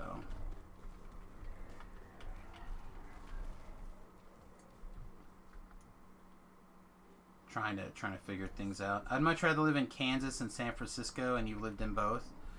Oh no, man, I'm ready to see the United States. I've spent most of my life here in Kansas, not all of it, but most of it, and I'm ready to see some of the other places a little bit better. Spent some time in Oklahoma and Texas and Florida but not long periods of time. A couple of months at most, generally. So, ready to mostly like long trips at the longest. So I'm ready to get out and explore and see the things. I'm pretty sure the first time I feel a big earthquake. I mean, we get some earthquakes here in Kansas. Pretty sure the first time I have a big earthquake, I'm like, yep. Only thing should live here are rats. I'm gone. Peace, California. Or any of the other states that have big earthquakes, but... yeah. Well, we haven't had any big ones in a long time, so... Oh, nice. Well, then maybe it'll be fine. Mm-hmm. Maybe everything would be hunky-dory. I wouldn't live in San Francisco either. I live in the East Bay, much nicer. Yeah, it's just like everything too, right? There are places where negative elements cluster, you know, and Let's just... San Francisco is a big urban city. If you like urban living... I mean, I don't. What's the population there? Like, gotta be something in like the 2 to 3 million range, 750,000, 760,000, and about 4 square miles. Oh man, that does not... I thought it was much larger than that. No. I thought it was at least a couple of million. No. The biggest city in the Bay Area, which are the 9 counties that ring the Bay, the biggest city now is San Jose at 1.1 million. Whew. I didn't hit 12 yet. I could take 12, but I was playing with Raider, and Raider wasn't ready until just this last quest to take. He capped out and wanted to do stuff, so... Now I'm just finishing this quest for the sake of completing it, and then we'll take level 12. Yeah, I normally don't bank, but... Said Raider was banking, so I thought, screw it. I'll bank for a little bit. I've been banked since 5. Yeah, see, I don't do that anymore. I find it to be not as efficient use of my time. Well, if you do it early, then you just keep pushing the. You just keep pushing it till you get. Yeah, the thing is that I don't. I gotta figure out how to sum this because it's. For me, the fun part of the game is the actual leveling. Like, I enjoy the actual leveling. We still do all of it. And Miss any of that? right, but I don't want to feel like I skipped or rushed or whatever levels, including level 19. See what I mean? Like, I just want to experience all of it. That doesn't mean that I don't end up banking some experience here or there or whatever, because there's quests that I want to do, and that's the reason that I really haven't leveled yet, is because there are still quests that I wanted to do, like these. You know, when we started doing red fins, there was still wiggle room, and then like, oh yeah, I can keep going, knock it out. Bank at 3 and carry it out through 20. Yeah, see, I don't enjoy banking. It's not. Again, I don't mind doing it occasionally, or sometimes it'll happen, but I typically just want to feel like I'm getting all the forward momentum I can get.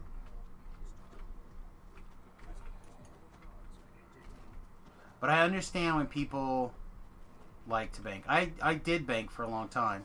When there was XP holes in the game, Right. it made a lot more sense.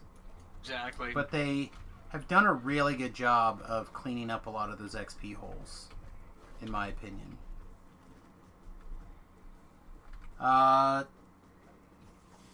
Giant Hold is a valid place to stop banking. I don't know, I feel like if you were going to start banking, Giant Hold would be a valid place to start. Like, you run through everything once on Reaper, and then you grab everything, and then you run through everything again one more time on hard. And pick up a second saga, and bam. I don't know, like I said, I just struggle with the doing that anymore. I don't know. I'm probably not doing a good job of trying to sum up my feelings, so I don't know if I have a good way to sum those up.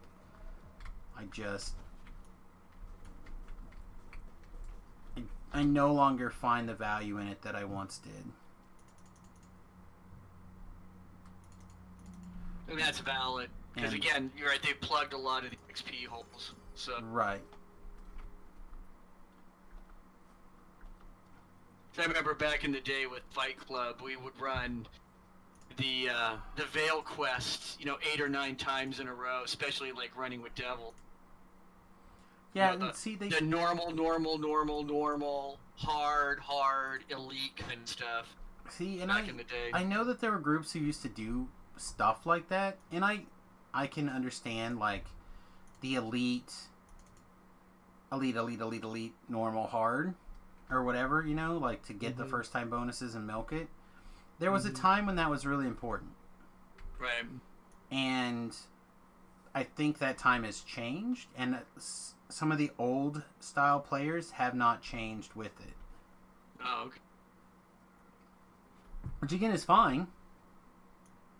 And what that lets you do is let you take that mindset and say, like, bank saga rewards until post level 20, and then you can jump up some XP there, or it gives you some options that I personally choose to not worry about. Because I'm not worried about banking. I'm not going to 30, so I'm not worried about banking a few experience here or there, whatever. Bank when I'm farming Shadow Crypt. Yeah, see, I didn't even do Shadow Crypt this life. I don't do it most lives, to be honest.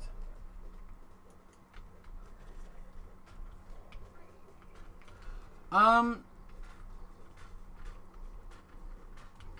there places where there's still sparse XP? I don't know if that holds true so much anymore. There's places where there's definitely places where there's less efficient quests, but there's pretty much a solid range of quests all the way through every level now. And if you take the time and just go through all the quests at level, you'll probably be fine. Like, I've never had a place where it's like, oh, I did every quest at level, or technically 2 levels below, or however you want to look at it, at level on hard or elite. I mean, I've never been like, oh, I did all the quests and been done. You know, not been done. There are quests that I don't enjoy, and I feel like, oh, I don't want to do that quest, and I wish there were some other ones. But those are nowhere near... Oh, that's not the button I wanted to push. Nowhere near as common as they were.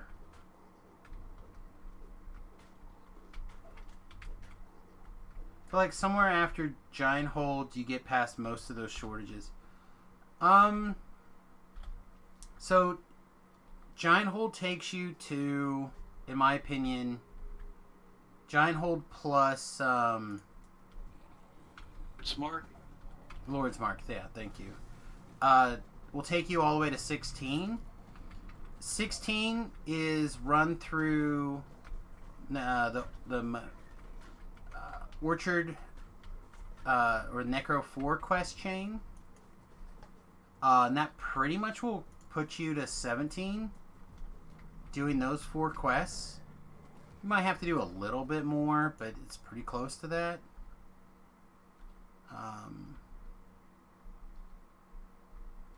The 16s and the rest of Giant Hold. Like, it pretty much cleans up your 16s. Then at 17, you go and do Sharn. Like in the chat, yeah. Sharn Cog. Yeah, you go do the Sharns and the Cogs. And then usually you might have to do 1 or 2 other quests. Like, you may have to do like, I love doing Litany. Litany's like my favorite quest in the game. So I want to do Litany every life. I enjoy it. When I realize that I skipped it, I usually get a little bit unhappy with myself. Like, oh man, I can't believe I didn't do a Litany. Well, there's Reavers too, so. Well, there's Reavers. There's also like, I love Reavers. Oh, Reavers I do Fade. too. I always go out there and play. Yeah, but at least 2 of them. Yeah, but they're just not as necessary as they were to. Oh no, not at all. As before. And then you also have the prison, which I don't know super well, but I'm working on learning them a little better. The Wayloon prison. You also have the Evening Star challenges. Right. Like, there's that last hump of experience is real easy, but like, honestly, I feel like there's not an XP hole anymore. There really isn't. Like, so 1 to 2 is pretty easy, right? And if you don't XP stone those by keeping your XP stones for the week it takes you to TR, then okay, then you have to do them. I mean you have to do all of Korthos instead of just the first bits of Korthos.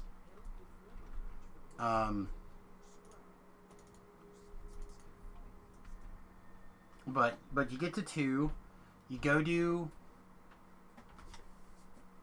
the other starter area place. Keep on the Borderlands. Yeah, you do. Yeah, Borderlands too. Yeah. So like now, I just go. I do the first 3 or 4 quests. I can't remember. I think 4 quests in Korthos, and then I go to Keep on the Borderlands. That's how I do it. And then just kind of crunch through.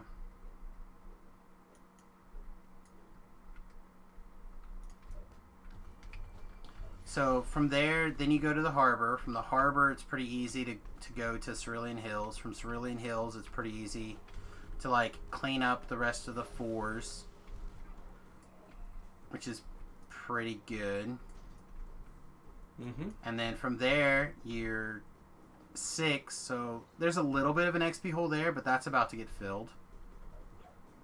Well, the new stuff we're getting in Feywind is 6, right? It's 5, I thought they said. Oh, 5? So maybe you do. If it's not too bad, maybe do it a level early. If not, maybe you head out to Three Barrel Cove early.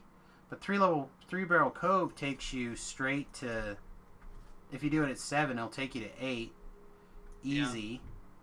Yeah. If you do it at 6, it would probably take you almost to 8.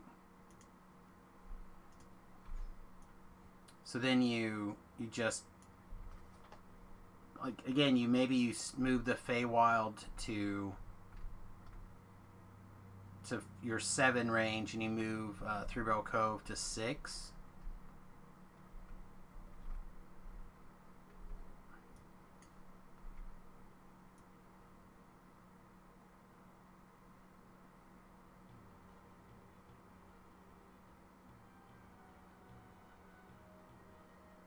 So, like, it just, I feel like from 3-barrel Cove on, everything's kind of straightforward and easy to go.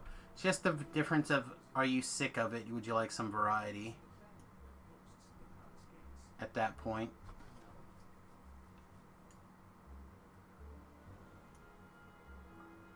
Hard unlock second life to do everything normal first life, isn't it?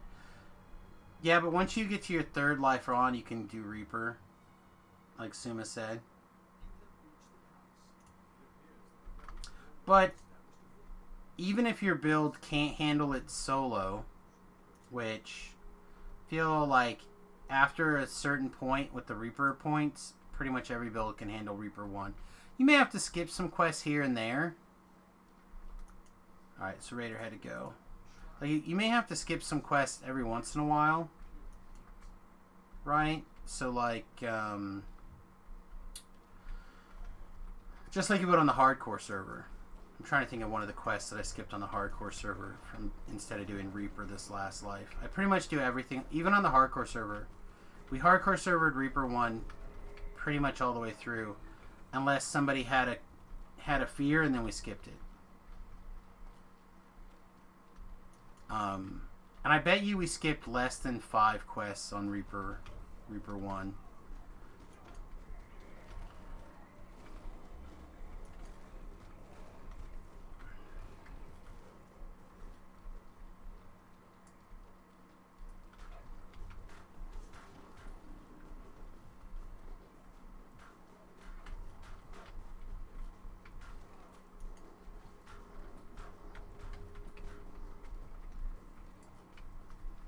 But again, I played a wizard, so we could handle it. People are like, Sam played a wizard and that meant I could do Reaper. Yes, it did. It meant we can do Reaper.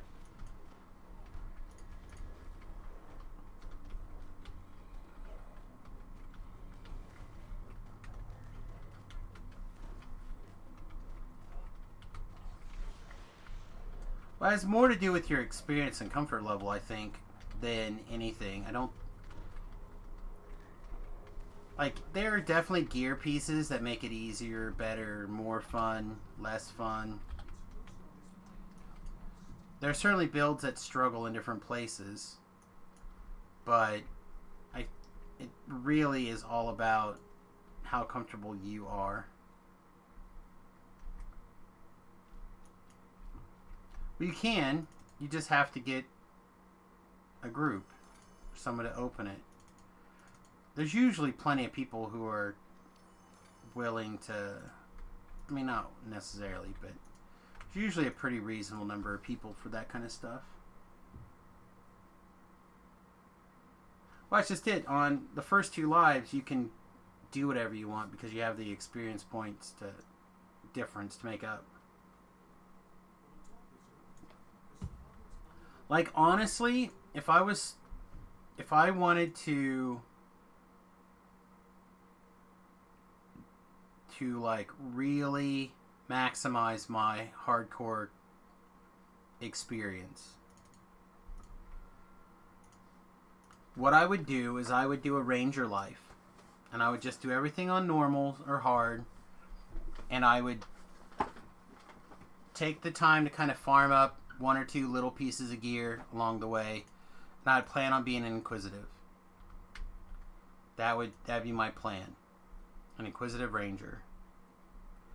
And then after not that long, I don't think, I would be ready to TR. Maybe I would pick up a few Reaper points or something along the way, but probably not. Then I'd TR into another Ranger. I would basically do the same thing. Zoom through the quests. Not worrying about things. Let's see, I think I want to go ahead and do one more Warlock level.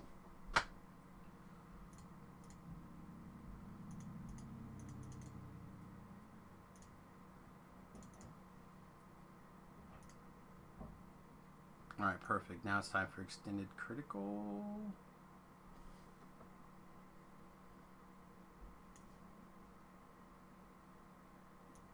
Slashing, please.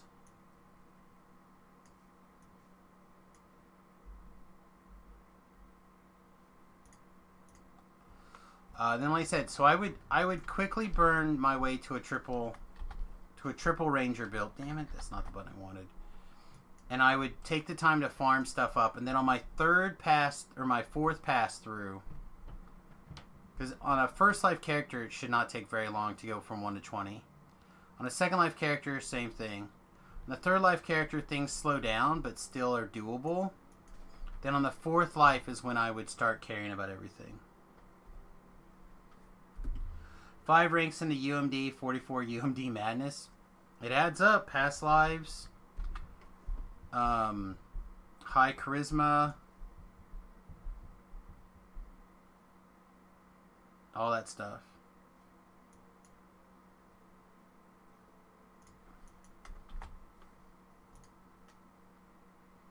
Alright, so I need 2...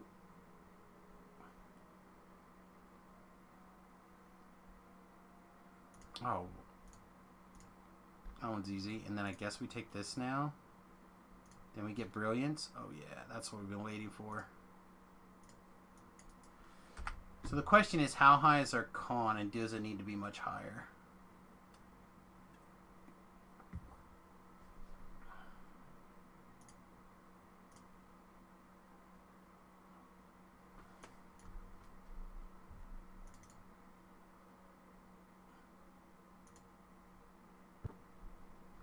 Yeah, the charisma's not bad. It could be higher. It's not bad.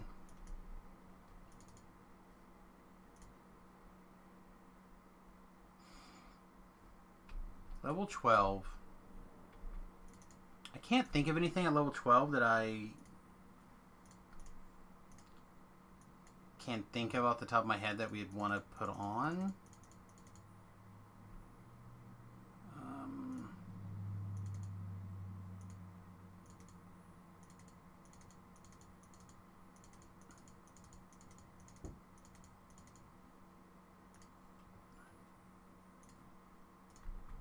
Guess it never hurts to take a quick look, though. It is my favorite thing. One of my favorite things. Looking at gear stuff.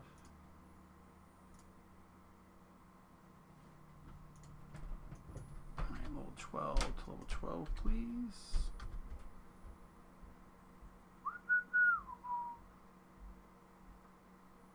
Huh.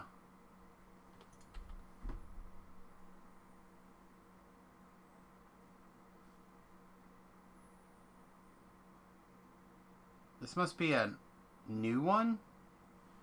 And this must be an old one. Okay,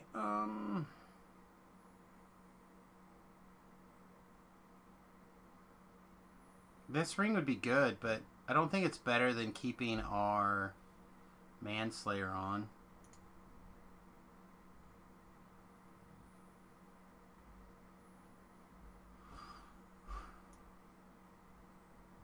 Oh, here we go. There's something we need. We need our Staff of Arcane Power.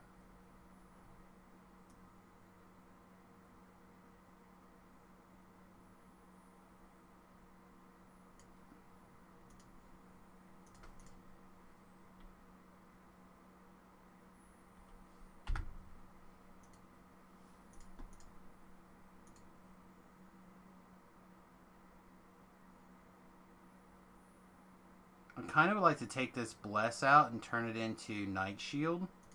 Just don't think we can get away with it because of...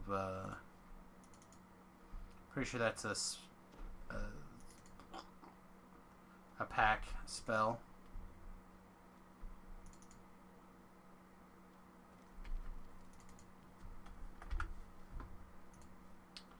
Let's see. 16 ability modifier and 25 from miscellaneous. Again, keep in mind that I get some from skill mastery, some from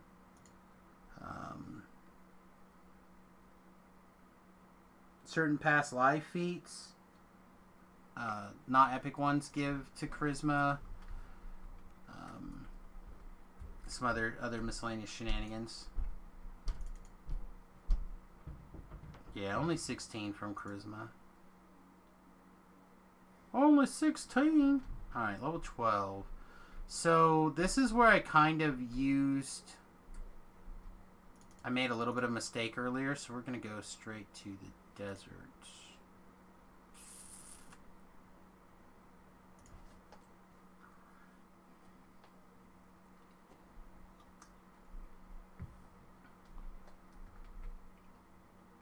Well, again, we got 3 from here, 3 from the already past life feats.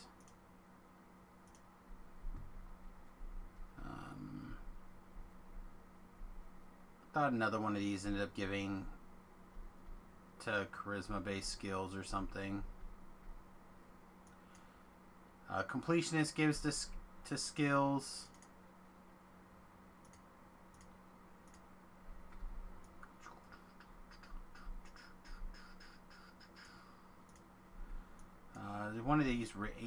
One of these past lives do it too.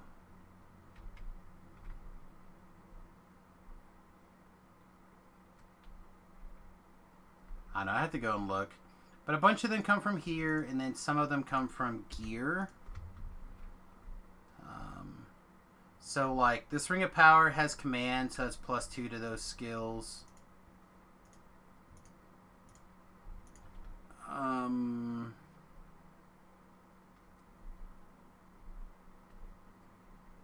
This permanent heroism is running. There's another +2 to the skills.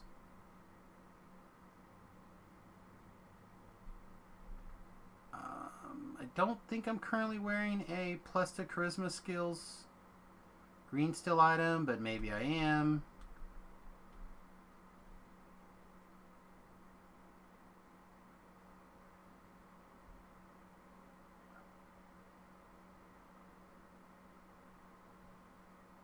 I don't know, it all like turns on. It doesn't take that much to get going.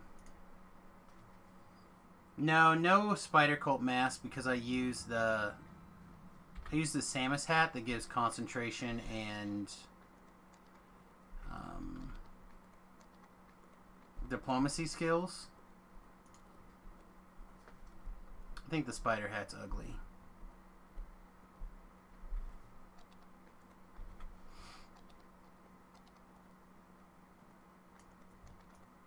Wait, you're not 8. Or you're not 10. Only one of these is... Are you 10?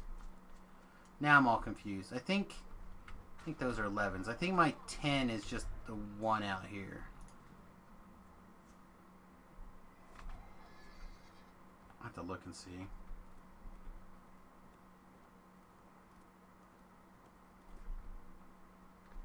I would, but then I would lose my concentration and diplomacy.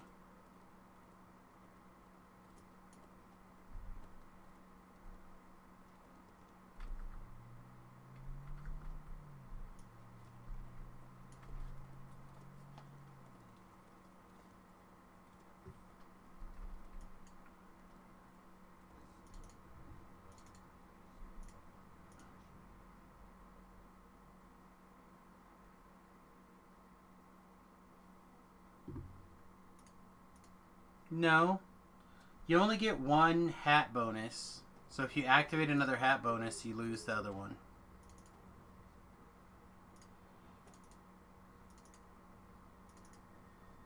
Or at least that's how it's supposed to work, so that's how I make it work. Yeah. They're clickies. All the cosmetic hat bonuses are clickies. So, like, even if you did the... Now, that may count as weapon imbue, actually. If you do the cosmetic hat that gives the +6 damage or whatever, they think those count as weapon imbues, not hat bonuses. You might be able to get away with that plus a hat bonus, but otherwise your cosmetic items pretty much all go together.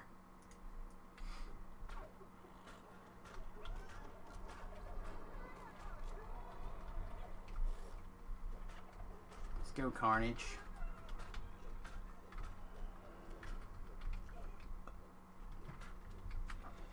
Oh, sound bursted again. Let's not stand there sound bursted against the Carnage Reaper. Shall we?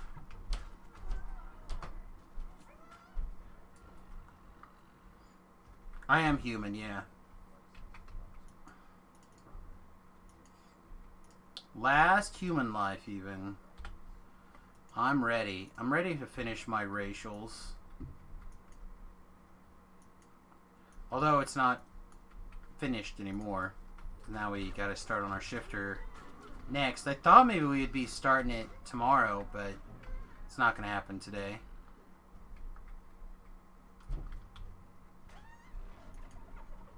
It just happened to be the last race to do, so before shifter.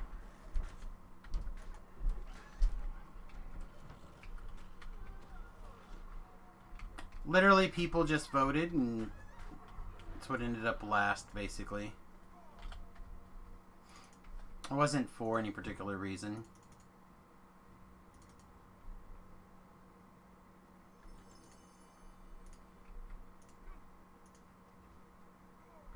Just trying to check them off.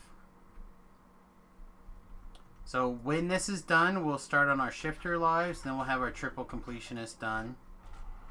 And then my plan will be to probably attempt a double dipping of the iconic, the PDK, and Alchemist, which means it's going to look really weird.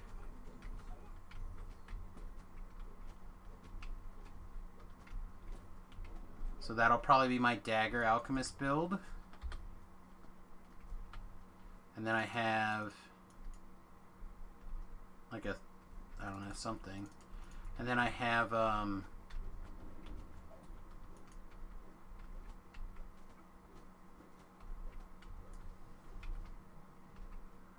I'll have one more Alchemist build after that, and I'll have another iconic to do that I haven't decided what. And then after that, we'll have our triple racial, triple completionist done. We'll have to decide if we're going to work on triple iconics or not after. I suspect the answer will be yes, but I don't know for sure yet.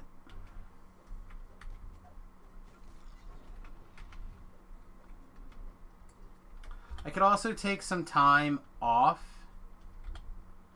of working on Samus full time, get him to a spot where I'm happy with him at the moment, and then try to put Java or somebody else in a position that they're also useful, so I can continue to work on iconics with Samus.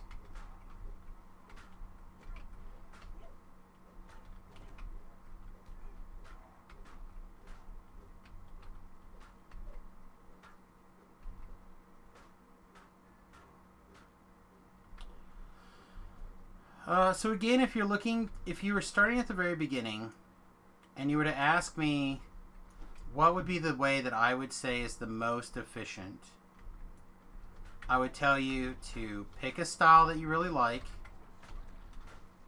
and specialize in that style, whatever that style happens to be. If it happens to be melee, then you do monk lives and you melee. If it's, to start with, if it's ranged, which I I honestly think is probably the better choice. Ranged, working like on Inquisitive in particular, I would say take Ranger levels and then go to town after that. But I'm also a big fan of getting your completionist done. I know a lot of people advise starting on racials first, but you do get a lot of value out of racials. But I would still advise doing like your 3 ranger and your completionist before I started on racials.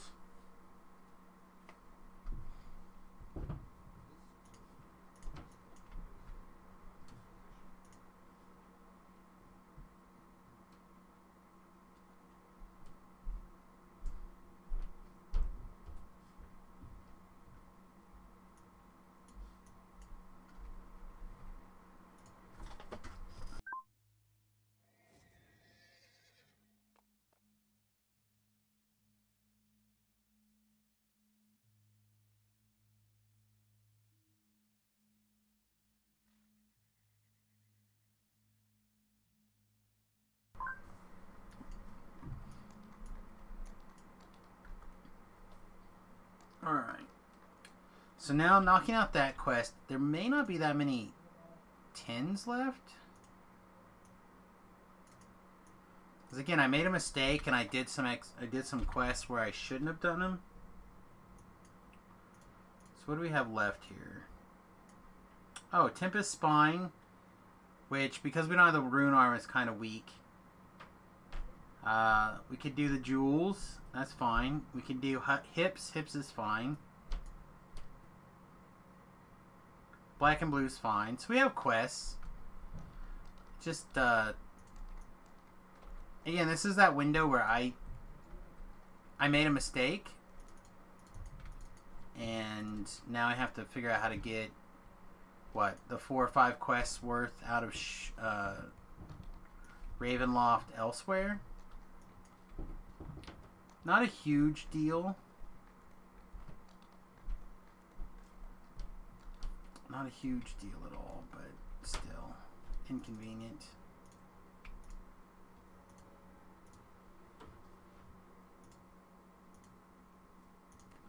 What time is it? It's 10:30. How long have we been going? Just 4.5 hours.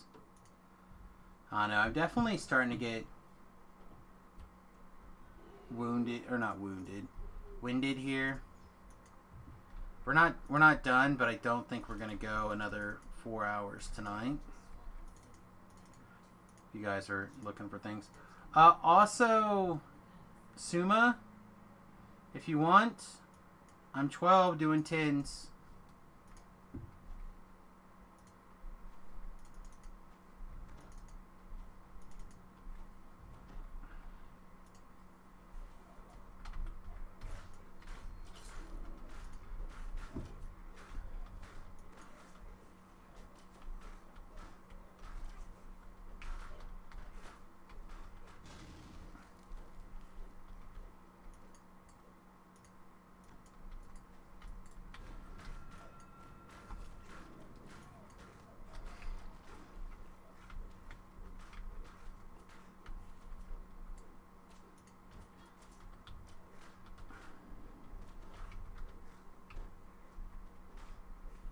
Hacking some firewood.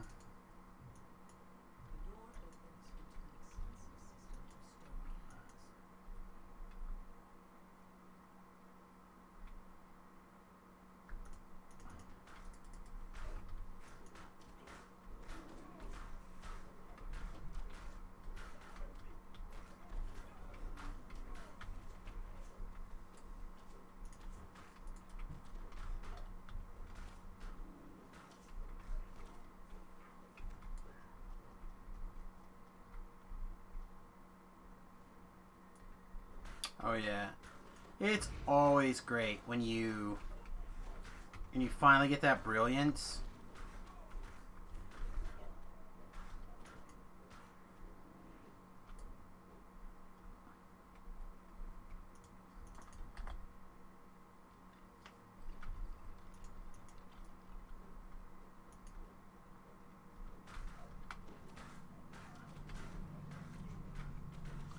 So now it becomes, do we want to... How quickly do you want to start heading up to the big... The Night of the Chalice stuff is I think where we're going to go next. And cap that out. Or not cap it out, but get to the top. Which is a long ways. Or are we better off grabbing some levels out of the... Because we're already at 30 points, right? Oh, we're at 21 points. So we're only 4 points deeper in Light and Spirit than we are over here. Plus we're going to do one more with the Shape Vestments.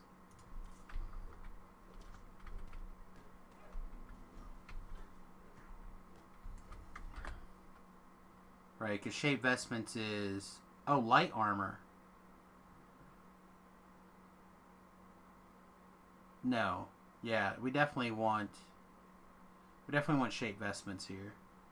So that's going to be our next point. And then from there we have to decide how we want to go up here. So if we put 2 points here into Charisma, do we decide Exalted Smite's not good enough? So we could do 1 point here in Charisma, and we could do more points in... we should probably pick... we should probably also do Adept Combatant. +1 with extra damage straight up all the time. It's not the worst.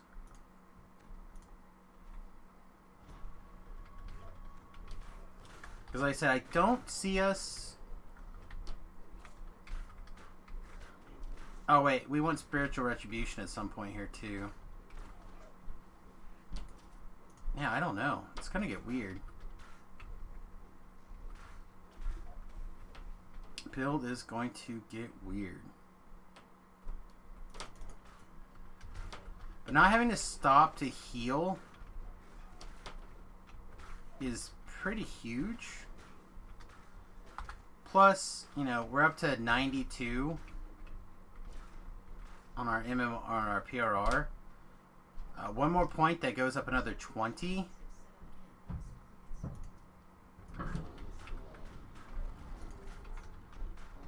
We suddenly stop taking damage, basically.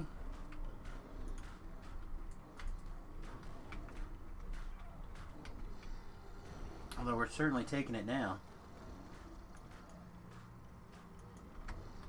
Plus, at some point, we'd like to also pick up those extra lay on hands.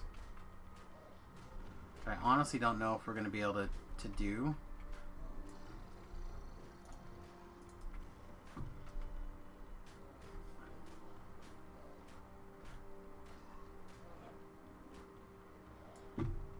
Oh, also, you know what I didn't check? Our crit range.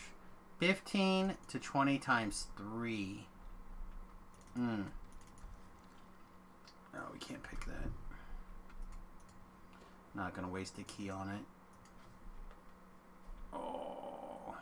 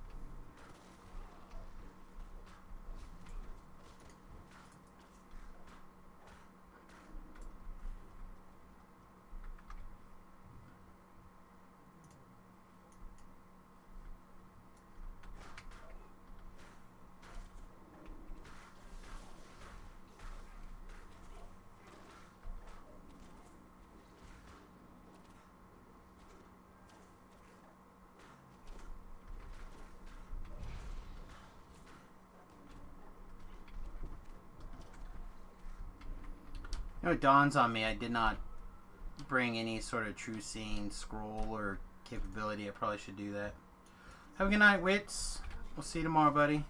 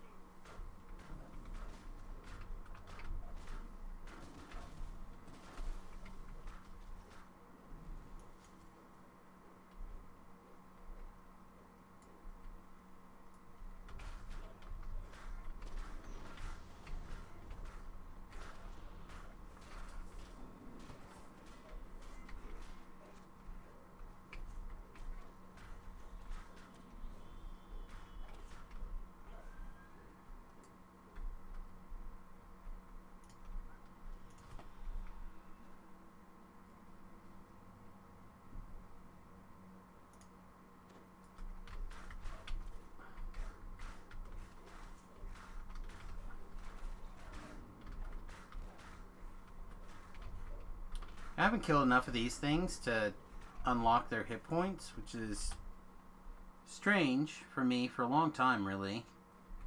To have a monster that I don't have the monster manual kills for. I honestly don't know if I have to like start from the beginning and unlock the whole thing. I think so. Which means every time I TR, it slows down my progress of unlocking it. If it is even unlockable.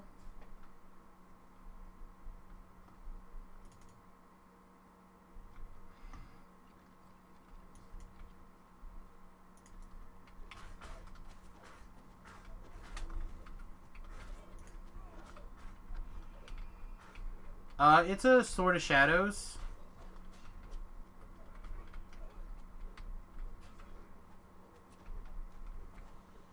It's just purple because it's a shadow imbued with shadow or whatever for an extra +1.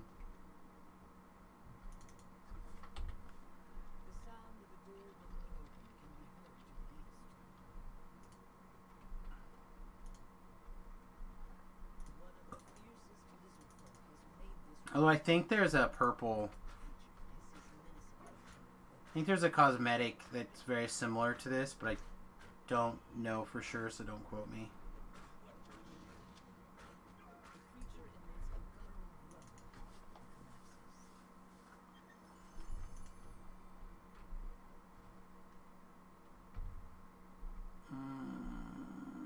I'm feeling wore down.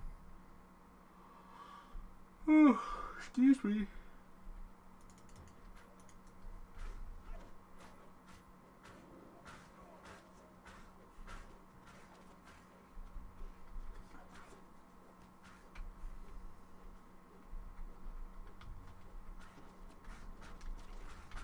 That is correct. It's very clear on what does apply to skill points. So things that do apply to skill points do not include that.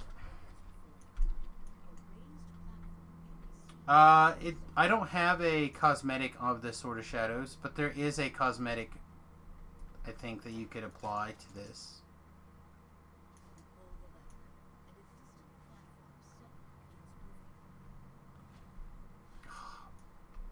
Thanks.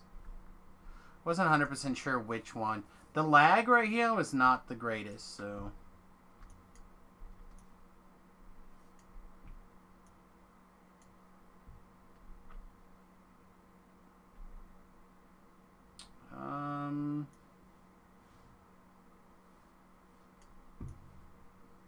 Yeah, I honestly don't remember. That sounds fine. 45. That sounds right.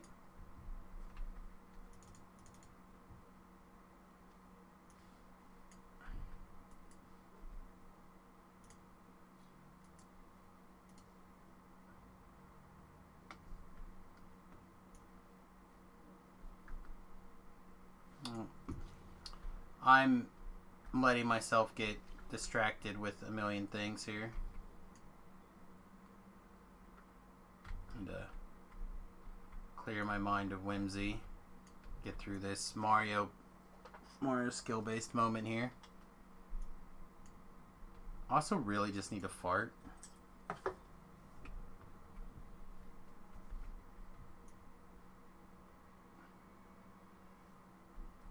You guys know how that is.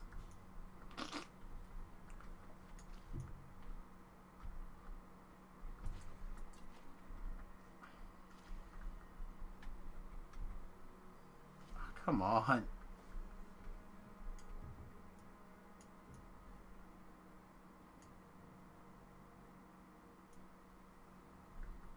Guess it wouldn't have mattered. They wouldn't have been off by then yet anyway.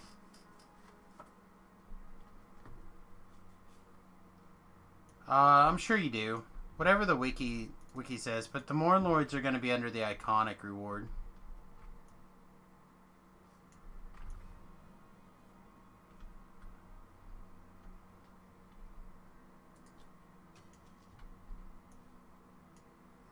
Should have brought some mistletoes, I think.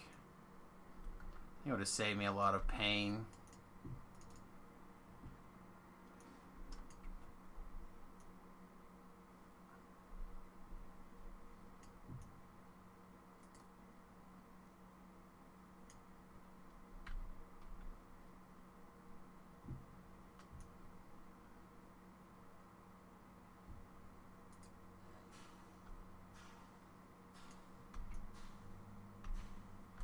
Come on.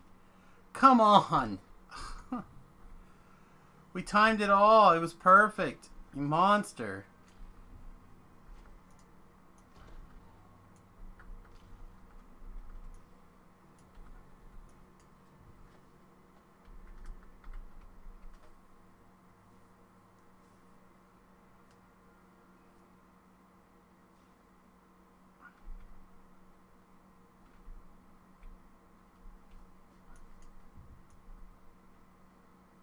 I always forget about this puzzle area right here.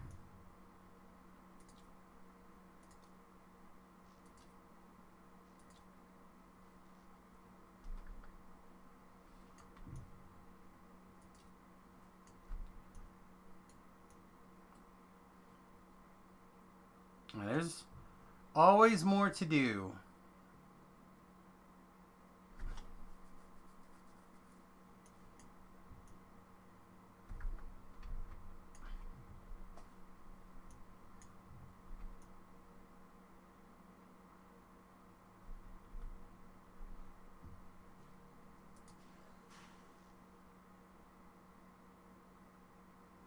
Did I catch the window? I caught it. Oh dear Lord, we did, but then we almost didn't.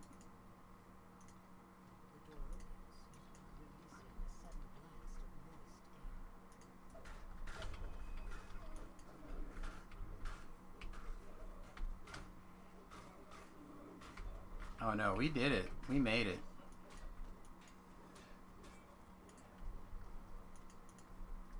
Or no, there's not always more to do, because there's always more to do. The real question is when you get the Shafter racial past life feat when you do it. No. Iconics are iconics. They're like their own thing.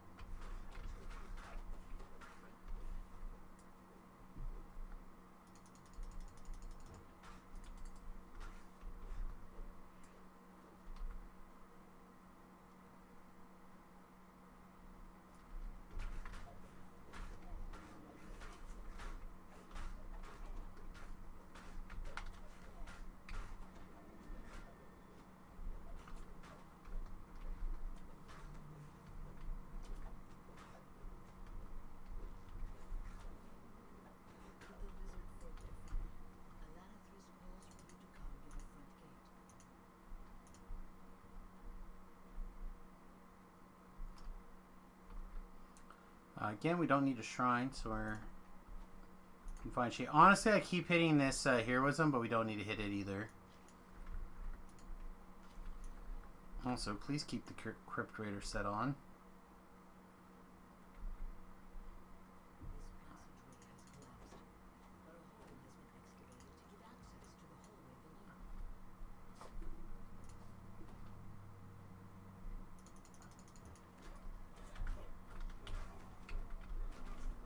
Has anyone been checking out the Swamp Thing CW show? King! I have not been watching it yet myself, but I'm trying to decide if I should try to talk the wife into watching it with me or just watch it on my own. It's hard to tell because we often end up watching a lot of those CW/superhero shows together.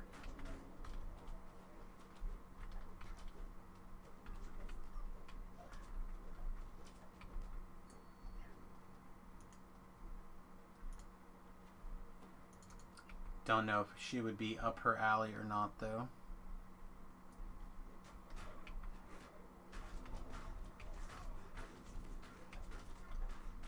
Again, keeping Reapers 90 degrees.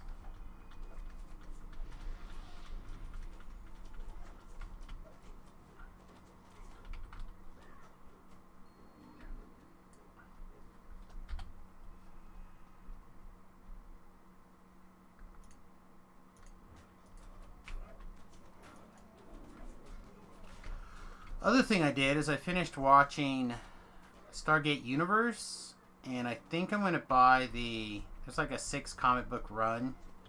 That's the next season after that. I'm curious on what they ended up doing with it, so I'll probably end up picking up a copy of it as well.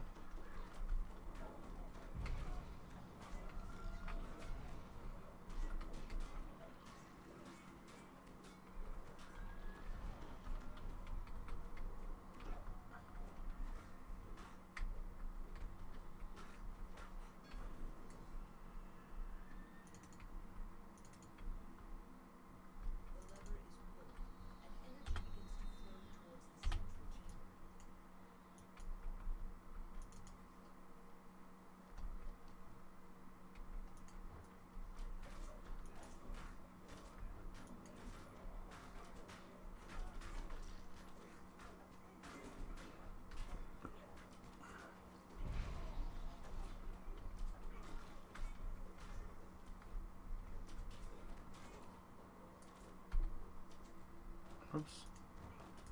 It's at the 9 button. 9 and the 6 are basically the same, right? As the grand schemes goes. Basically the same number. That's what I thought.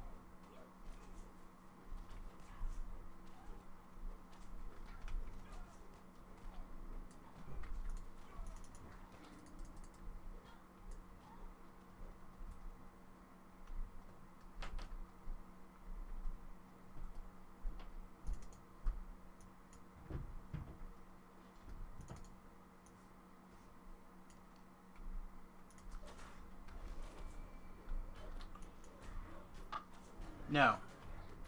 You have to do racials, iconic, and class lives are all separate. But you can do iconics and racials apparently.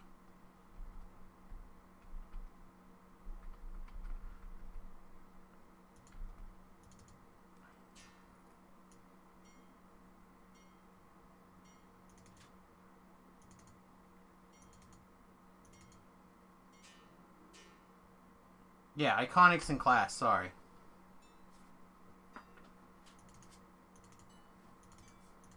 Not race.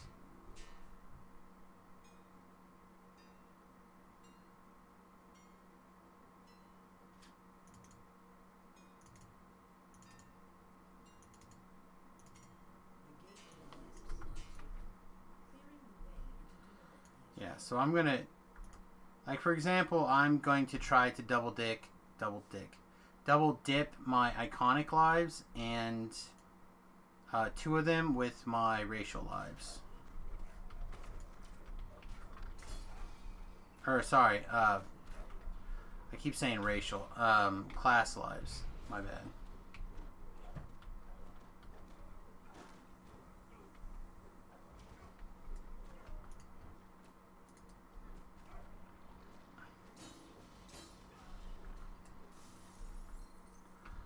I keep saying the wrong thing, but I mean the correct thing.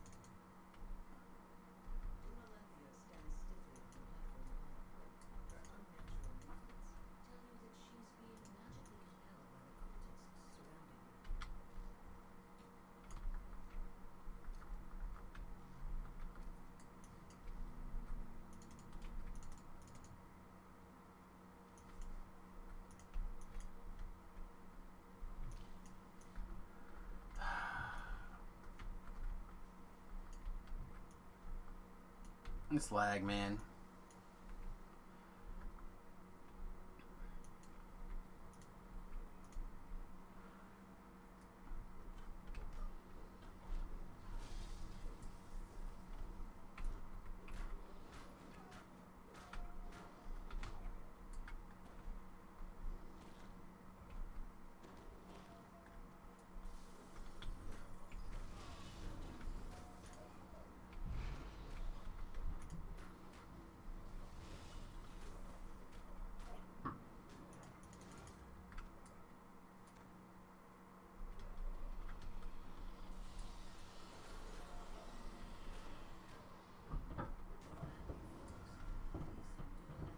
Get out of here.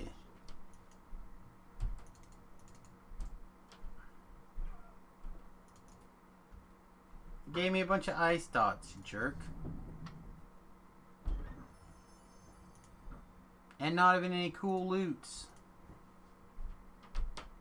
What a wanker.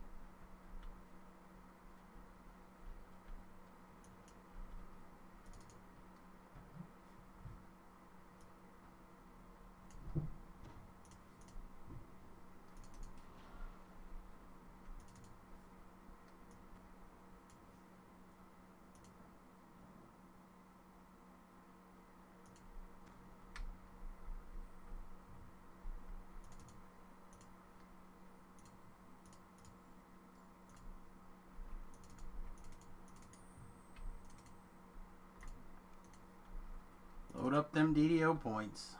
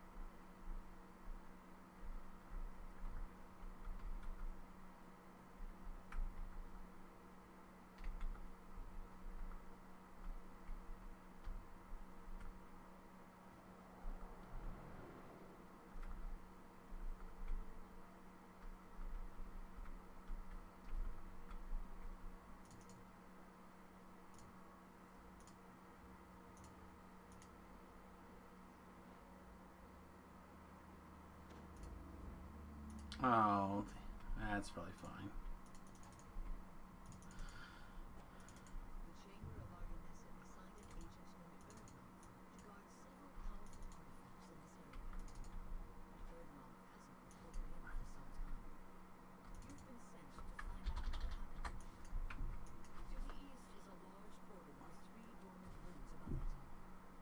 Namek has logged off. Didn't even know there was a Namek in our guild, so it must be Wood. Wood has officer privileges and makes alts.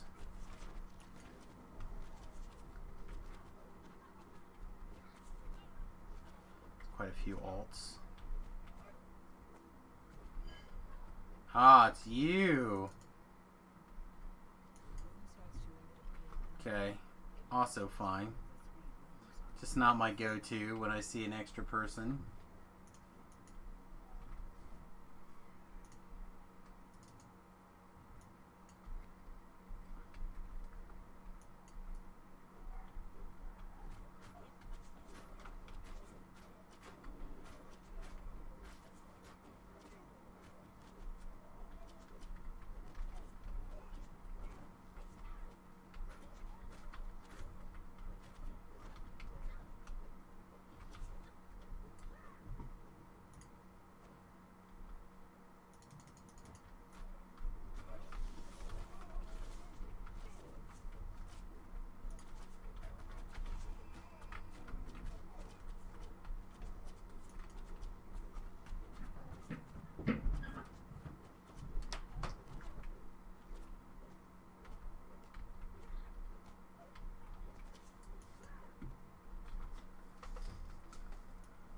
Turn my fan on here.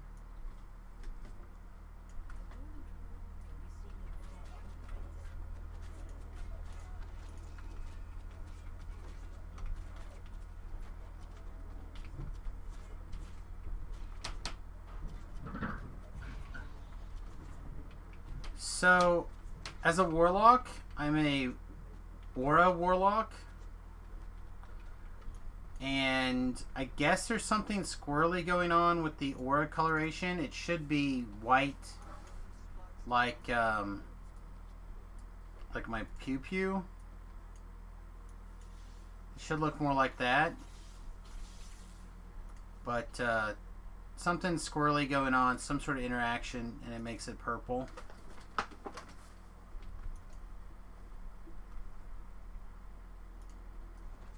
Apparently there's some sort of bug. No, that's... Apparently Linabelle did something. Yeah, it's in the Warlock tree you have Enlightened Spirit, so you can activate it, your aura automatically as a... Yeah. Your yeah, blast as an aura automatically. Yeah, you can. What's up, punk, you? I'm going to bed. Going to bed! Brr, I'm cold. Go get the doggies. I'm freezing now. Alright, good night. Love you. Love you too. There was something I was going to ask you. I don't remember what it is now. It's too late. I'm going to bed. I remember now. That's fine. What? It's too late. You're going to bed. Love you. Love you too. You want me to do something for you, didn't you? I did. But that's okay.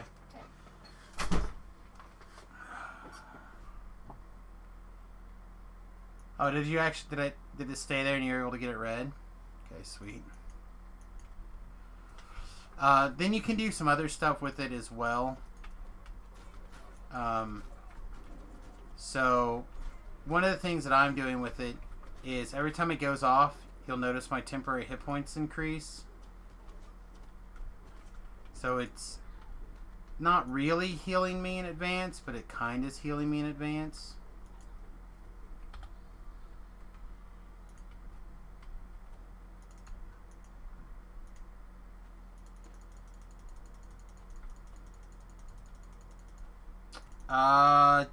I honestly don't know. I think so.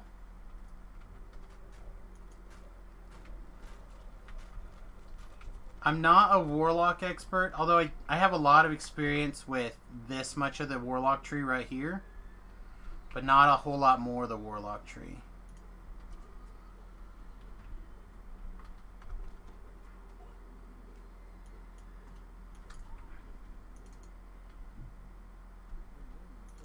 But unless it, here, I guess we can test it.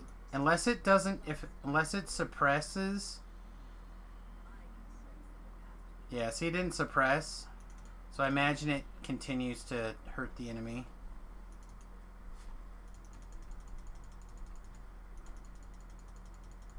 I would guess. It doesn't pop you out of stealth mode.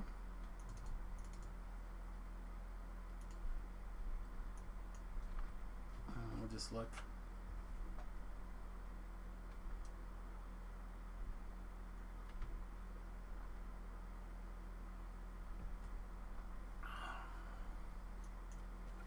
The issue is that I make so much noise, I'm never going to be able to sneak up to anything.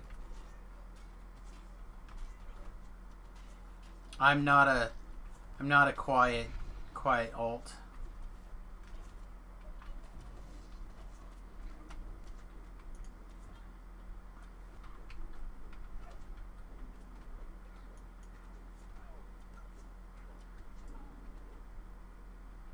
You're gonna make me actually heal myself.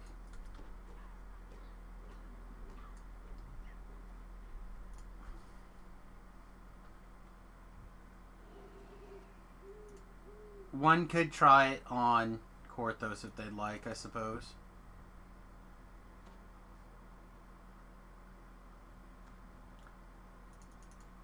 My wand in Scroll Mastery is so bad.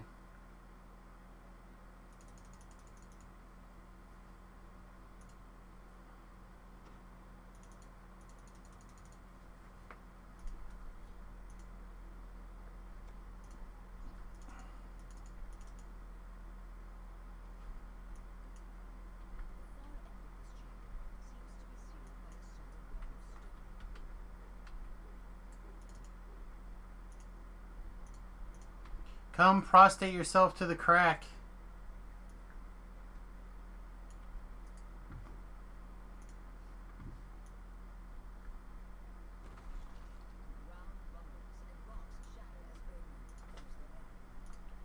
I mean, said I'm just working my way through my past lives. We'll get there. And then we'll figure out what we want to do.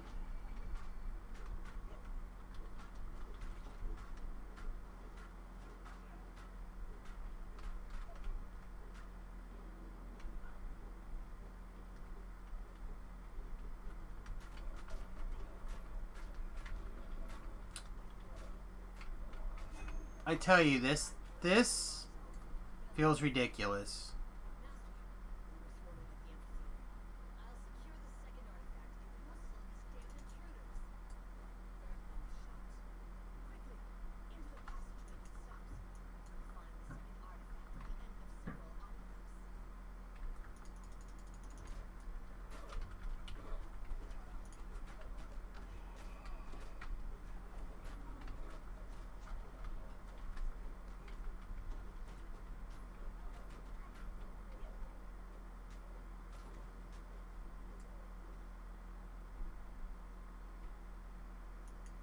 I think the trick is just to do a lot of damage to it very quickly. Remember, we're critting. Our lowest crit number is 240, but we're getting numbers pretty consistently in the 400s, with several 600s depending on if I crit in the middle of like a special attack or something. So if I like crit in the middle of a smite evil, it's just a massive pile of damage.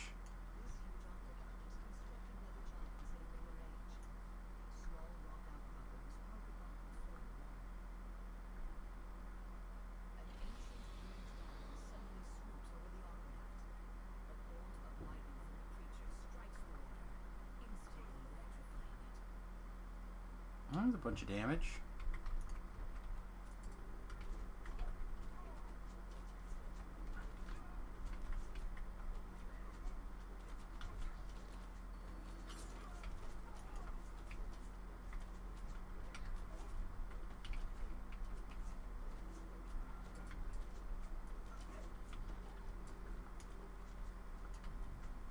Wow, 107.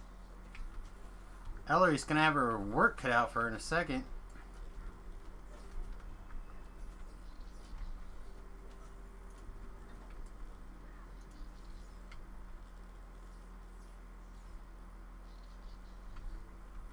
Alright, Ellery, kiss my boo-boos. Shield blocking should, in theory, stop getting overran.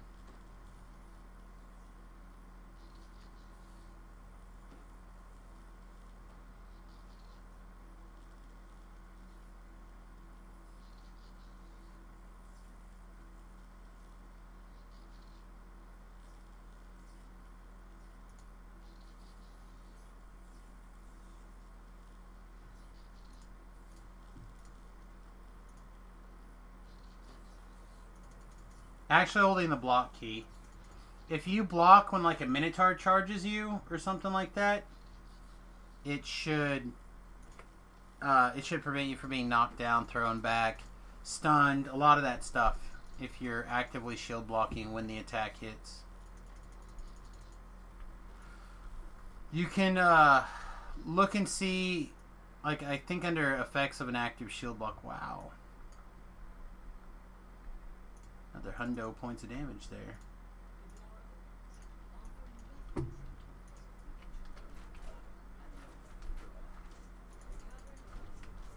You scum.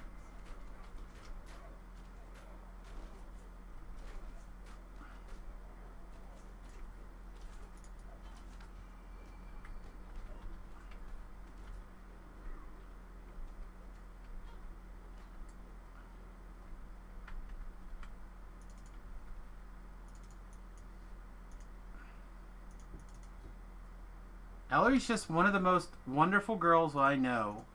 And they're just beating her to death.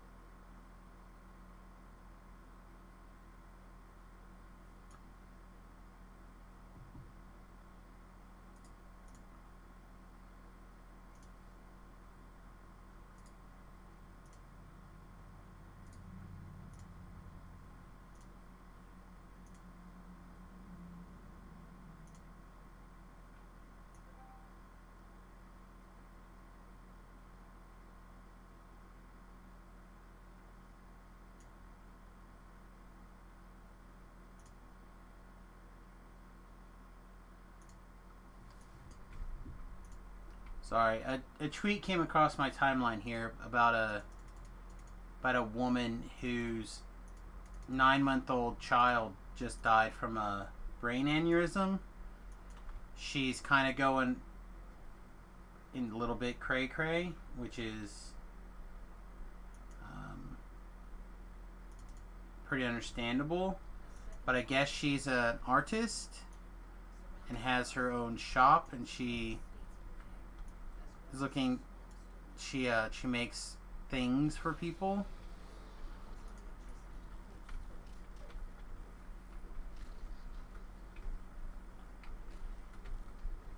So we're gonna do this thing where we jump back and forth across here a couple of times, get them to damage themselves.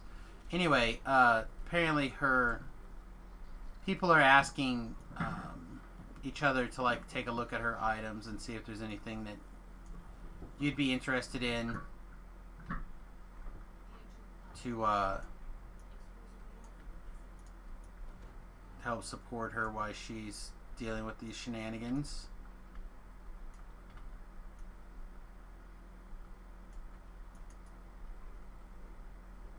Hey Reeps, what's up? Come on. Keep following me. Oof. Need to not take that 100 points every time we run around there. So the first pet is for the pseudo dragon, so I get my charisma to hit. The other one is just so I have a second dragon. I'm now the father to dragons. It lets me make that joke.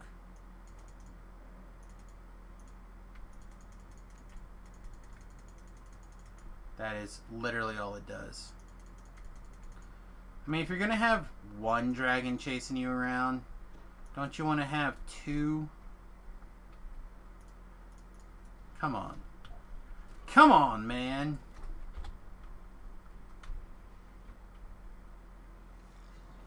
Wow, look at Ellery just... Nope. Nope, she came over here to help. Stepped off of her flag, paid the price.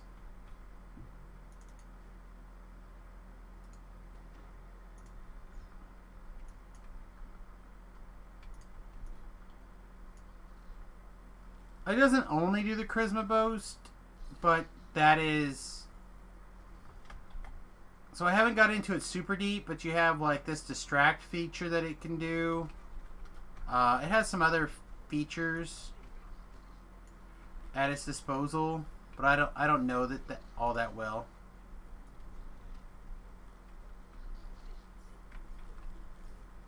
Ellery took another death.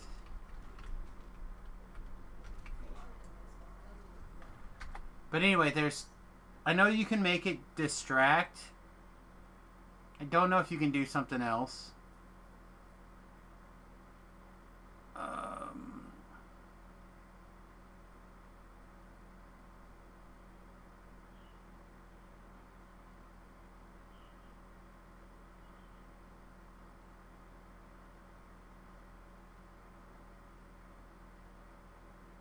See, like it says that this will do improved familiar.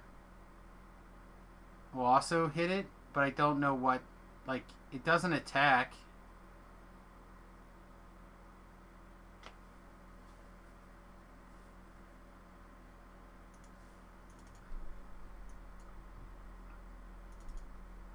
I mean, as for purposes of going through the dungeon, I don't know if it does anything special.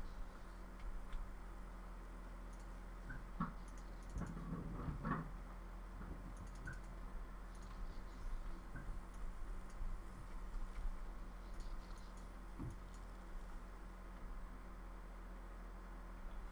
believe there's a shrine right here, but I'm not 1,000% sure. Which means there's probably a group of monsters and then the shrine.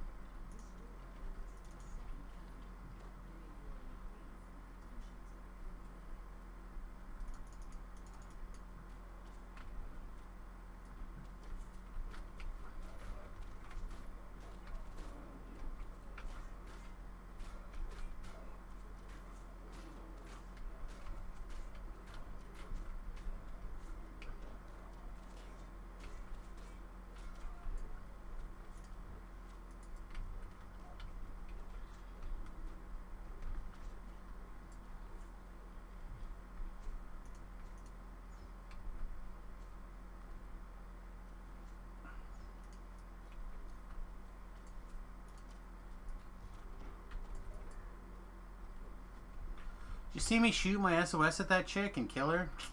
Yep. I'm a real good murder machine. I do it all the different ways.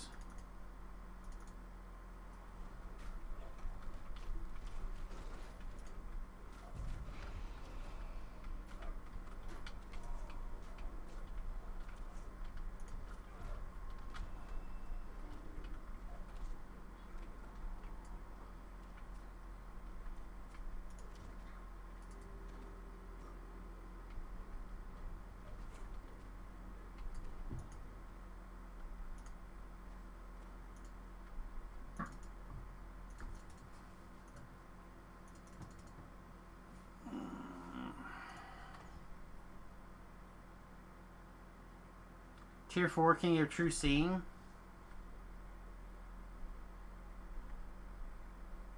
That's pretty cool. Yeah, I haven't plotted out my enhancement line. So I don't know how deep we're gonna go where. But things, it looks like a very good tree if you, in particular, want to be like an Eldritch Knight sorcerer. in particular seems really good. Looks like there are other things that are also pretty good.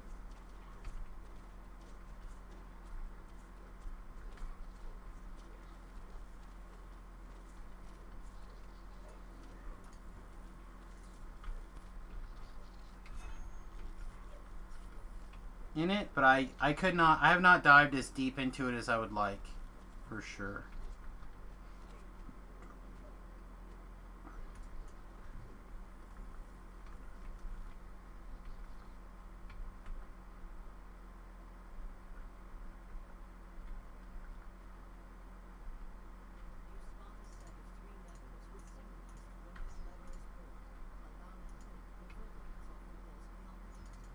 Would I prefer Sork over Wiz? No. I almost never prefer Wizard or prefer Sork over Wizard ever. However, there is a possibility that a Sork Eldritch Knight is viable. And that's all I'm saying. One could theoretically make one that would do the job.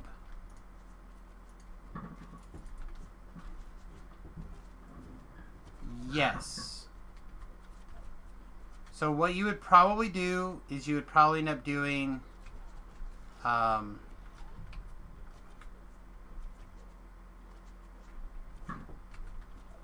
remember, Eldritch Knight's going to get like a whole bunch of SLA reduction for free.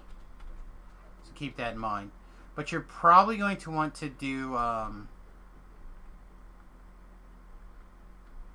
said Warforged Sork, if you're going to do it. So you'd have access to the self-healing. You would want to have,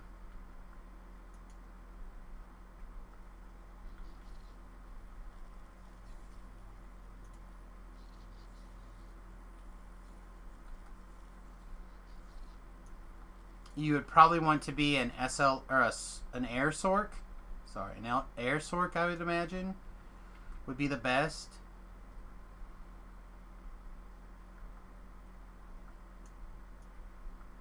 Yeah, that would be my assumption.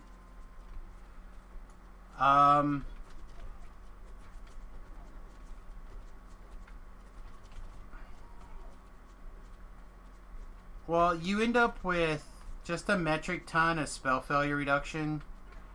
Plus, by level 4 or tier 4, like, you pretty much have none from medium or less armor, if I remember right. And there's not really a medium armor that you care about anyway.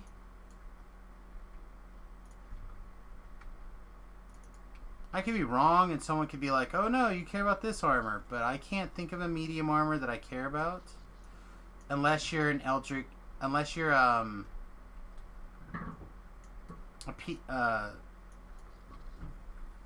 Pale Master Wizard. I can't think of a Sork armor that cares about it, that's medium. You know what I mean?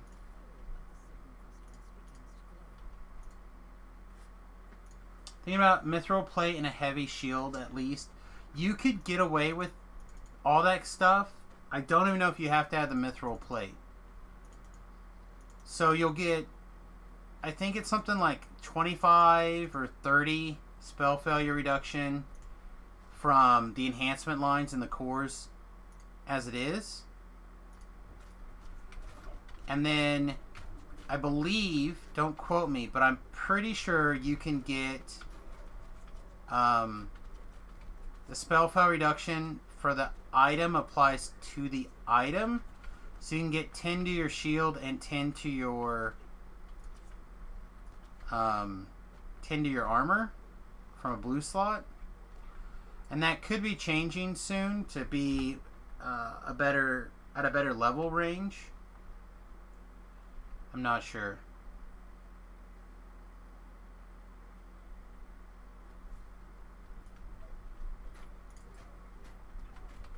So I think you could end up playing, if you wanted to, if you didn't want to be a Sork, and I'm not even sure if you could get away with it, but I bet you could. You could use the flame armor from Sharn, and you could probably get the spell failure reduced enough that you would have no fail. Even if you chose to use, like, say you wanted to use what's the big level 25 mithril tower shield? You could get away with using it probably if you wanted a tower shield.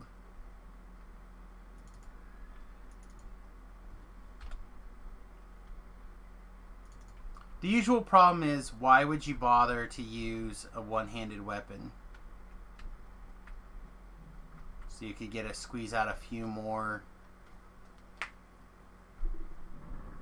Get out your shield bonus, I guess.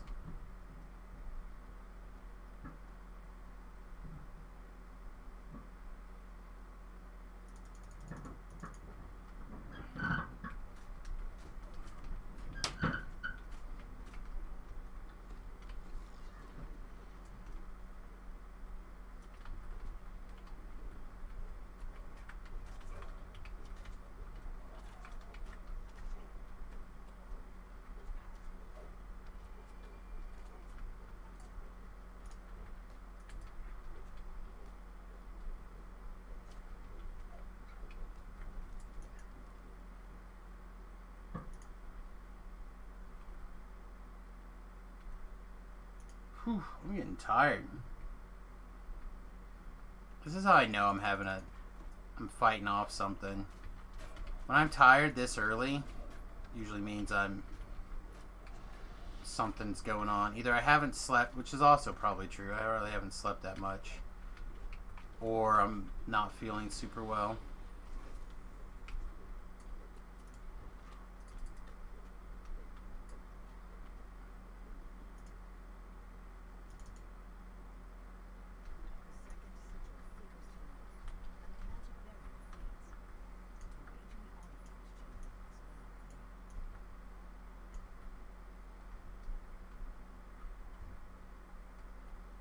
Give me my adventure pack. Needs it. Has it. That's right, Ellery. Give me them. Give me those kisses. Alright, so in this fight, we're basically going to have 3 heals.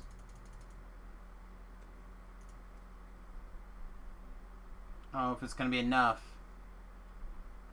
Don't know if it's going to be enough.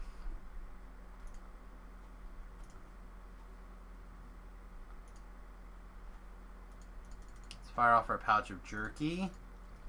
Again, not very much.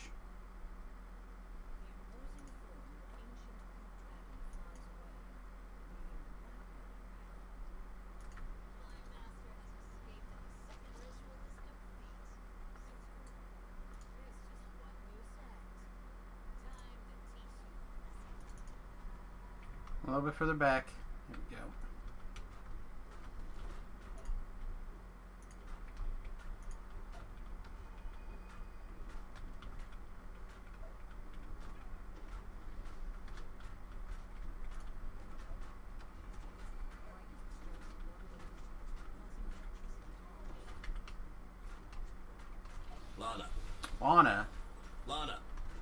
Lana. Laurel, how's it going, my friend? Danger zone. Hey, noob. Thanks for the raid, my friend. Hope your raids and the rest of your reapers went nicely.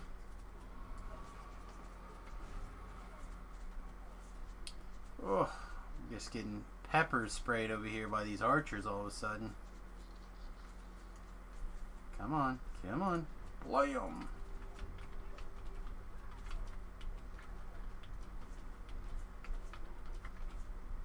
There we go. Be close enough we can hit them both. Yeah. Yeah. Outside of R1 Baba that took an hour and a half to fail, the evening was sweet. You know what? You guys can make fun of me. I have yet to do a Baba. I don't do a lot of raiding, especially the post-level 20 raids. But we're getting close. When we're done with Samus, we'll probably take a little bit of time and work on some of the high-level stuff that we haven't done in a long time. And we'll probably get Java in a good spot as well. I don't know how.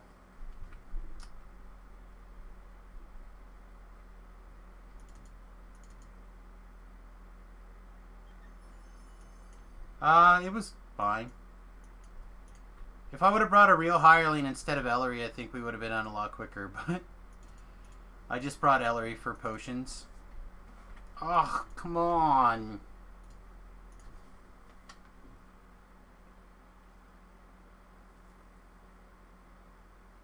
Wow. That's pretty good. I mean, it's kind of sad that the rest of your group didn't have more, but still pretty good. Yeah, the quest went fine.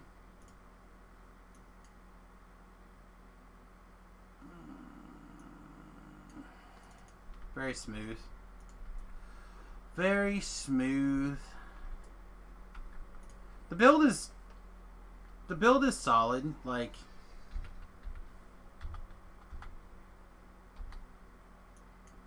our MMR PRR is like almost 100 on our PRR, and what we get something like 53 or something like that on our MMR. So it's not the worst. Our damage is pretty good. Our attack speeds feels fine. The aura healing is fine. Like, it could be tweaked, obviously, but the biggest problem is, I guess, at the original time that this build was proposed, this light damage that you got from the Slayer of Evil and the Slayer of Evil light damage would scale with light spell power and not just melee or range power. So you theoretically could take this light power. You could also slide in some light spell power, and you could also take spiritual retribution, and you would be able to add just like this massive pile of light damage. In theory, but in practice, this light spell power does not actually scale with spell power, or this light damage does not scale with spell power, just melee power. So this light power does. So it's probably worth taking sooner than later, but I kind of want to get up here to Holy Retribution. So 6 of one, half a dozen of another.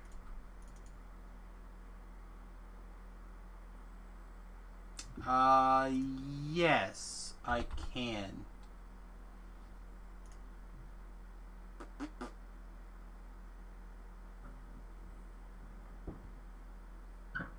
Probably.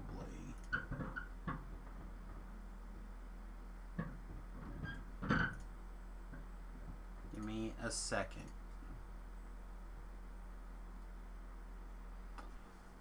Pegasus, look in the cores. It's down in the cores, and there's also something up at the top.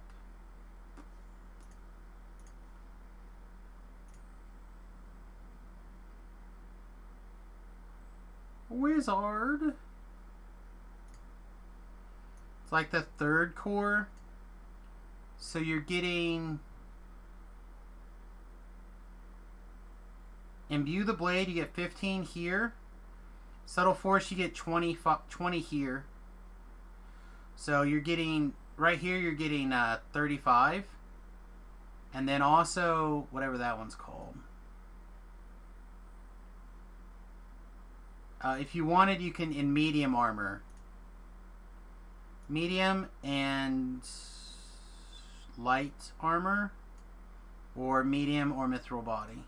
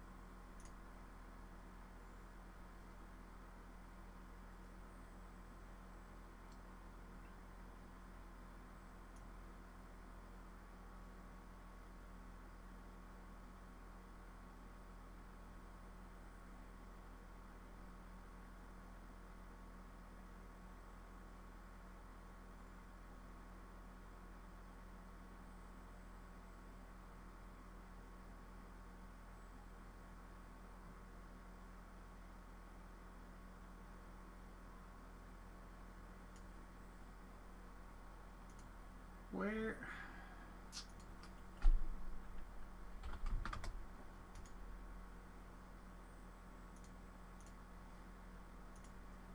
I'm gonna have to like look through my history a little deeper to find that, or the link, the download link. My computer like decided to restart the other day, and I think it didn't stick around.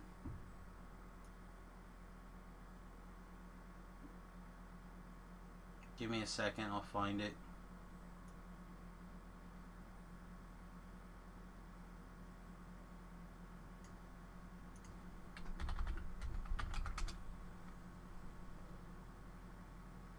Is this it?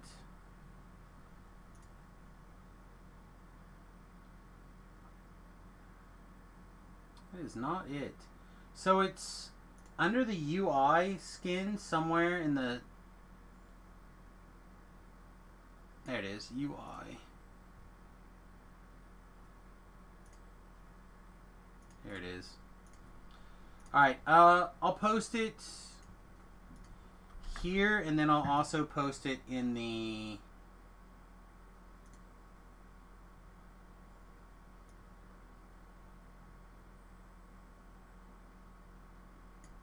DDO D&D group. There. Alright, so that's all answered, yeah? I think so? Okay.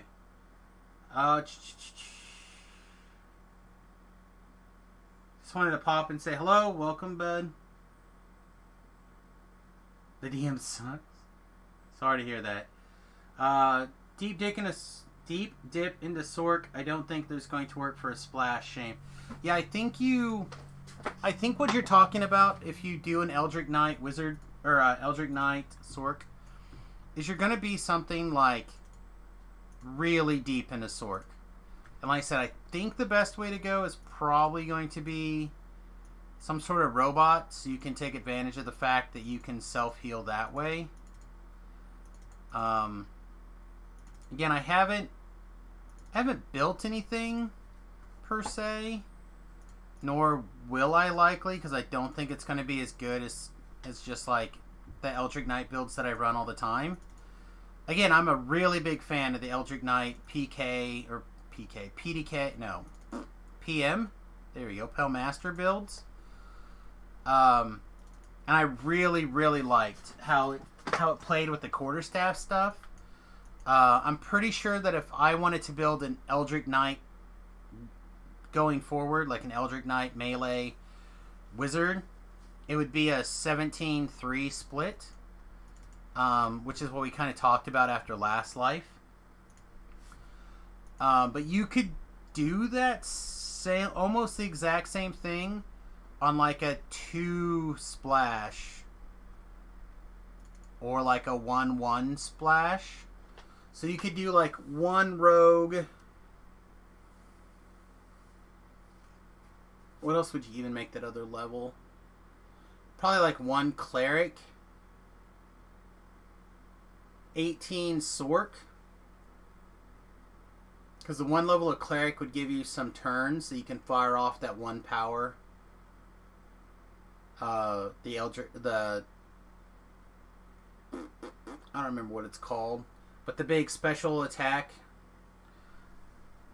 And then you would pretty much split things between, in my opinion, the electric stuff, and then you would have like 40 points or 45 points or whatever in Eldritch Knight. No, it might not be true. Might have like 35 points in Eldritch Knight. And then you would have the rest of your points kind of split in a little bit in the new thing, and a little in as much as you could spare into your air sork. Again, I don't think you would have a problem. You'd have a problem early, but you would just take like a toughness early, and then you would swap out for heavy body after you get your minus 45 or your minus 35. Again, I'm not a wizard at the moment. I know, it's so weird. It's weird for me too not to be a wizard.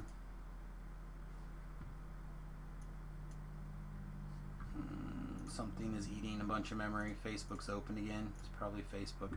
All right.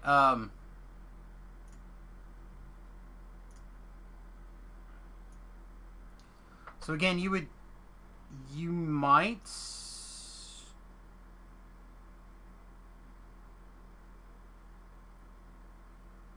Yeah, so that's only mithril body. I don't think you'd care. I think you go heavy body after you get the third core. Because that would give you minus 25. And then you could do another 5 or 10 from slotting in the arcane spell failure runes into your docent. And then you could grab another 10 off of your shield, and you would get another 5 off of there. So you could go another 15 off of your shield pretty easily. So like I feel like you would probably be okay. I think you could get there, but I would have to crunch numbers, which I'm not about right now. Alright. So let's see. We're still screwing around with stuff. We could... I don't want a Vault of Night, do I? Or Tempest Spine? I don't want a Tempest Spine, do I? Don't think so. Alright, so we can do Reclamation and the Jewel, and then Hips, and then I will probably level. I'll go Zerga Hips really quick. Zerga Hips. Zerga again.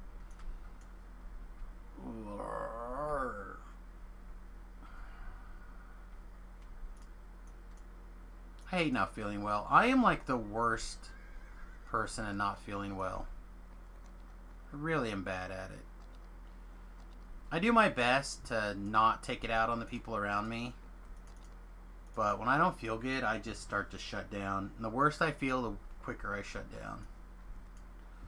I don't think that's new for anybody, though. I think everybody's probably... There's no good sick people, right? Nobody's got the willpower to stay strong when they don't feel good. Not always.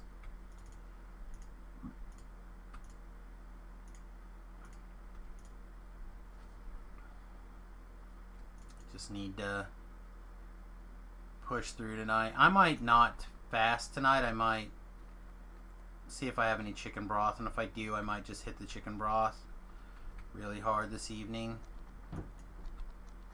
Again, it'll break my fast, but it's probably fine.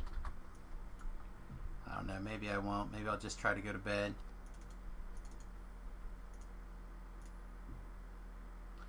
Alright, so hips can be extremely fast if you know what you're doing. I am, depending on the build, very, very good at hips, or very, very not good at hips. I think this build will be fine. The swim will have a challenge or two in it, mostly because I don't have a great way to heal. That's okay.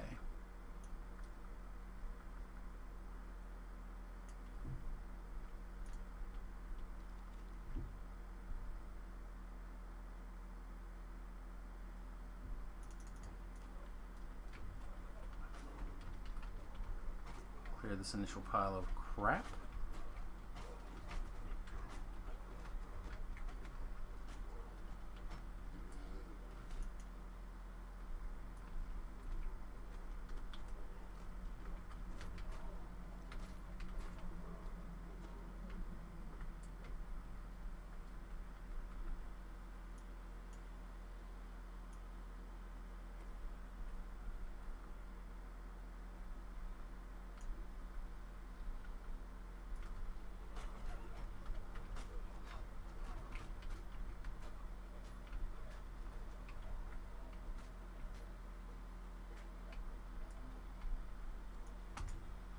Oh, yes.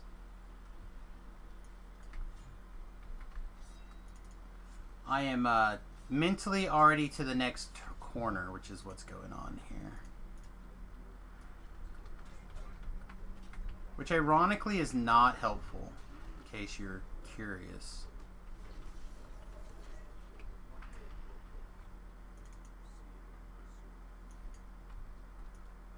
What is helpful is actually being at the corner you're actually at. That's... I mean, you want to think ahead, but generally you don't want to think that far ahead. Huh, I actually have invisibility. Can I cast it? Oh, and I can.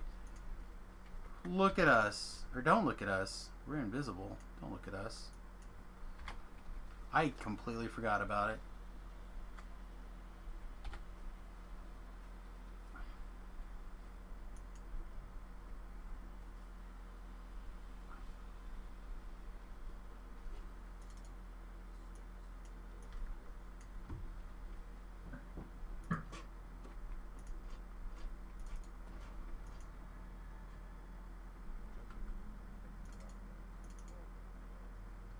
Oh boy.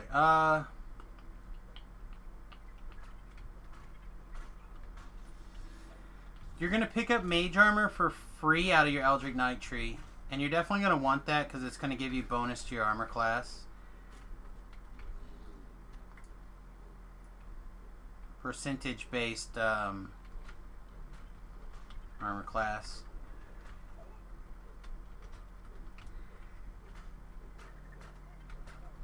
The only thing that a wizard level is going to do for you that a sorc level won't do for you instead is pick you up a feat, a bonus metamagic feat. Which you may need.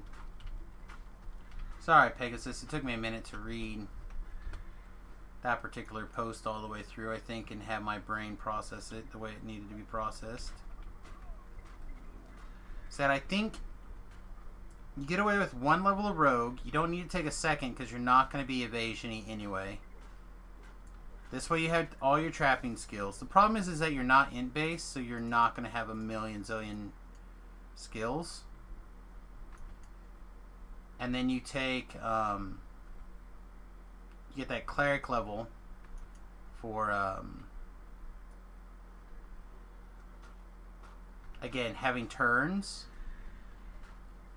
At the low levels, the turns are going to be really solid anyway, and then as you pick up all your sorc levels and stuff, they'll kind of become useless. But you could take like Lord of Blades and do great swords as your weapon. You can get some value there. Or you could do I suppose you could do a couple, like if you did 3 levels of Paladin, like 3 Paladin, 17 Sorc, you lose out on your 9th level spells, which may or may not matter. I don't know. Probably matters. But that would let you go pretty deep up the tree.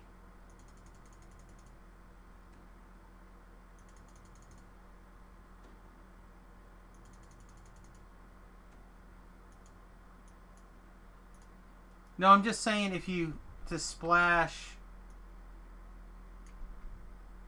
Oh, see, I'm still talking about the 18. I'm still talking about the Sorc Eldritch Knight build. Maybe you're talking about something else.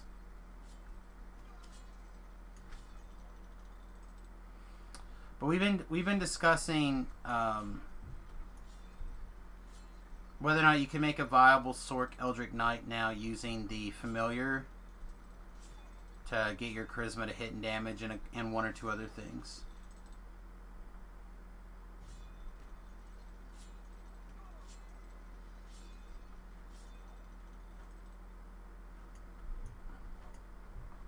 Yeah, looks like I just didn't care.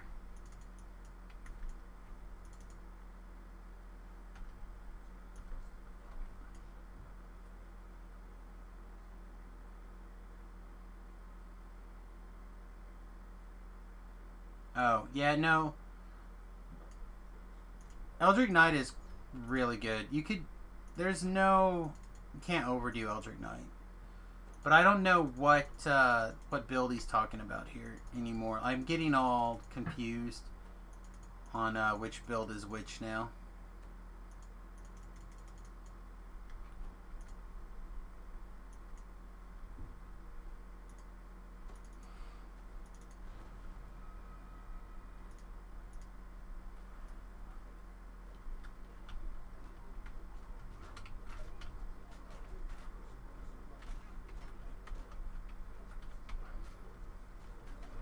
Also, Eldritch Knight did take a pretty big hit.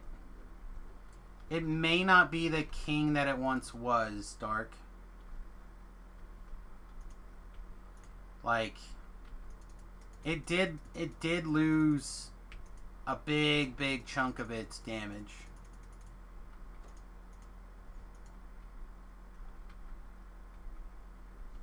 Like, if you can use Tobrel's numbers... well, that's just it. The Tempest has decreased substantially. So Tobrel said that he used to be able to fire off his Tempest for about 50k damage. Now he fires it off for about 10k. So that's like an 80% reduction if his numbers are correct.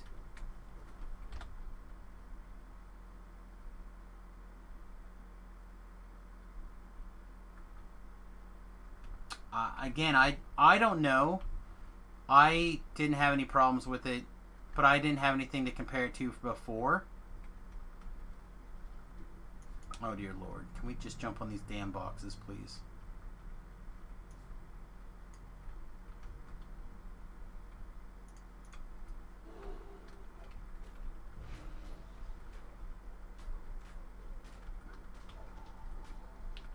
But if your crits were 50k and now your crits are 10k, that's still a pretty big deal. Alright, so that took us 8 minutes. That was not as fast as I would like to have thought. Did do some weird jumping though.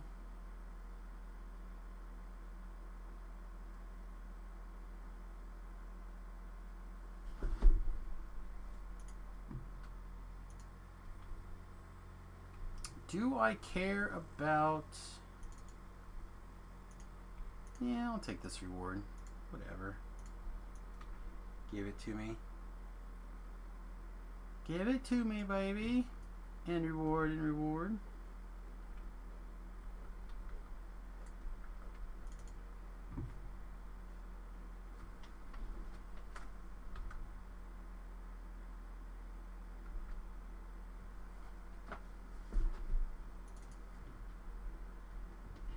Trying to... Again, I feel like my Twitter feed has turned into a bunch of political arguing and bickering and whatnot the last couple of evenings. But I still want to read it. Still want to read political bickering and infighting. I don't want to comment on it on the stream, but I want to read it. I want to read it all day. Hey, what do we got? A dance party? Hell yeah. I don't know what's going on. Oh, Zergod. Oh, never mind. I don't dance for Zergod. Piece of ass. What's up there, beefy poos? Everybody else might be open to bed. What a bunch of wusses. Vacation and didn't feel like going to sleep yet. Oh, congratsies. I didn't know you're on vacay already. Already. This whole week. Feels like you just were on a vacay, but you did work a lot of the summer. It was capped out on vacation. If I didn't take time off, I stopped earning it. Oh, well, that's ridiculous. Let's not have that. That was the situation I was in the last time I took vacation. That's what it Which feels. was in June? Yep. That doesn't feel like that long ago. We've had the 3 weeks a year. Yeah, we had the week of, or the summer of stay at home and do nothing. So June was like almost half a year ago. it feels like not that long ago. It feels like there was no summer movies. We didn't even get our expansion. Expansion. Yeah, the X-Pack hasn't come out yet. Like, we got the Oh, wow. pre-order. I didn't think that was going to come out until Christmas time, so it's actually earlier. I don't know. I feel like at the start of the year I thought it was going to be earlier. You know what I mean? Like, the things that I would have considered summery things never really happened in the degrees that they usually happen during the summer. Just not anybody's fault. Just, it's like, man, it doesn't seem like June was that long ago. Yeah. I only went to the lake one time, which was kind of lame. Yeah, we went twice, but we didn't go for very long. We just went for like an overnight and stuff like that. Like 1 3-day weekend. I didn't even buy a fishing license this year. Yeah. I don't know. I haven't fished in a long time. I probably should have. I probably should get more in the habit. But my wife doesn't like fish, so it's just me that likes fish, and she doesn't like the smell, so... It's not too expensive to get like a 1-day pass. Yeah, You're not it's gonna fine. fish very often. It's like $5 or $6 depending on the state. Yeah, it's not bad. Just the last time I did it, I think I went ahead and I bought a year-long one, thinking we might go some more. And even that's, I mean, it's still less than $20, I think. The Kansas one is kind of expensive. The Missouri one, if you're a resident, is $16 for the whole year. If you're out of state, it's like $35. The Kansas one is like $30 for residents. I feel like it wasn't that long. Like, the last time I bought one, I feel like it was $20 maybe, or 20, I don't know.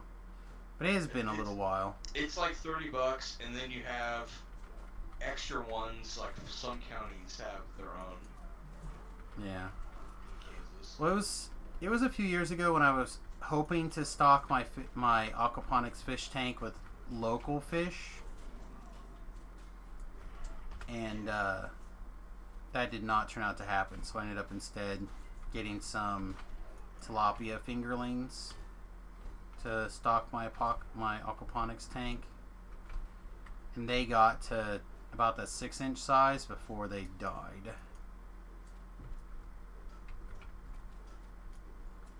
So I had some of the goldfish that were bigger than the tilapias. Lived for a lot longer. Did you have goldfish in there with them? No. Okay, because goldfish actually produce ammonia in the water that can kill other kinds of fish. Yeah. With them.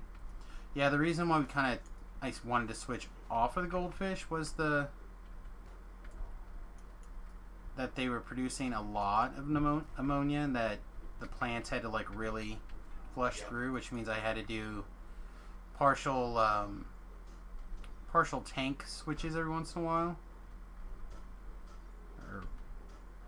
But it wasn't really that big of a deal. It just was irritating. It was maintenance you didn't want to have. Yeah. So, like, the whole point of building an aquaponics like system is so you don't have to do maintenance. Just go feed your fish once a day, and then, or twice a day, depending on what time of the year it is, and then get your food, you know? So, yeah, I really wanted to have it be all local Kansas fish, so I wouldn't have to worry so much about freezing over the winter and stuff like that. But I don't think I caught anything the 2 or 3 days that I went out fishing. And I was like, this is malarkey. And then my friend Dan, he loves to fish, but he's another person that doesn't eat fish. But he loves to fish. Must be a bass fisherman. I don't know. Most people that fish bass don't eat it. They catch and release. But he, his family likes fish, so he would have fish, and he'd bring home fish live so his son or his wife or whoever could do the cleaning. And I'm just like, man, I take a bucket of small. He's like, oh yeah, I can't always throw back these little ones or whatever. I'm like, I will take your little ones and throw them in my tank. And he's like, oh yeah, I'll do that. And then he never brought me any fish. Depends. Sometimes it's not legal to do that. It Yeah. would be so long for you to take them out of wherever you caught them. Right. I don't think he ever thought about it again, is what I think really happened. You ever cleaned a catfish? Yep, cleaned all sorts of stuff. That's the worst kind to do. Yeah, you think so? Yeah, I think the easiest way to do it is to take like a nail and nail their upper lips to like a tree stump or something, and then take pliers and rip their skin off.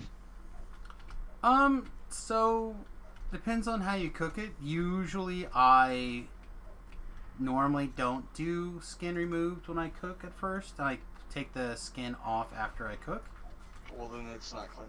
But I have done a similar method to that, where you've de-skinned. Yeah, if you don't have like a way to really secure, like if you're trying to hold the fish in one hand and like pull the skin off with your other hand, you have to be a very manly man. I cannot do that. Yeah, we had two people that like when we would, in the few times that we have done it that way, my father and I, one would have the pliers on the skin and the other person would have the head. Yeah, I did like a 16 penny nail through the upper jaw, and then you get like your pliers on the skin. But I'll also tell you, there's a reason why you see catfish heads nailed up on places. Yep. And that is why. But now I just started like doing a cook over the fire. Just splayed open and then peel the skin off after the cook. As long as you get the guts out of it. Yeah, you got to get the guts out. But that's what turned out to be like the most efficient for me. But again, just like I was talking about before, my father loves the fish and he hates fish.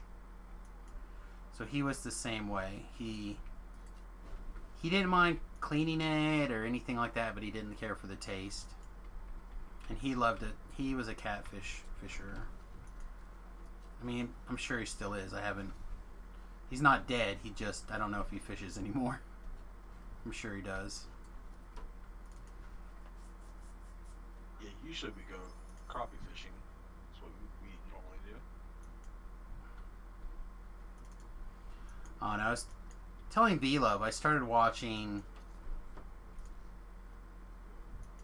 I don't know exactly how it filtered into my YouTube playlist, but I've been watching a lot of those like offshore adventure fisher people.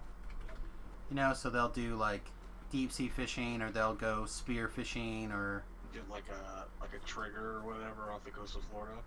yeah, they'll do all sorts of like stuff like that, or Or like a grouper. groupers are very common, or they'll Well, triggers are really common on the East Coast. yeah.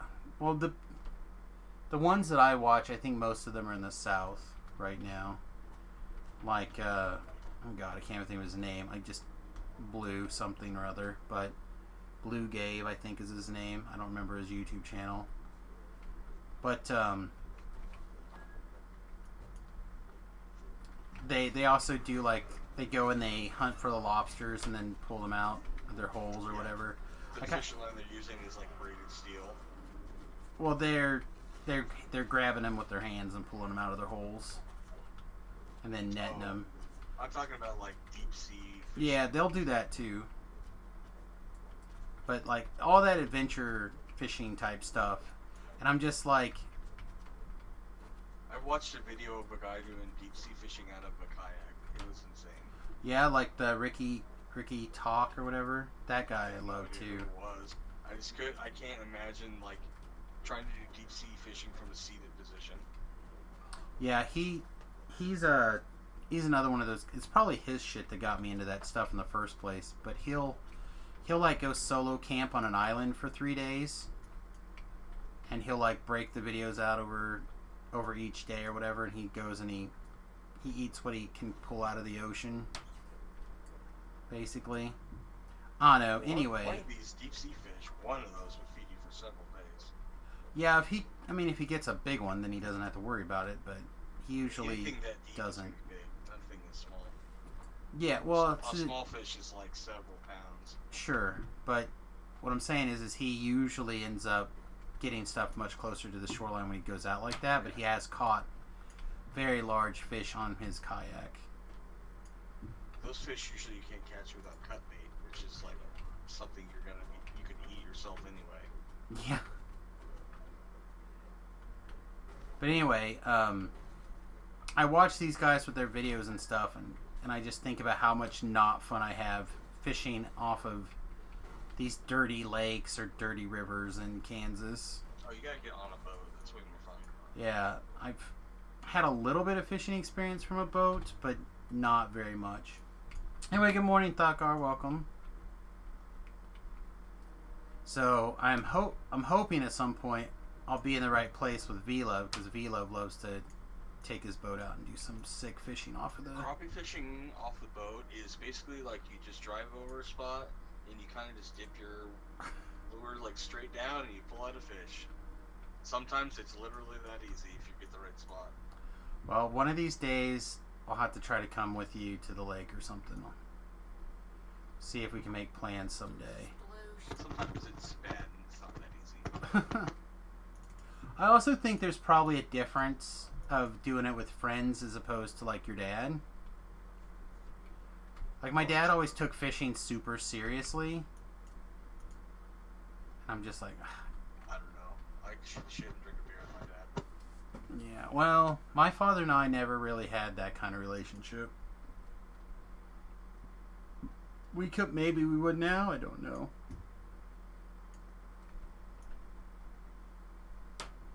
It's generally the rule on the fishing boat. You're not allowed to drink your own beer until you catch fish. Oh man. And then after you do, the drinking begins. I know plenty of people who are in that similar mindset. I don't know. I said shooting the shit and doing some sort of activity like that, bringing home something that you could clean up and throw on the grill at the end of the day. Sounds like a good time to me. Or freeze it for later. It'll be good for 2 months or Or whatever. that. That's also viable. I don't know. I'm looking at a lot of kind of survival-y-esque things again to go along with some of the boat stuff. Like I'm actually really considering getting I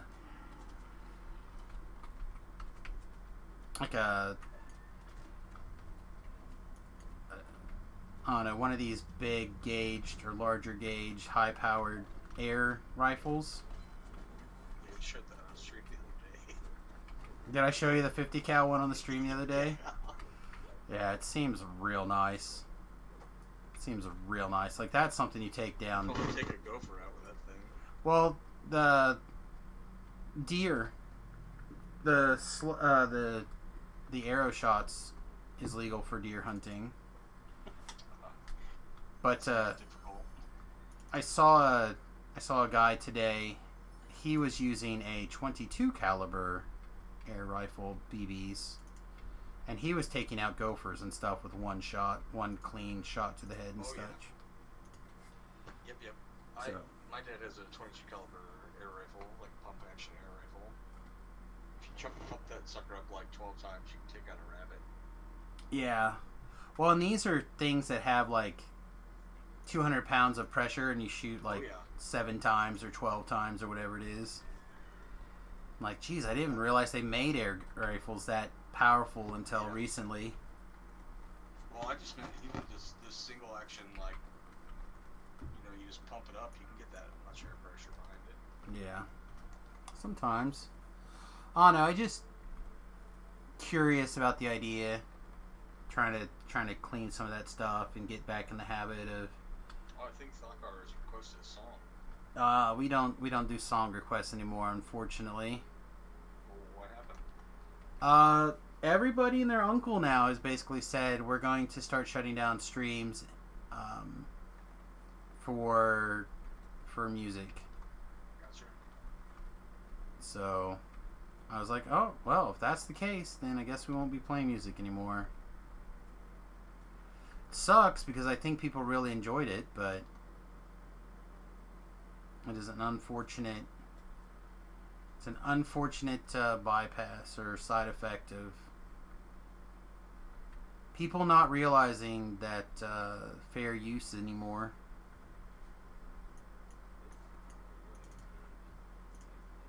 I still get dinged from. Apparently, there's some 30-second music bit that Warner Brothers still owns. That's just normally in the DDO soundtrack. From when they owned DDO. Yeah, so I still have to like deal with that every couple of 3 days. Oh, it's just the startup music. Just like the loading character. No, it's something in the middle of the quest chain, and it's somewhere in like the level 13 range, I think. And I'm not sure exactly. Sorjack? No, maybe Moby Emo Sorjack? Does Warner Brothers own him? I don't know. It's, like I said, it's in there often enough that I get it at least 3 times a life. And I'm not sure where exactly it's at off the top of my head. Because, you know, it's like, you have 35 seconds of this, They released 5-hour Ravenloft stream. After they were out of Warner Brothers, right? Say what? They released Ravenloft after they were Correct. done with Warner Brothers. Yeah. Correct. So it's something not bad. Well, Something before Ravenloft. yeah. Well, and it could be something that they are using in a weird spot. Could be something that's misflagged. All I know is I get the whole video gets put on a warning list or something, or demonetized because 35 seconds of this is claimed by Warner Brothers. And it's like, And you're like, I'm not even listening to anything. yeah. Well, not just Maybe that, it's like but the battle music somewhere. yeah, it's probably it. It's probably, like I said, something that there's a quest or a quest range that I'm playing, and I'm like, ugh, I just don't care at the end of the day. I just like, whatever. I'm not monetized yet anyway. Stop it. Let me play my video. Yeah, the companies are weird about this stuff, man. And like Nintendo would stop people from streaming their games if they could. They don't like the fact that people stream their stuff. Yeah, I mean, I'll notice the difference between viewers if Remington and I are playing something like on the PlayStation. It's usually 3 to 4 times higher than if we're doing something on the Nintendo. Now, we could just be also playing in a much bigger pool, where when we're playing know. I just meant something based else. on the way that the company has acted on issues in the past, they would prefer that people didn't stream anything on their products. Oh, I'm sure that's true. I mean, also a lot of their stuff is just set up really inconveniently to stream as well. So, I don't know, it's weird.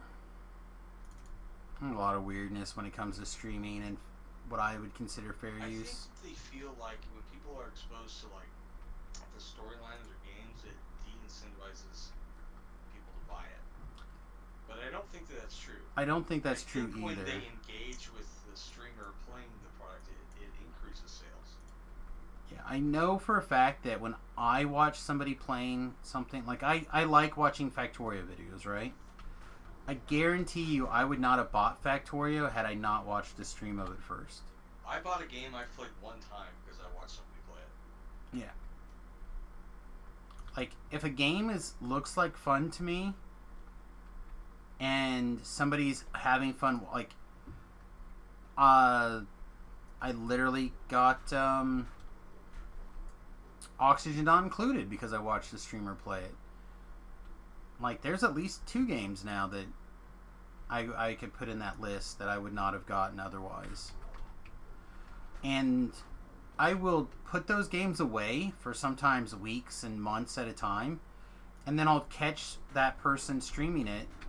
I'll be like, oh, let's bust this game back out again. You know, like, same thing with like Magic. I play more Magic when I watch more Magic videos or streams.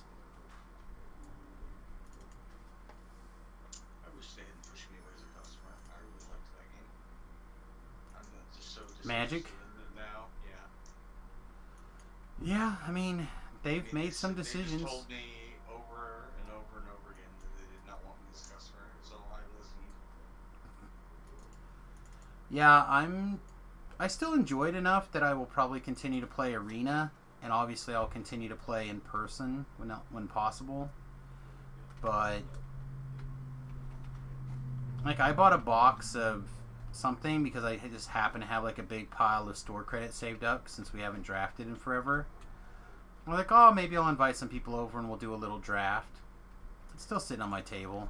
I think it will forever be my favorite game of all time, but I think that I'm probably done having fun with it for my lifetime. Or close to it. I didn't even play it online Commander in months. Yeah, I don't know. I still enjoy it. It still scratches my competitive itch in a way that some of the other games don't. Like, when I'm not playing Magic, I want to play some sort of competitive game, like a HOTS or something that just gives me a little bit. But I feel like Magic hits that creativity in a way that I can easily set aside. Like, okay, well, I played my matches of Magic or whatever. I did my Friday Night Magic. I got my creative scratch out of the way. Even if I lose, I typically have fun because of the decks that I play. And Did you play your Pioneer tournament? we did. Not the one with that new deck, though. I played a deck you would not in a million years play. Do you remember that card, Indomitable Creativity? Sounds like a cool card. But it's the X powered polymorph from red. It's like 3 red and X, and you polymorph X targets. Okay. So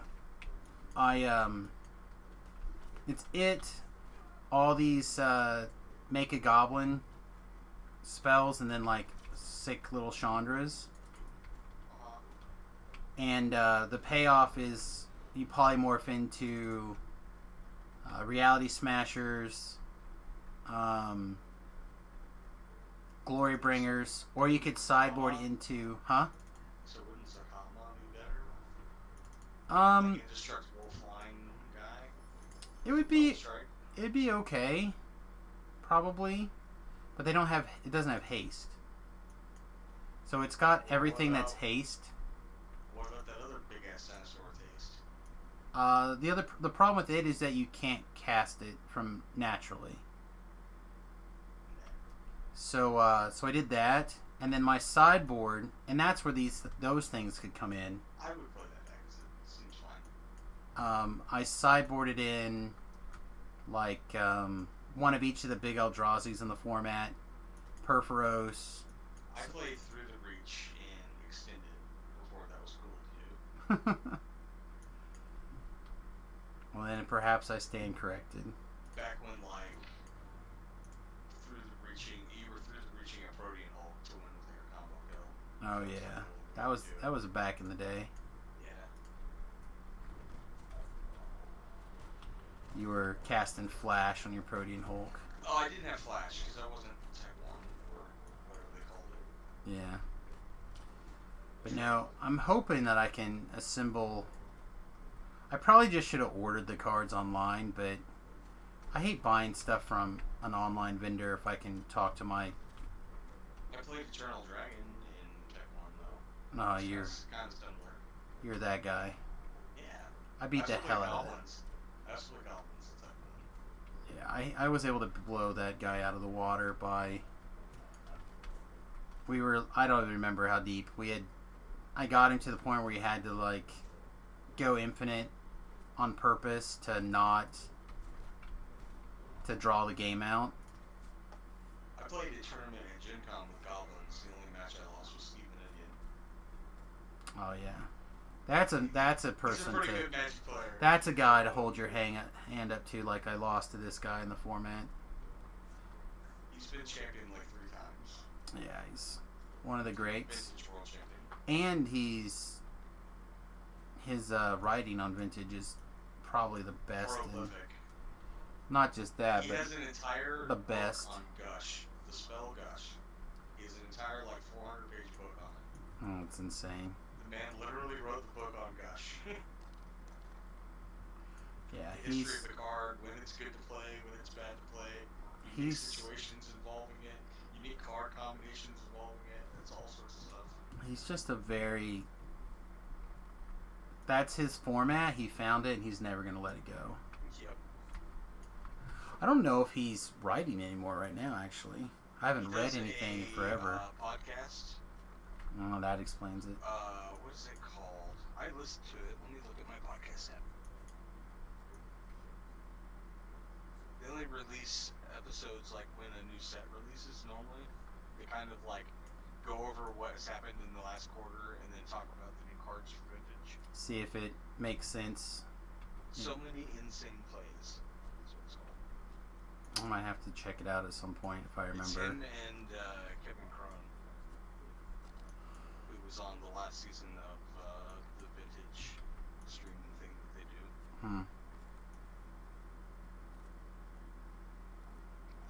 Kevin's also won quite a few notable vintage tournaments.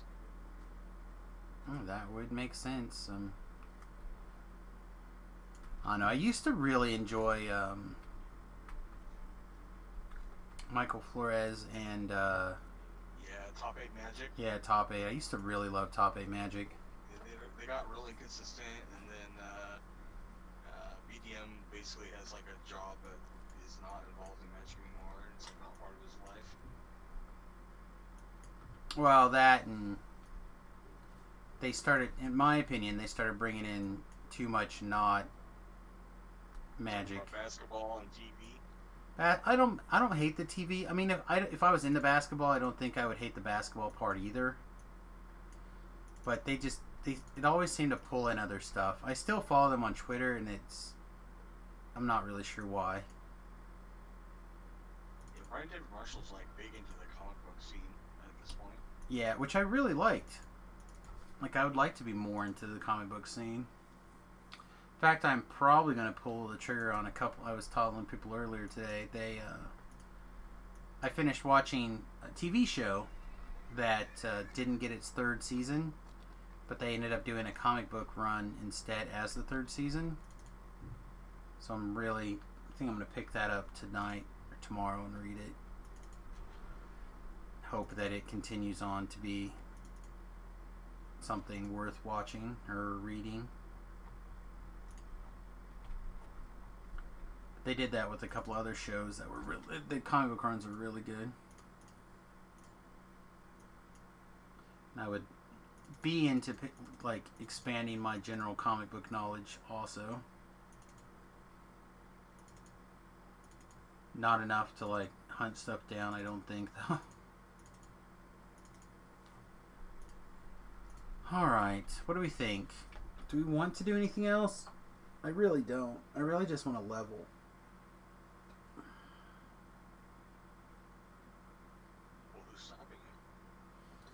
So, I've been helping Raider, trying to get him out of this life.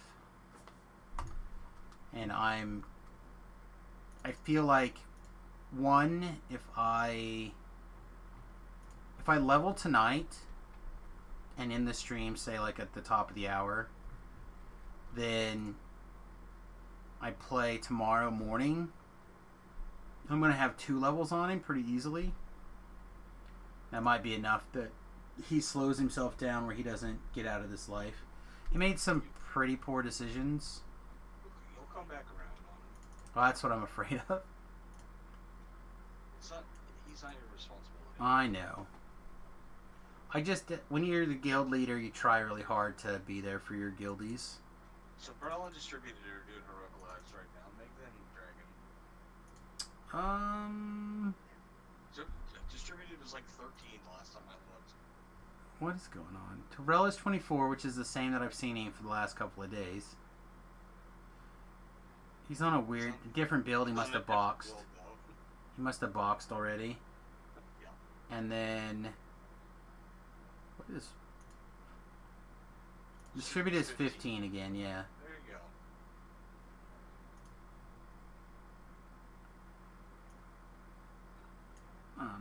Again, I was just trying to be there for the... I want to say kid, but he's not a kid. I want to be there for the guys all. There's infinite, like, illegitimate boxes for cheap in the Shard House. You can buy one of those.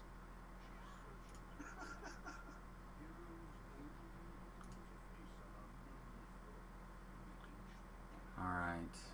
Oh, should I actually drag this to my bar and turn it on? Probably won't hurt.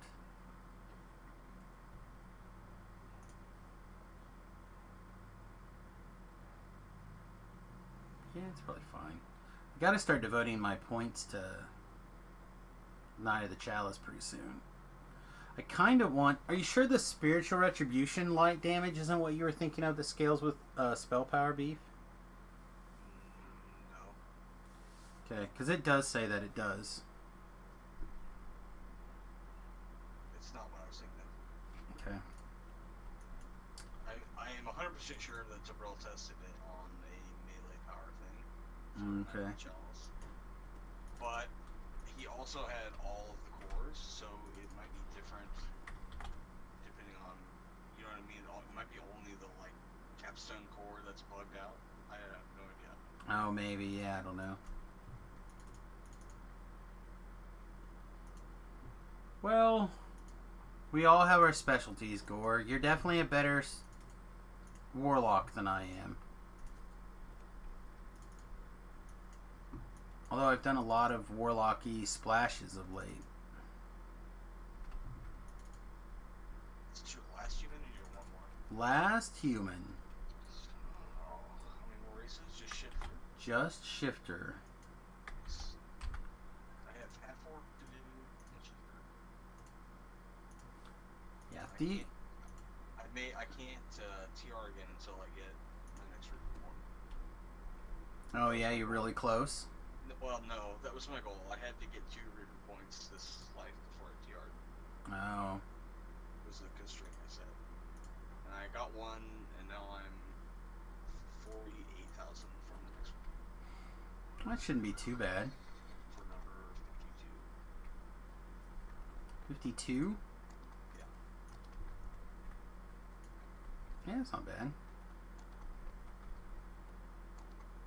Oh no, I'm ready to get as close as I can to knocking down some Reaper points again soon. People are gonna become real irritated with me probably and start weaseling my way in on stuff.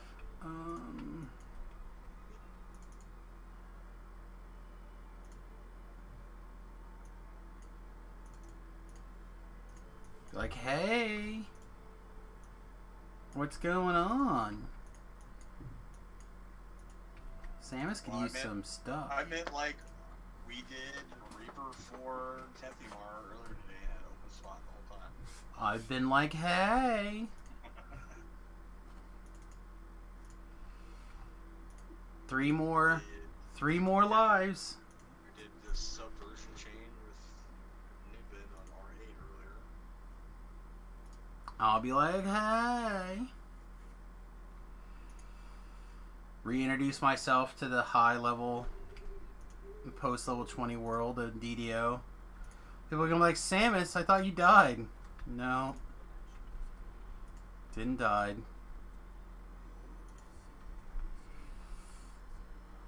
Guess what? What was that? Dogs, you can kite again. Ugh, that's what Tobrel was trying to tell me too.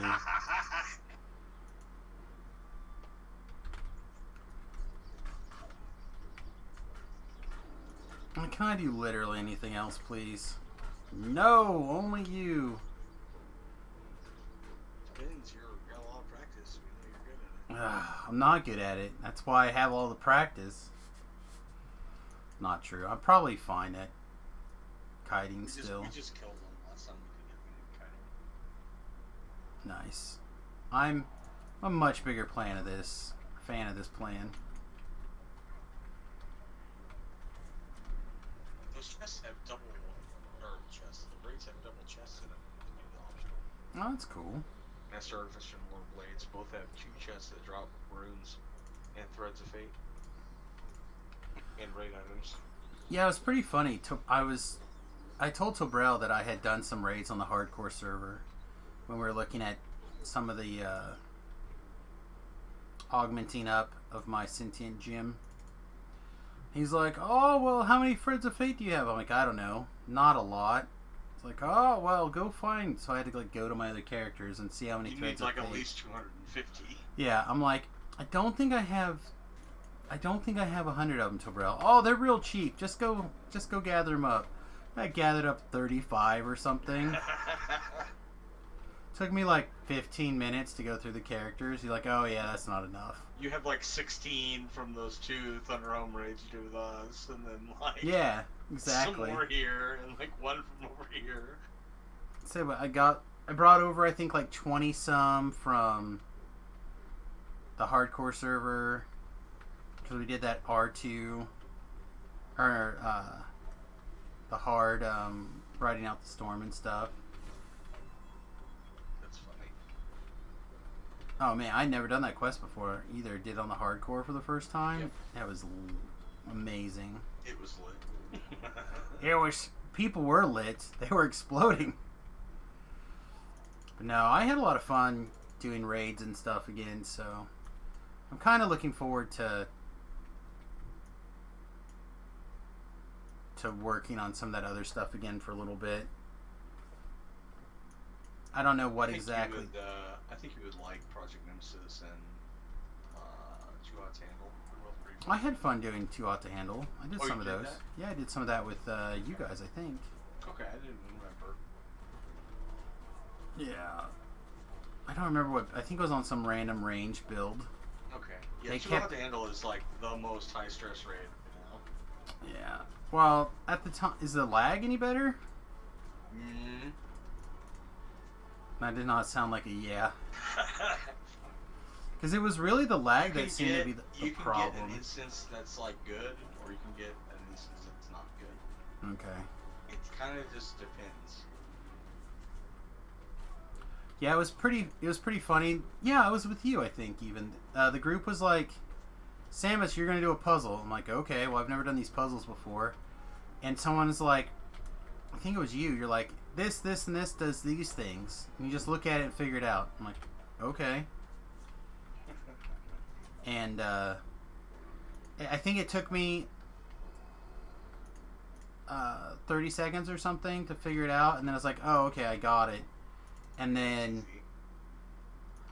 I ended up doing somebody else's puzzle, and I ended up doing 2 extra puzzles or something. I feel like I remember that now. Yeah. It's like, oh, I got this figured out now, and ran over and solved some people's puzzles for them because they were struggling.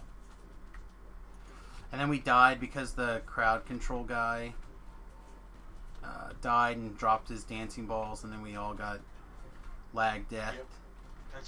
That's basically how that raid goes. Yeah. You think you're going good, you beat the boss down the first phase, you do the puzzles next time, and then shit hits the fan. Yeah. And like I said, we had done that. I think it took us 2 or 3 times or something. I did it a couple of times, and the group decided they weren't going to do it anymore. Do something else. Which is fair. We succeed most of the time, but if we don't have somebody that has some sort of mass AoE crowd control, it is close to undoable. Yeah, I mean, So like last week, Distributed was not on because he was doing leveling stuff normally he comes with us. But luckily we had another guy that just happened to be on an Enchanter life.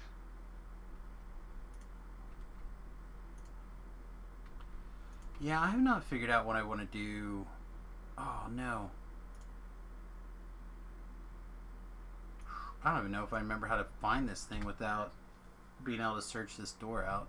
You just walk around. Yeah, I guess we will. What's You the gotta worst? jump over that trash pile. Yeah, it's like a thing in the middle or something, right? Is this It's it? just like a big pile of stuff on the ground. You Yeah, gotta here jump it over. is. This is it.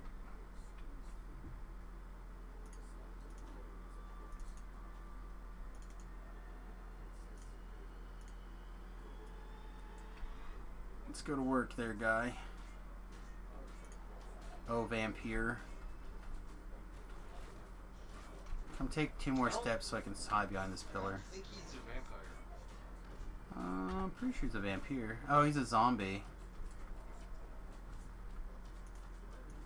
Huh. Yeah, he's a revenant, which they're like a special type of zombie. Yeah, he's a revenant that's, depending on which person's revenants, are a little bit different. I thought a revenant was like a zombie that was resurrected by a celestial. It's like any really, really pissed off. It's a person who dies with a super unfinished business. Oh, They they wanna resurrect take- themselves. Yeah, they I see. typically, not always. Sometimes it's due to a curse. Or they like make some sort of a pact with a entity. Yeah, to usually to get revenge of some sort. Oh yeah, man. I'll probably remember that as long as I play video games. That is literally one of the experiences that I am the most upset about. It's on my short list of things that I bitch about from time to time. It did suck. The highs are high, the lows are low.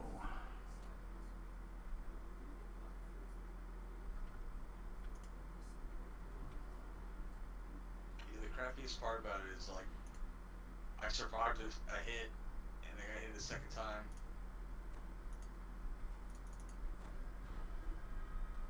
That was a rough hardcore. Oh yeah. The first one? Yep. I don't know. I'm hoping to You find had a... to like stay up for like 48 hours. Oh man, I just never slept. That was insane. Your wife came down and she's like giving you the side eye. You've got like bloodshot eyes looking at her like, I'm almost got a thing. That's right. I need 3 more quests. I had to work too. Yeah, it was worth. Can't let Tobrel steal all the glory over my dead bodies over and over and over again. Good. I wanted to be helpless. Joke's on you.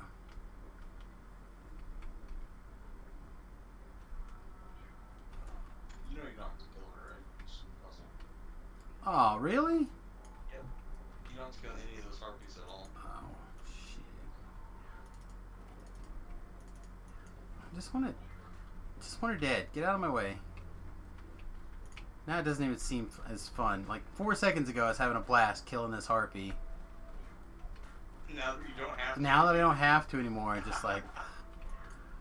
Now it's a chore because it's in my way.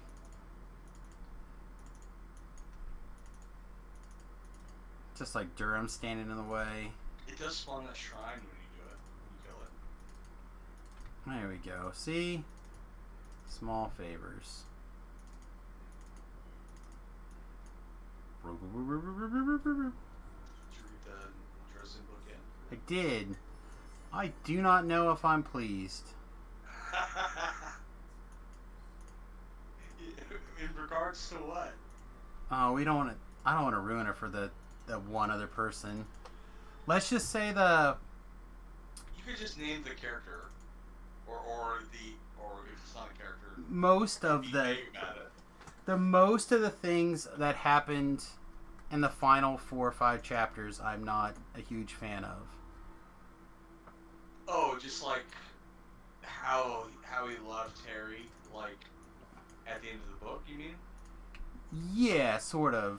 Like the big event. I mean, for people who are Dresden fans and haven't read the last book, I'm gonna give you 30 seconds to check out. I guess. And then we'll talk about it a little bit more, I guess. But some of the character deaths I did not care for. I thought perhaps we had some trickery going on, and then we did have some trickery going on, and then where I thought the trickery was going to be didn't happen. All right, has it been 30 seconds yet? Close enough. Did not care for how they wrapped up things with Murphy. It makes sense, and it's a Dresden book, so nothing is set in stone. But it seems pretty set in stone, like what I they. mean, it makes sense to me because it's part of the death curse that he received, right? It does, but that's. I mean, he's cursed to die alone, and as far as we know, there's no way to undo that. Well, but we also don't know that it's stuck. Yeah, it did. No, he thinks it did. He Magic feels like it. It's about what people believe. If he believes it did, it did. Right. He thinks it does, and he keeps seeing like the writing on the wall, but it doesn't mean it actually stuck. What do you think Starborn means? What do you think being Starborn allows you, or Like, and the bigger power that they don't tell us about yet? Yeah. And how, all we this know star... of some other people that are Correct. or were Starborn. Right. The only other ones we know are, like, top-level powers, right? Well, no, that's not true. The ones that we know about for sure, Merlin, Right. Dracul, Right. Terry, and Whisper, the dude that's like the henchman for the Fomor. Because he straight up says he's a Starborn when he's talking to Ethnium. Which... Listen? Listen, the guy that's in charge of the turtlenecks for the Okay, so listen. He claimed to be a Starborn. After he insults Korg, and they're like about to march on the field or whatever, he is talking to Ethnu, and she says something like, "If you weren't so valuable, I would kill you myself." And he replies, "Well, I am valuable, and you need me. Besides, how many Starborn are just walking around this close to the end game?" Well, that's true, I guess. I remember something like that in the previous book, right? That was in this book. This last one. But I don't know if they mentioned it. I didn't reread the first one. Okay. Alright. For some reason, I remember half of something like... I don't remember it in the last book. I also feel like I missed a lot. Like, I haven't done a second read yet. So it might have just been something that I missed or glazed over. I was not feeling super well this weekend, but I wanted to finish it. I feel... And people also think that the Gatekeeper is Starborn, but nobody knows. Well, I feel like the top level power people are probably Starborns. Well, it only happens like every so often or whatever, right? It has to be. Yeah, I don't know. And the way that Listen got dealt with makes me think that he probably was not. Oh, he's not dead. You don't think so? No, he got like shoveled up in a like bulldozer of earth. He's not dead from that. I mean, if he's like a Starborn type person, I could see that. But from what it sounded like in the book to me, it did made it seem fairly reasonable that he just got squished like a. For people, even the enemies that died, he went out of his way to like confirm that we knew that they were dead. You know what I mean?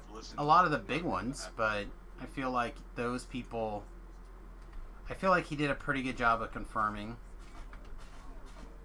Maybe not as good as it could have been.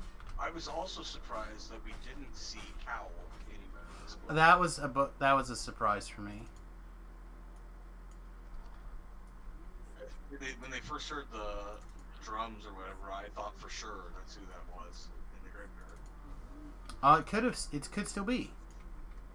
Oh, you think he's a vampire? He could be a vampire. Like, but I don't know. I was a little bit surprised that it jumped like that. But my theory is that Starborns have the ability to listen. Several times Harry has mentioned that he is particularly good at listening to things, as where other people are not. And he's also had these like spec conversations with the Gatekeeper where like they can like slow down time and like communicate with each other. Yeah, I mean, I would not be surprised also, if time so travel the was character not named involved. Listen is very good at listening and gathering information and that sort of thing. It would also help Dracul stay alive for all this time to be able to know where his enemies are and that kind of thing. A buddy of mine thinks that being Starborn allows you the ability to shape the world around you with the power of naming things. Yeah, see, that makes a little bit more, like... Because he's always naming stuff. He is, and he also brings up, as part of his proof for his theory, when he's talking to, I forget the name, but one of the angels, the one that he calls Mr. Sunshine. Right. He originally tries to call him like some portion of his name as a nickname, and he gets really upset. Right. Angel does. And But it's like, you can't call me that because I need to be called by all of my name because it represents who I am. Yes. It's... So, but like he was afraid possibly that Harry had the ability to name things, and that he would lose some of his abilities if he changed his name. Yeah, I mean, that's pretty plausible. It's as good a theory as any. There's also, he like just straight up names the Octocons in this last book, and like everyone just accepts it and starts calling them. Right, that's what I mean. He does just name things. And he does it on several things. He calls them Nicodemus's group the Nickelheads, and like at first Michael is really against that, but then later in the book he starts calling them the Nickelheads. Right. So it's an interesting theory. I mean, I think there's probably a reasonable amount to that. At least for me, it really probably feels like it has to do something with the power you get from like having access to the outside. It has to do with having the ability to harm the outsiders with magic. Well, not. I think it's more than that. I think you probably are going to end up being like you can pull power from that, which is allows you that tap that lets you do the super top level things. It's possible that that's it, but if it's like some sort of naming ability, it's possible that he can rename he who walks beside or whatever to something else that restrict its power in some way, which would allow you to then harm it with magic. Right. Also, I was surprised that we have the third. We're still missing a walker though, right? There's 3, and we've encountered all 3 of them. I thought. I thought there were supposed to be 4. Could there be 4? I thought there They're was ahead, beside, and behind. I thought there was beneath as well. Oh yeah, I don't necessarily remember that.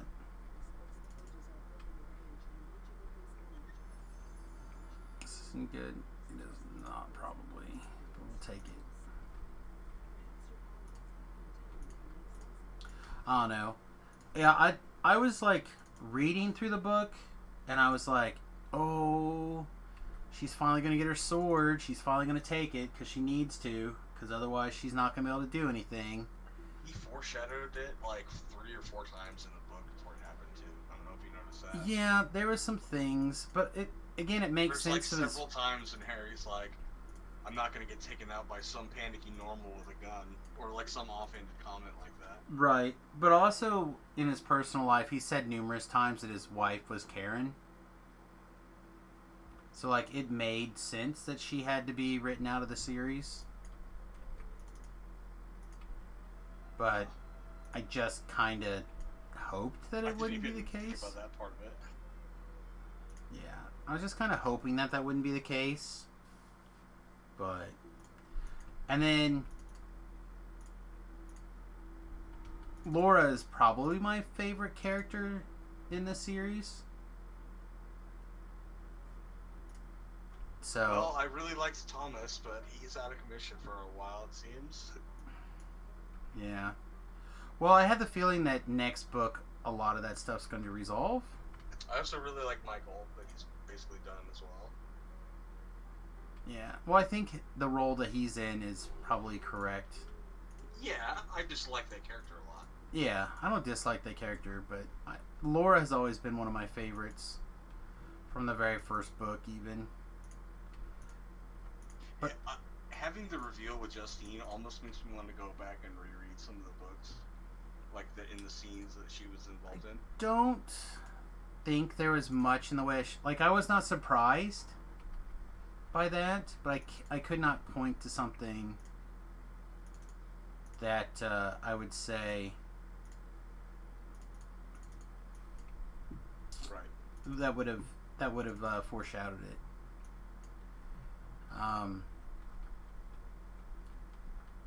But it could have been the clue that Harry eventually latched onto. I don't know. It's hard to. Well, the clue he latched onto was Thomas whispering when he rescued him. Correct. It's Justine. Right. But like it whatever set my not surprised filter, it could have just been that, but I don't remember anything else in particular. Although her recovery was kind of a miracle, and it made a lot of sense that. Oh, when she came back with like the Stark silver hair or whatever. Yeah, well, she came back at all because they. Yeah. Like, she was supposed to be basically a vegetable, and then she recovered completely, basically. But I don't know if she was possessed before or after that. Said it happened when she started spending time with the Laura. Yeah. Which would have been after the time that she was vegetableized, but then she had her miraculous recovery.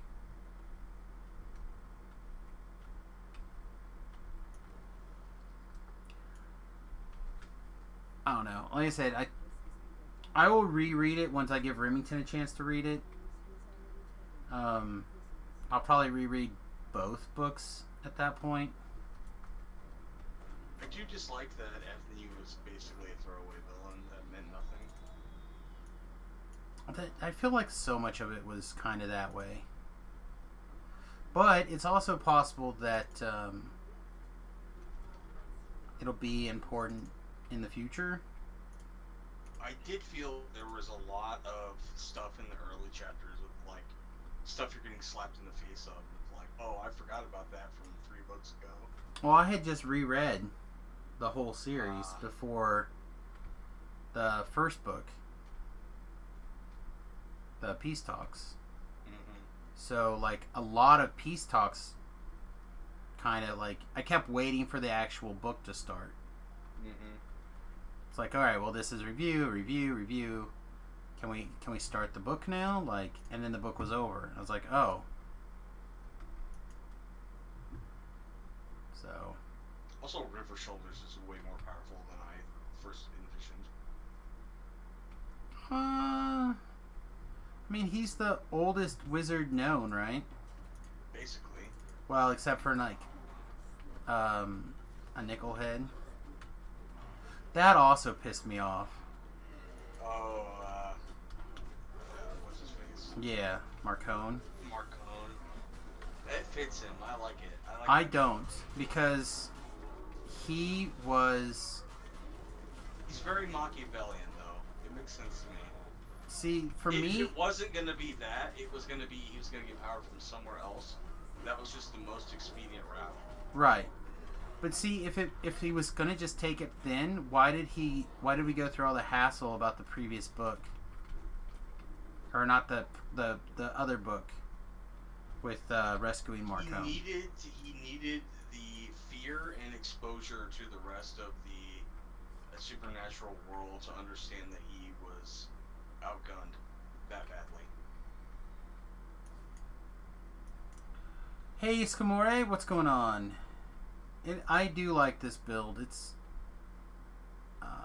It does quite a few things that I really like really well. There's a couple of things that I feel like I'm missing, but that's a me problem. I don't think it's a build problem.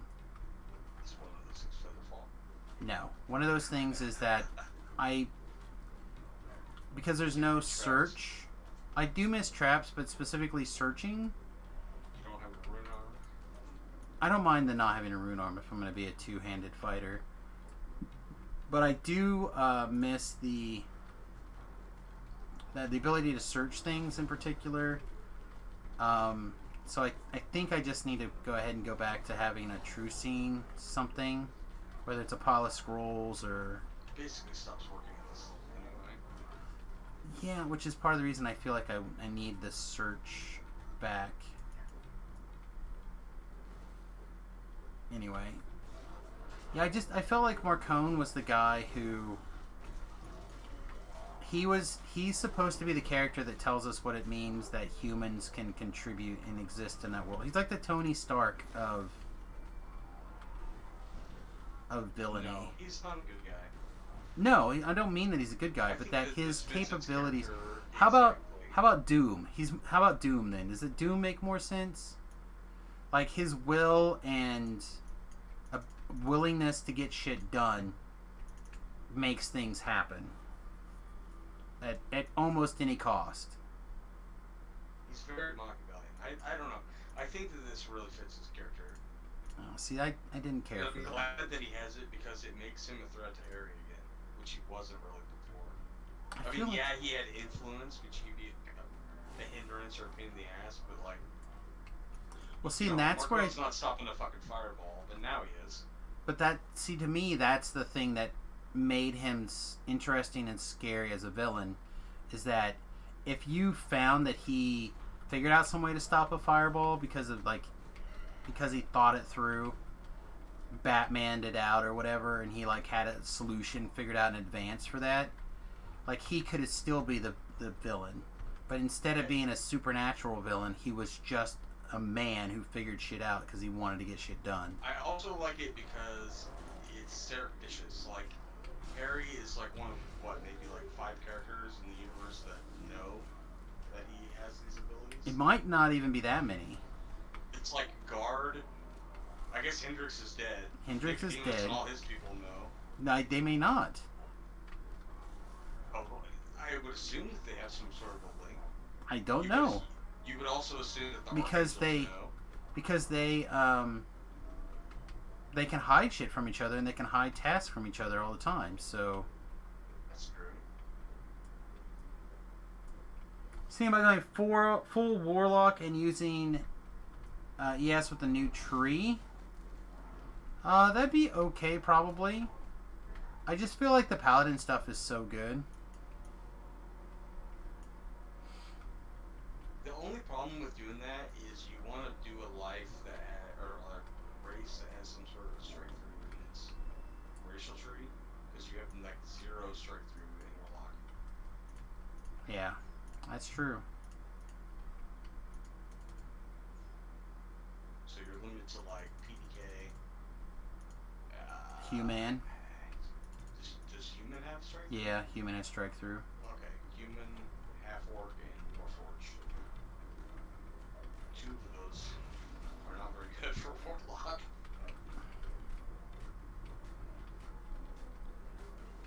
You want strike through? We all want strike through.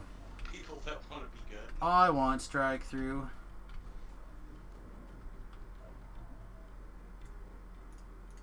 Yeah, strike through is extremely good. It really brought this style back, I think. Well, it's a little bit too far ahead, I think. There's no reason to play any other style unless you're the Stani assassin specifically. You think? Yeah. Maybe pure ranger, Asimar Scourge could keep up, but everything else falls behind. I know I don't have a lot of stuff over level 20, so it's hard to compare some of that stuff. But I would say in heroics it's not It hurt true. your bar with boss DPS for raids. It helped your bar with questing. Yeah. Well, and that's possibly part of too. You know, comparing questing versus raiding, or specifically 80% of aim the boss. content you do is quests, though. Yeah, but at in game all the time. yeah. there's not very many people I know that log in like twice a week to play raids, and that's all they do. There's some though. Again, I don't know how many. Nope. It's weird. Our Turn Undead worked great for like a day and then nothing.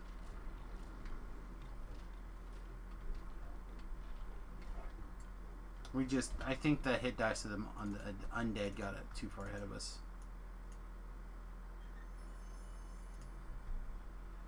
You looked at my build and I do as much damage, if not a little less, than what your bard at level 30 did. Well, if that's the case, then you definitely have a problem. He's also in Reapers, who has reduced damage.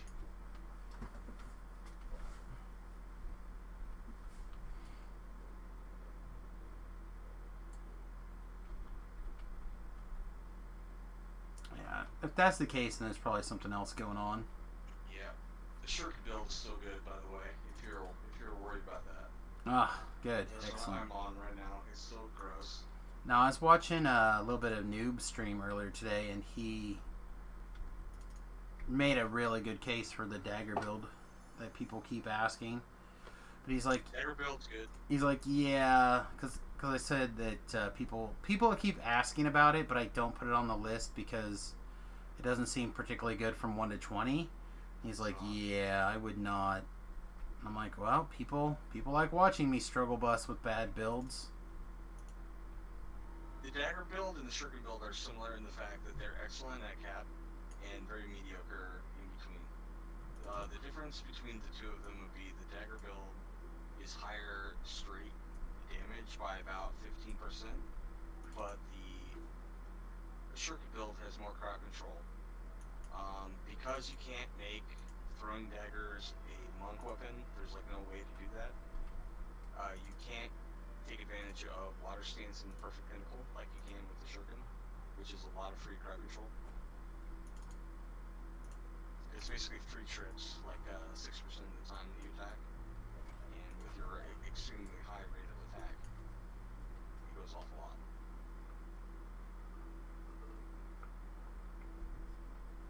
Yeah, I don't know. So the shuriken build sacrifices a tiny bit of DPS and gains twice as much crowd control as the dagger build.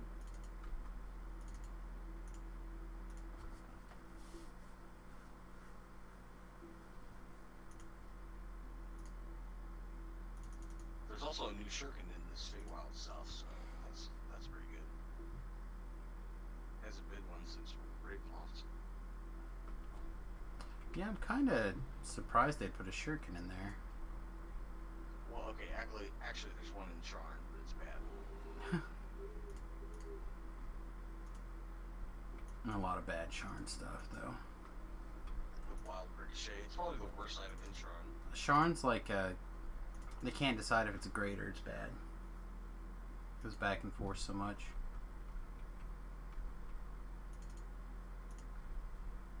Well, I spent a lot of time trying to figure out that style of dagger I was asking about, and I still can't, or the chopper, I still can't find it. The closest I have found is a kind of a weird chopper. A weird chopper. Yeah, there's A a modified Warncliffe. no, I don't know. It's just listed under chopper, but it has a high turn back nose, or whatever you want to call the point. I've seen a couple. Huh? Those words don't mean anything to me. High turn back nose. So part of what I Meaning like the point points like up away from this where like yes, it comes back up towards and the around. spine. Yes, Why back would up. you like that design? It seems bad. So there's a couple of different videos that I watch where this guy uses one, and it's oftentimes he can flip it around and use it for like gutting things and hooking. It's just an extremely versatile design, it appears. So you can use it as a chopper. He's used it to fillet. He's used it to. Are you gonna gut something? Never. I don't know. That's the point. Never. I might. Never. If I do a lot of this. Just get an SE Azula and be happy with your life that you spent $40 on the best knife you go to Maybe. I don't know. I definitely know that I need. Like I looked at a at a chopper that's probably up my alley. Honestly, I think I just need might just get a big Bowie knife. Like, I'm really close.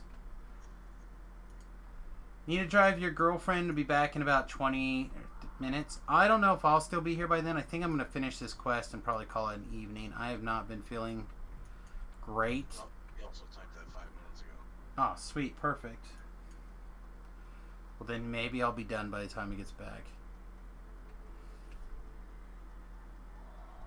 Yeah, I should have come down I don't here. know. I think you'll be unhappy with a big knife. You'll stop carrying it after a while. Well, it's not something that I'm going to carry all the time.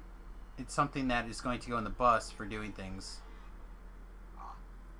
Yeah, it's a travel knife to do things. So, like, right now I break down a lot of roasts, and my big knife that I use doesn't really do the job that I need it to do. Need something a little bit Just need a cleaver. yeah, like that's kind of what I'm looking at. Is like a nice cleaver. But I also do a lot of fine work with tips.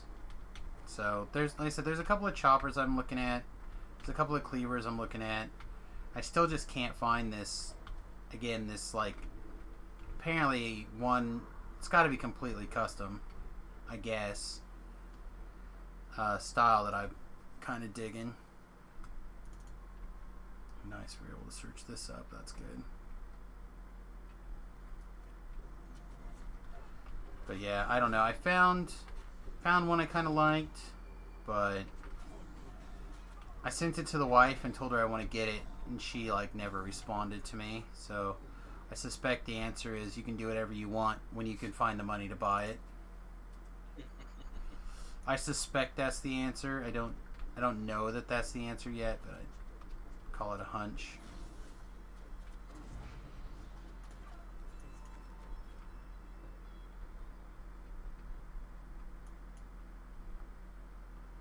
Yeah, I watched a little bit of Noob Stream today, and looked like his group had quite a bit of fun. Dakar. Again, I don't. DDO for me is a cooperative game. It's us against the devs. It's us against the environment. I don't understand the desire to compete outside of an environment where you're set up to compete. Like, the hardcore server is set up to compete. That's literally where they have rules and they have scoring, and it's set up to do that. Outside of that, I don't know why people like to compete. I mean, I can understand putting together a competition like there used to be the like the melee barbarian club builds that they would fight to see how quickly they could go through Rainbow in the Dark. But outside of like fun things like that in the hardcore server, I don't understand the desire to compete against others.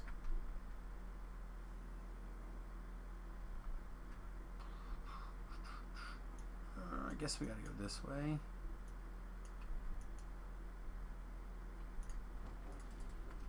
So I feel like if you want to show your skills over a particular person, you got to do it on the hardcore.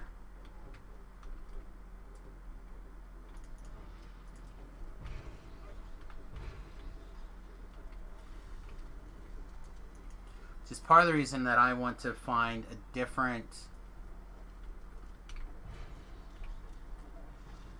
I after seeing what it was like to play on the hardcore now a couple of times with a good tank, I feel like I need to always have a tank. I have to do that job now, so I need to figure out the build that can do what I need it to do with the playstyle that I would be able to carry my skills over.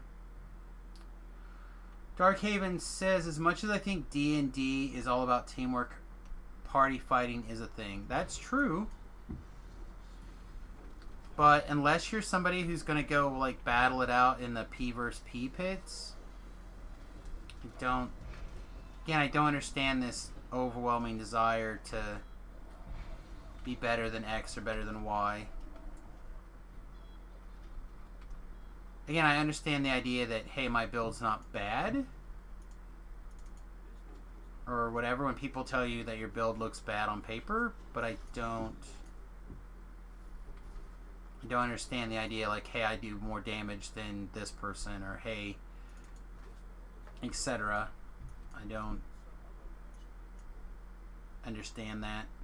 Like, I can be impressed, like someone could be like, hey Sam, you should check out my damage numbers, and then I watch a 30-second clip of Beef like just destroying everything with us, just like flicking his wrist around with these shurikens, and I'm like, that is sick.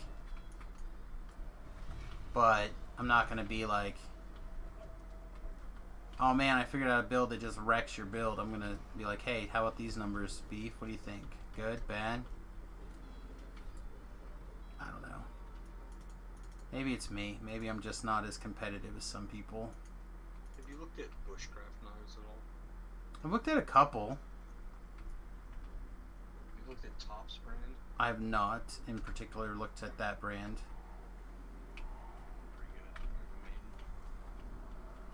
Recommend. You have a link you can throw me in something? Working on it. I'll be happy to check them out.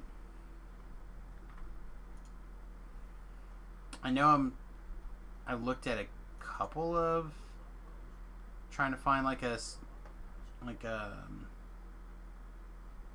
company that knocks out some U.S. handmade, hand-forged stuff. I found a couple of things that I kind of, again, I thought was okay, and I almost bought one. But I'm Bought my still on the fence. a mini Scandi as a nick knife from Topps. They're a pretty quality company. Who has those duels? Most of my duels got sold to the arena, and they are now gone. I believe there's probably some listed on the arena's eBay page, I would imagine, but I don't think any of them are mine. There are plenty of duels out there, though. I think the only duel I kept was one plateau. Consider something like that. It's small enough that you could use it as a nick knife for an everyday, but the shape of the blade is conducive to chopping and that kind of thing as well. Where did you... Oh, up here. Take a look. Like I said, oh yeah, see, I've seen something along those lines. Again, I think it would take a while to break down a bigger animal with something like that. How long is the... What's the blade size?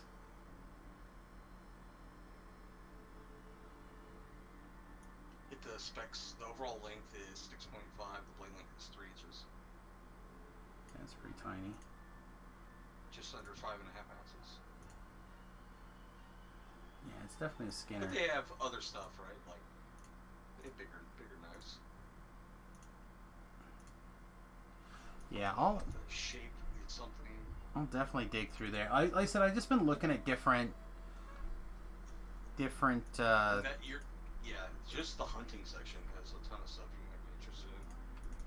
But all of Topps products are great. I would recommend. Okay, there you go. See, that's a recommendation that I could go for. It's like a brand recommendation and stuff like that. For sure. Like I said, I've checked out a couple of different things and looked at the reviews, and a lot of it seems solid, but... Check that one out.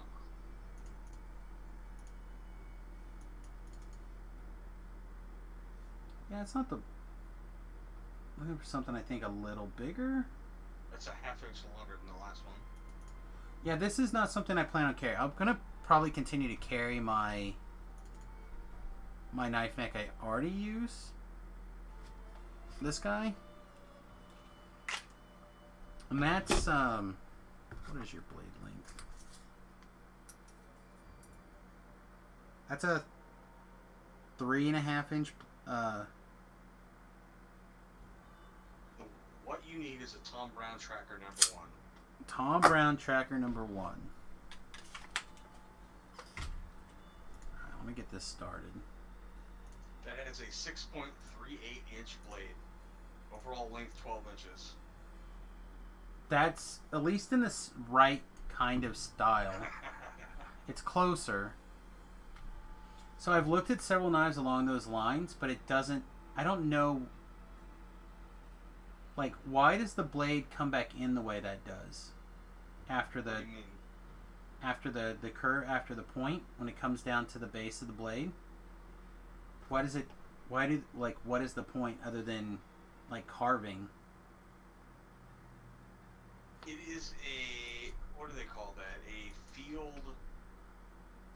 work knife. So, like, you can use that straight area a lot better to, like, make, like, tent stakes or... Okay, so it is for that kind of carving. thing.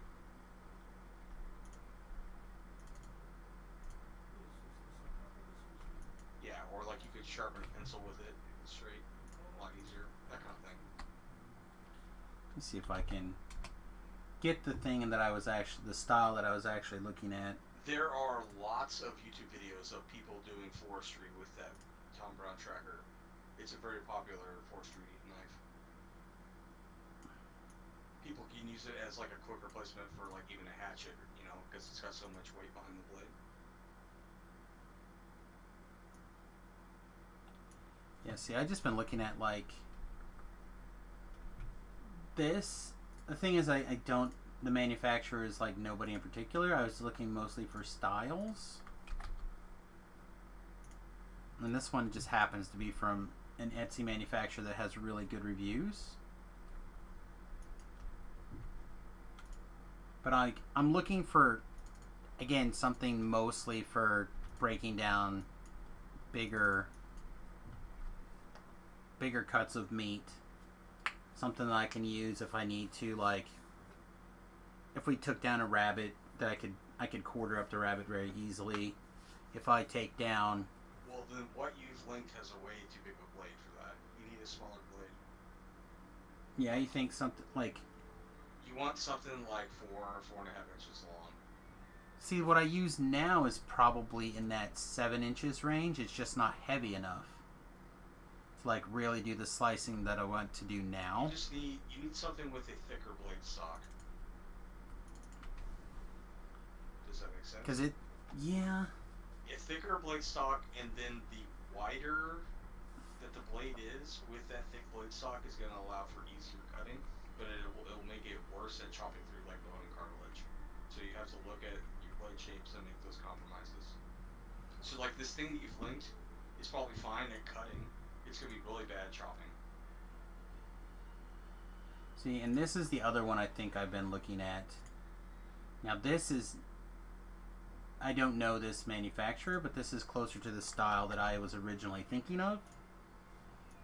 Again, it's more of the chopper, but also it has enough blade length that I could get good slices off of it, and enough of a roll, I think, that I could probably also...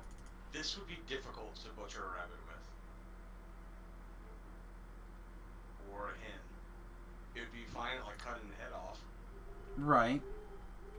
It would not be great for a bird, I would agree. But that's part of the reason why you use the... You have a nice fine in on the point. That would be good for, like, separating the, you know, like, ribs of a cow from the other section of the cow. That seems way too not for a cow. That knife is huge, dude. It is huge. It's way too much blade for what you're talking about, what you want to use it for. You want something, like I said, it's like, you know that knife that you pull out of your knife block and you're like, this is like, what would I use this on? Like an onion? That's the size of knife you want for like cutting up into a small animal. Yeah, like I said, I don't know. Like I said, I'm looking for something. Like I said, I may just need a thicker blade stock. Yeah. Because like what I have is the blade length is correct. I don't love the curve. Like it's a regular, whatever they call it, like the kitchen style. It's close, but it's not what I'm looking for. Your blade stock thickness and your material. And I feel like it is pretty hefty, but it may just not be enough. And I was thinking something more like this chopper where I could get the slices into what I want and then be able to roll through and still have enough meat that I could break down through bones and such.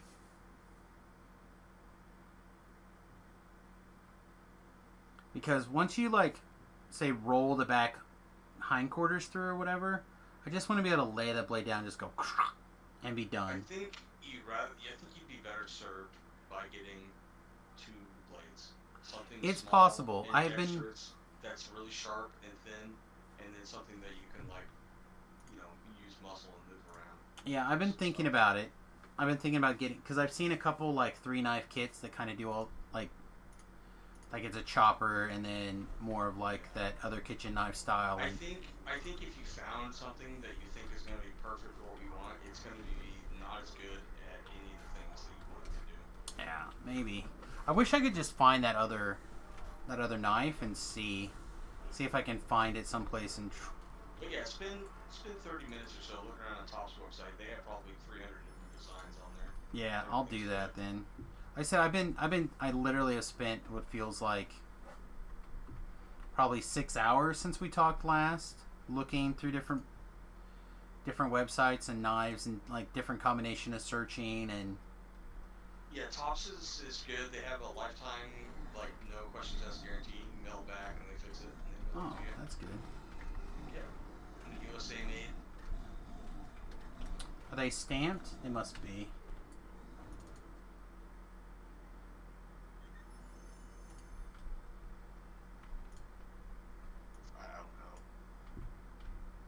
I know, like, I really want to make sure that whatever I get, it's got a full tang and stuff like that.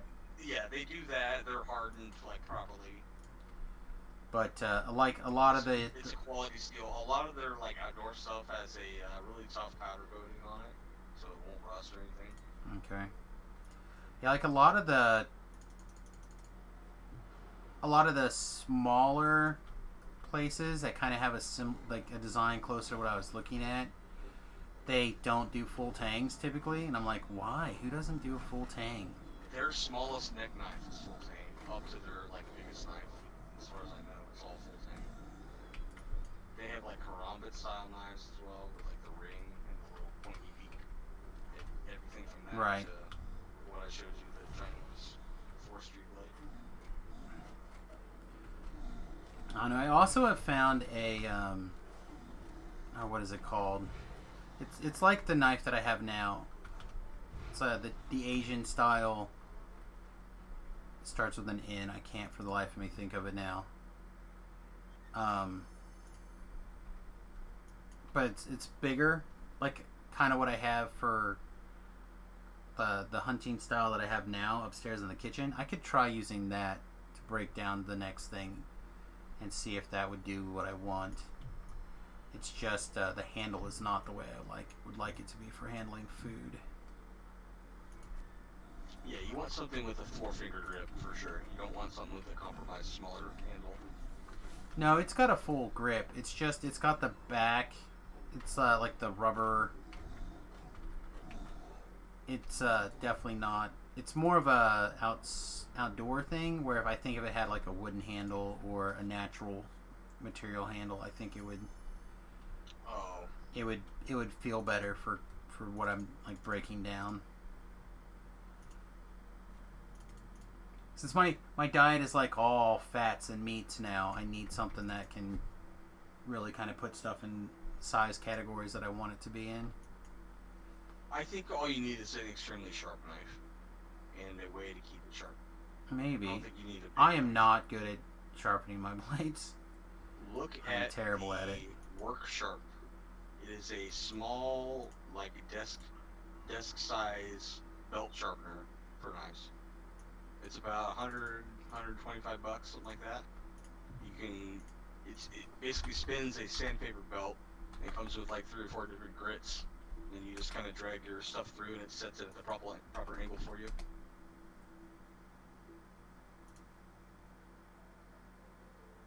Is that one word? Work Sharp knife sharpener.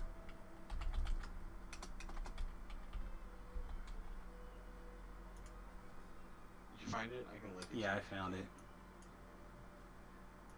There's also a canned onion one that has like more features and stuff. It's more expensive, but you don't need that. Yeah, this also seems. Oh, maybe not. I don't know. It's about I the honestly size of probably- a shoebox. I honestly probably should just learn to use a whetstone better and be done with You it. could do that. I probably should. But just. I mean, that thing, you could sharpen every knife in your kitchen in 45 minutes. Correct. That thing. And then I could haul it around on my bus for years. Yeah. That's part of the problem is I'm also trying I to have future one. You proof. could come visit and sharpen all of your knives. Oh, now we're talking. More up my alley. Like Ben's coming next week or this weekend. I'm like, Ben, for your present, you get to clean all my guns. And he's like, how is this a present for me? And I'm like, think about the last time you were over, you cleaned all my guns, how much fun you had. He's like, yeah, I guess that's true. I'm like, yeah. I want to get a Tormek, which is like basically a big automated wet wheel that spins around, but they're like $500. I can't justify it. No, I bet if But I want one. I don't know. I should probably just do some training videos, take some shitty knives, wreck them with some whetstone until I get the hang of it.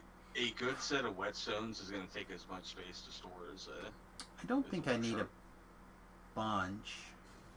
I well, don't I just know. meant like two, like a one that has like a rough side and then 1,000 grit, and then like sharper, and one of them that's like a Yeah, but polishing stone. I should be able to probably put those in my dresser drawer and be done with it, as opposed Well, to. I just meant if you're buying an actual good one, they're about 16 inches long and like 5 inches wide, and then pretty thick, 3 or 4 inches thick. Yeah. I don't know. I should And figure then it you're out. gonna have though. to have it in a reservoir of water when you do it.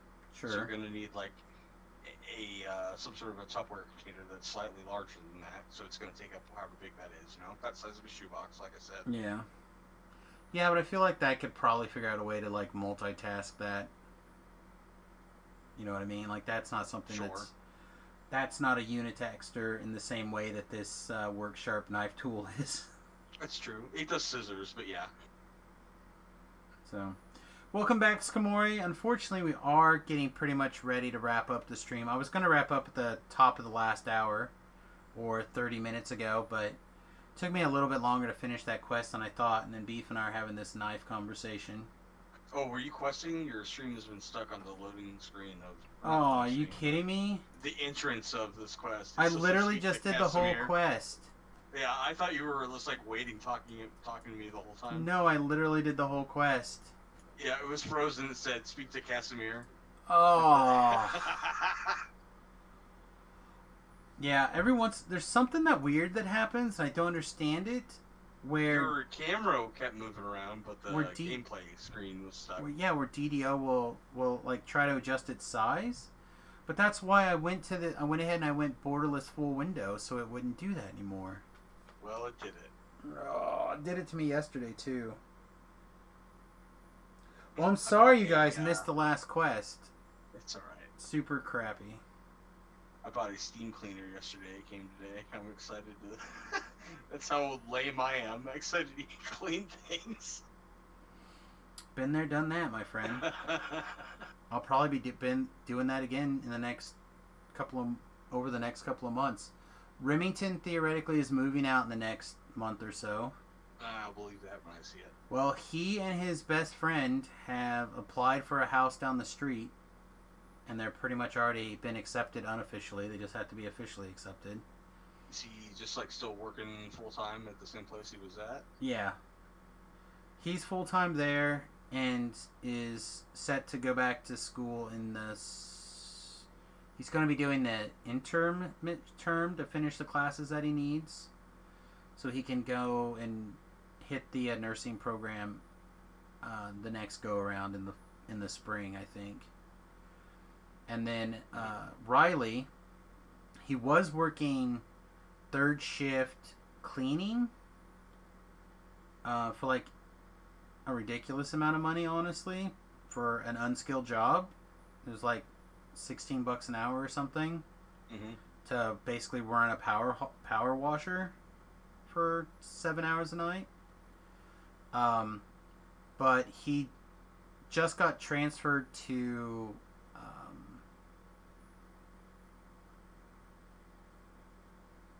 I'm not even sure what it's called now. Where you like make the Accounts parts. receivable. You like make the parts for machines and stuff like that are needed. A machinist. Yeah, it's some sort of machinist job. That's not the actual department name, but it's something. An actual like skilled machinist paid like $40 an hour. That's a good job. Yeah, he's not that high yet, but because he's brand new. But I want to say manufacturing. He's over in manufacturing. But at the pizza place. The pizza place is the top employer here in the city. So he's busy. Definitely busy. So yeah, so his roommate's now making something like $21 an hour or something doing that. So Nice. yeah, and then as he finishes his welding classes and training up, hopefully he'll get another bump. So I'm assuming between the two of them, they can afford this place no problem. Yep. And then As long as he doesn't get like hooked on drugs. I had a friend that had a good machinist job lined up and had extra money to spend and decided to spend it on meth. yeah, Now well, doesn't have a good machinist job. well, Remington and Riley are both like very straight edge. That's In good. fact, up until I think last week when they were over to play D&D, I don't think I had ever heard Riley swear. And Riley and I, fucking kobolds. we go out to dinner after Magic, the three of us or whatever. Riley, Nathan, and I will like shoot the shit. We'll like all sorts of stuff, and Riley super clean edge, so straight edge. So in Remington, he barely swears. So the idea that I think that either one of them is going to turn to drugs seems unlikely, but we're also we're literally 2 blocks away, so I expect to see them pretty consistently. This particular fellow did not have a great relationship with his parents, which may or may not have. Yeah, I'm sure. with it. I'm sure that probably didn't have a factor in any way, shape, or form. It's up for somebody smarter than me to decide. Yeah. But yeah, I'm gonna look through this website for a little bit. It's Top Knives, and probably try to zone out a little bit, and hopefully go to sleep in the next half an hour, 45 minutes or something. So All right, boss. I'm gonna get out of here. Have a good night. You too, bud. Thanks for all your help as always. I appreciate it. Everybody else, thanks very much for hanging out. Unfortunately, I am going to take off. I know that some of you are like, no, I just got back, and I'm sorry about that, but apparently the last quest didn't even work, so I'm gonna wrap things up. There is lots of new content over on my YouTube channel, though, youtube.com/SamusGarovo. You should also be able to rewatch this video if you're looking for some content. Remington and I played Mario this morning, etc., etc. So if you got nothing else going on, I would really appreciate it. Otherwise, you guys can always support the stream. There's the YouTube link. You guys can always support the stream on patreon.com/Samus. And as usual, we'll be back in the morning. It is Wednesday, so we're going to be doing stuff with Follow the Noob tomorrow morning. I don't know if we're going to do Ravenloft. We'll probably do some more Ravenloft. We'll probably consider also tomorrow hitting the Maybar too. We'll have to see. Alright, we're gonna raid Nim. I hope you guys have a wonderful evening. We'll see you guys in the morning.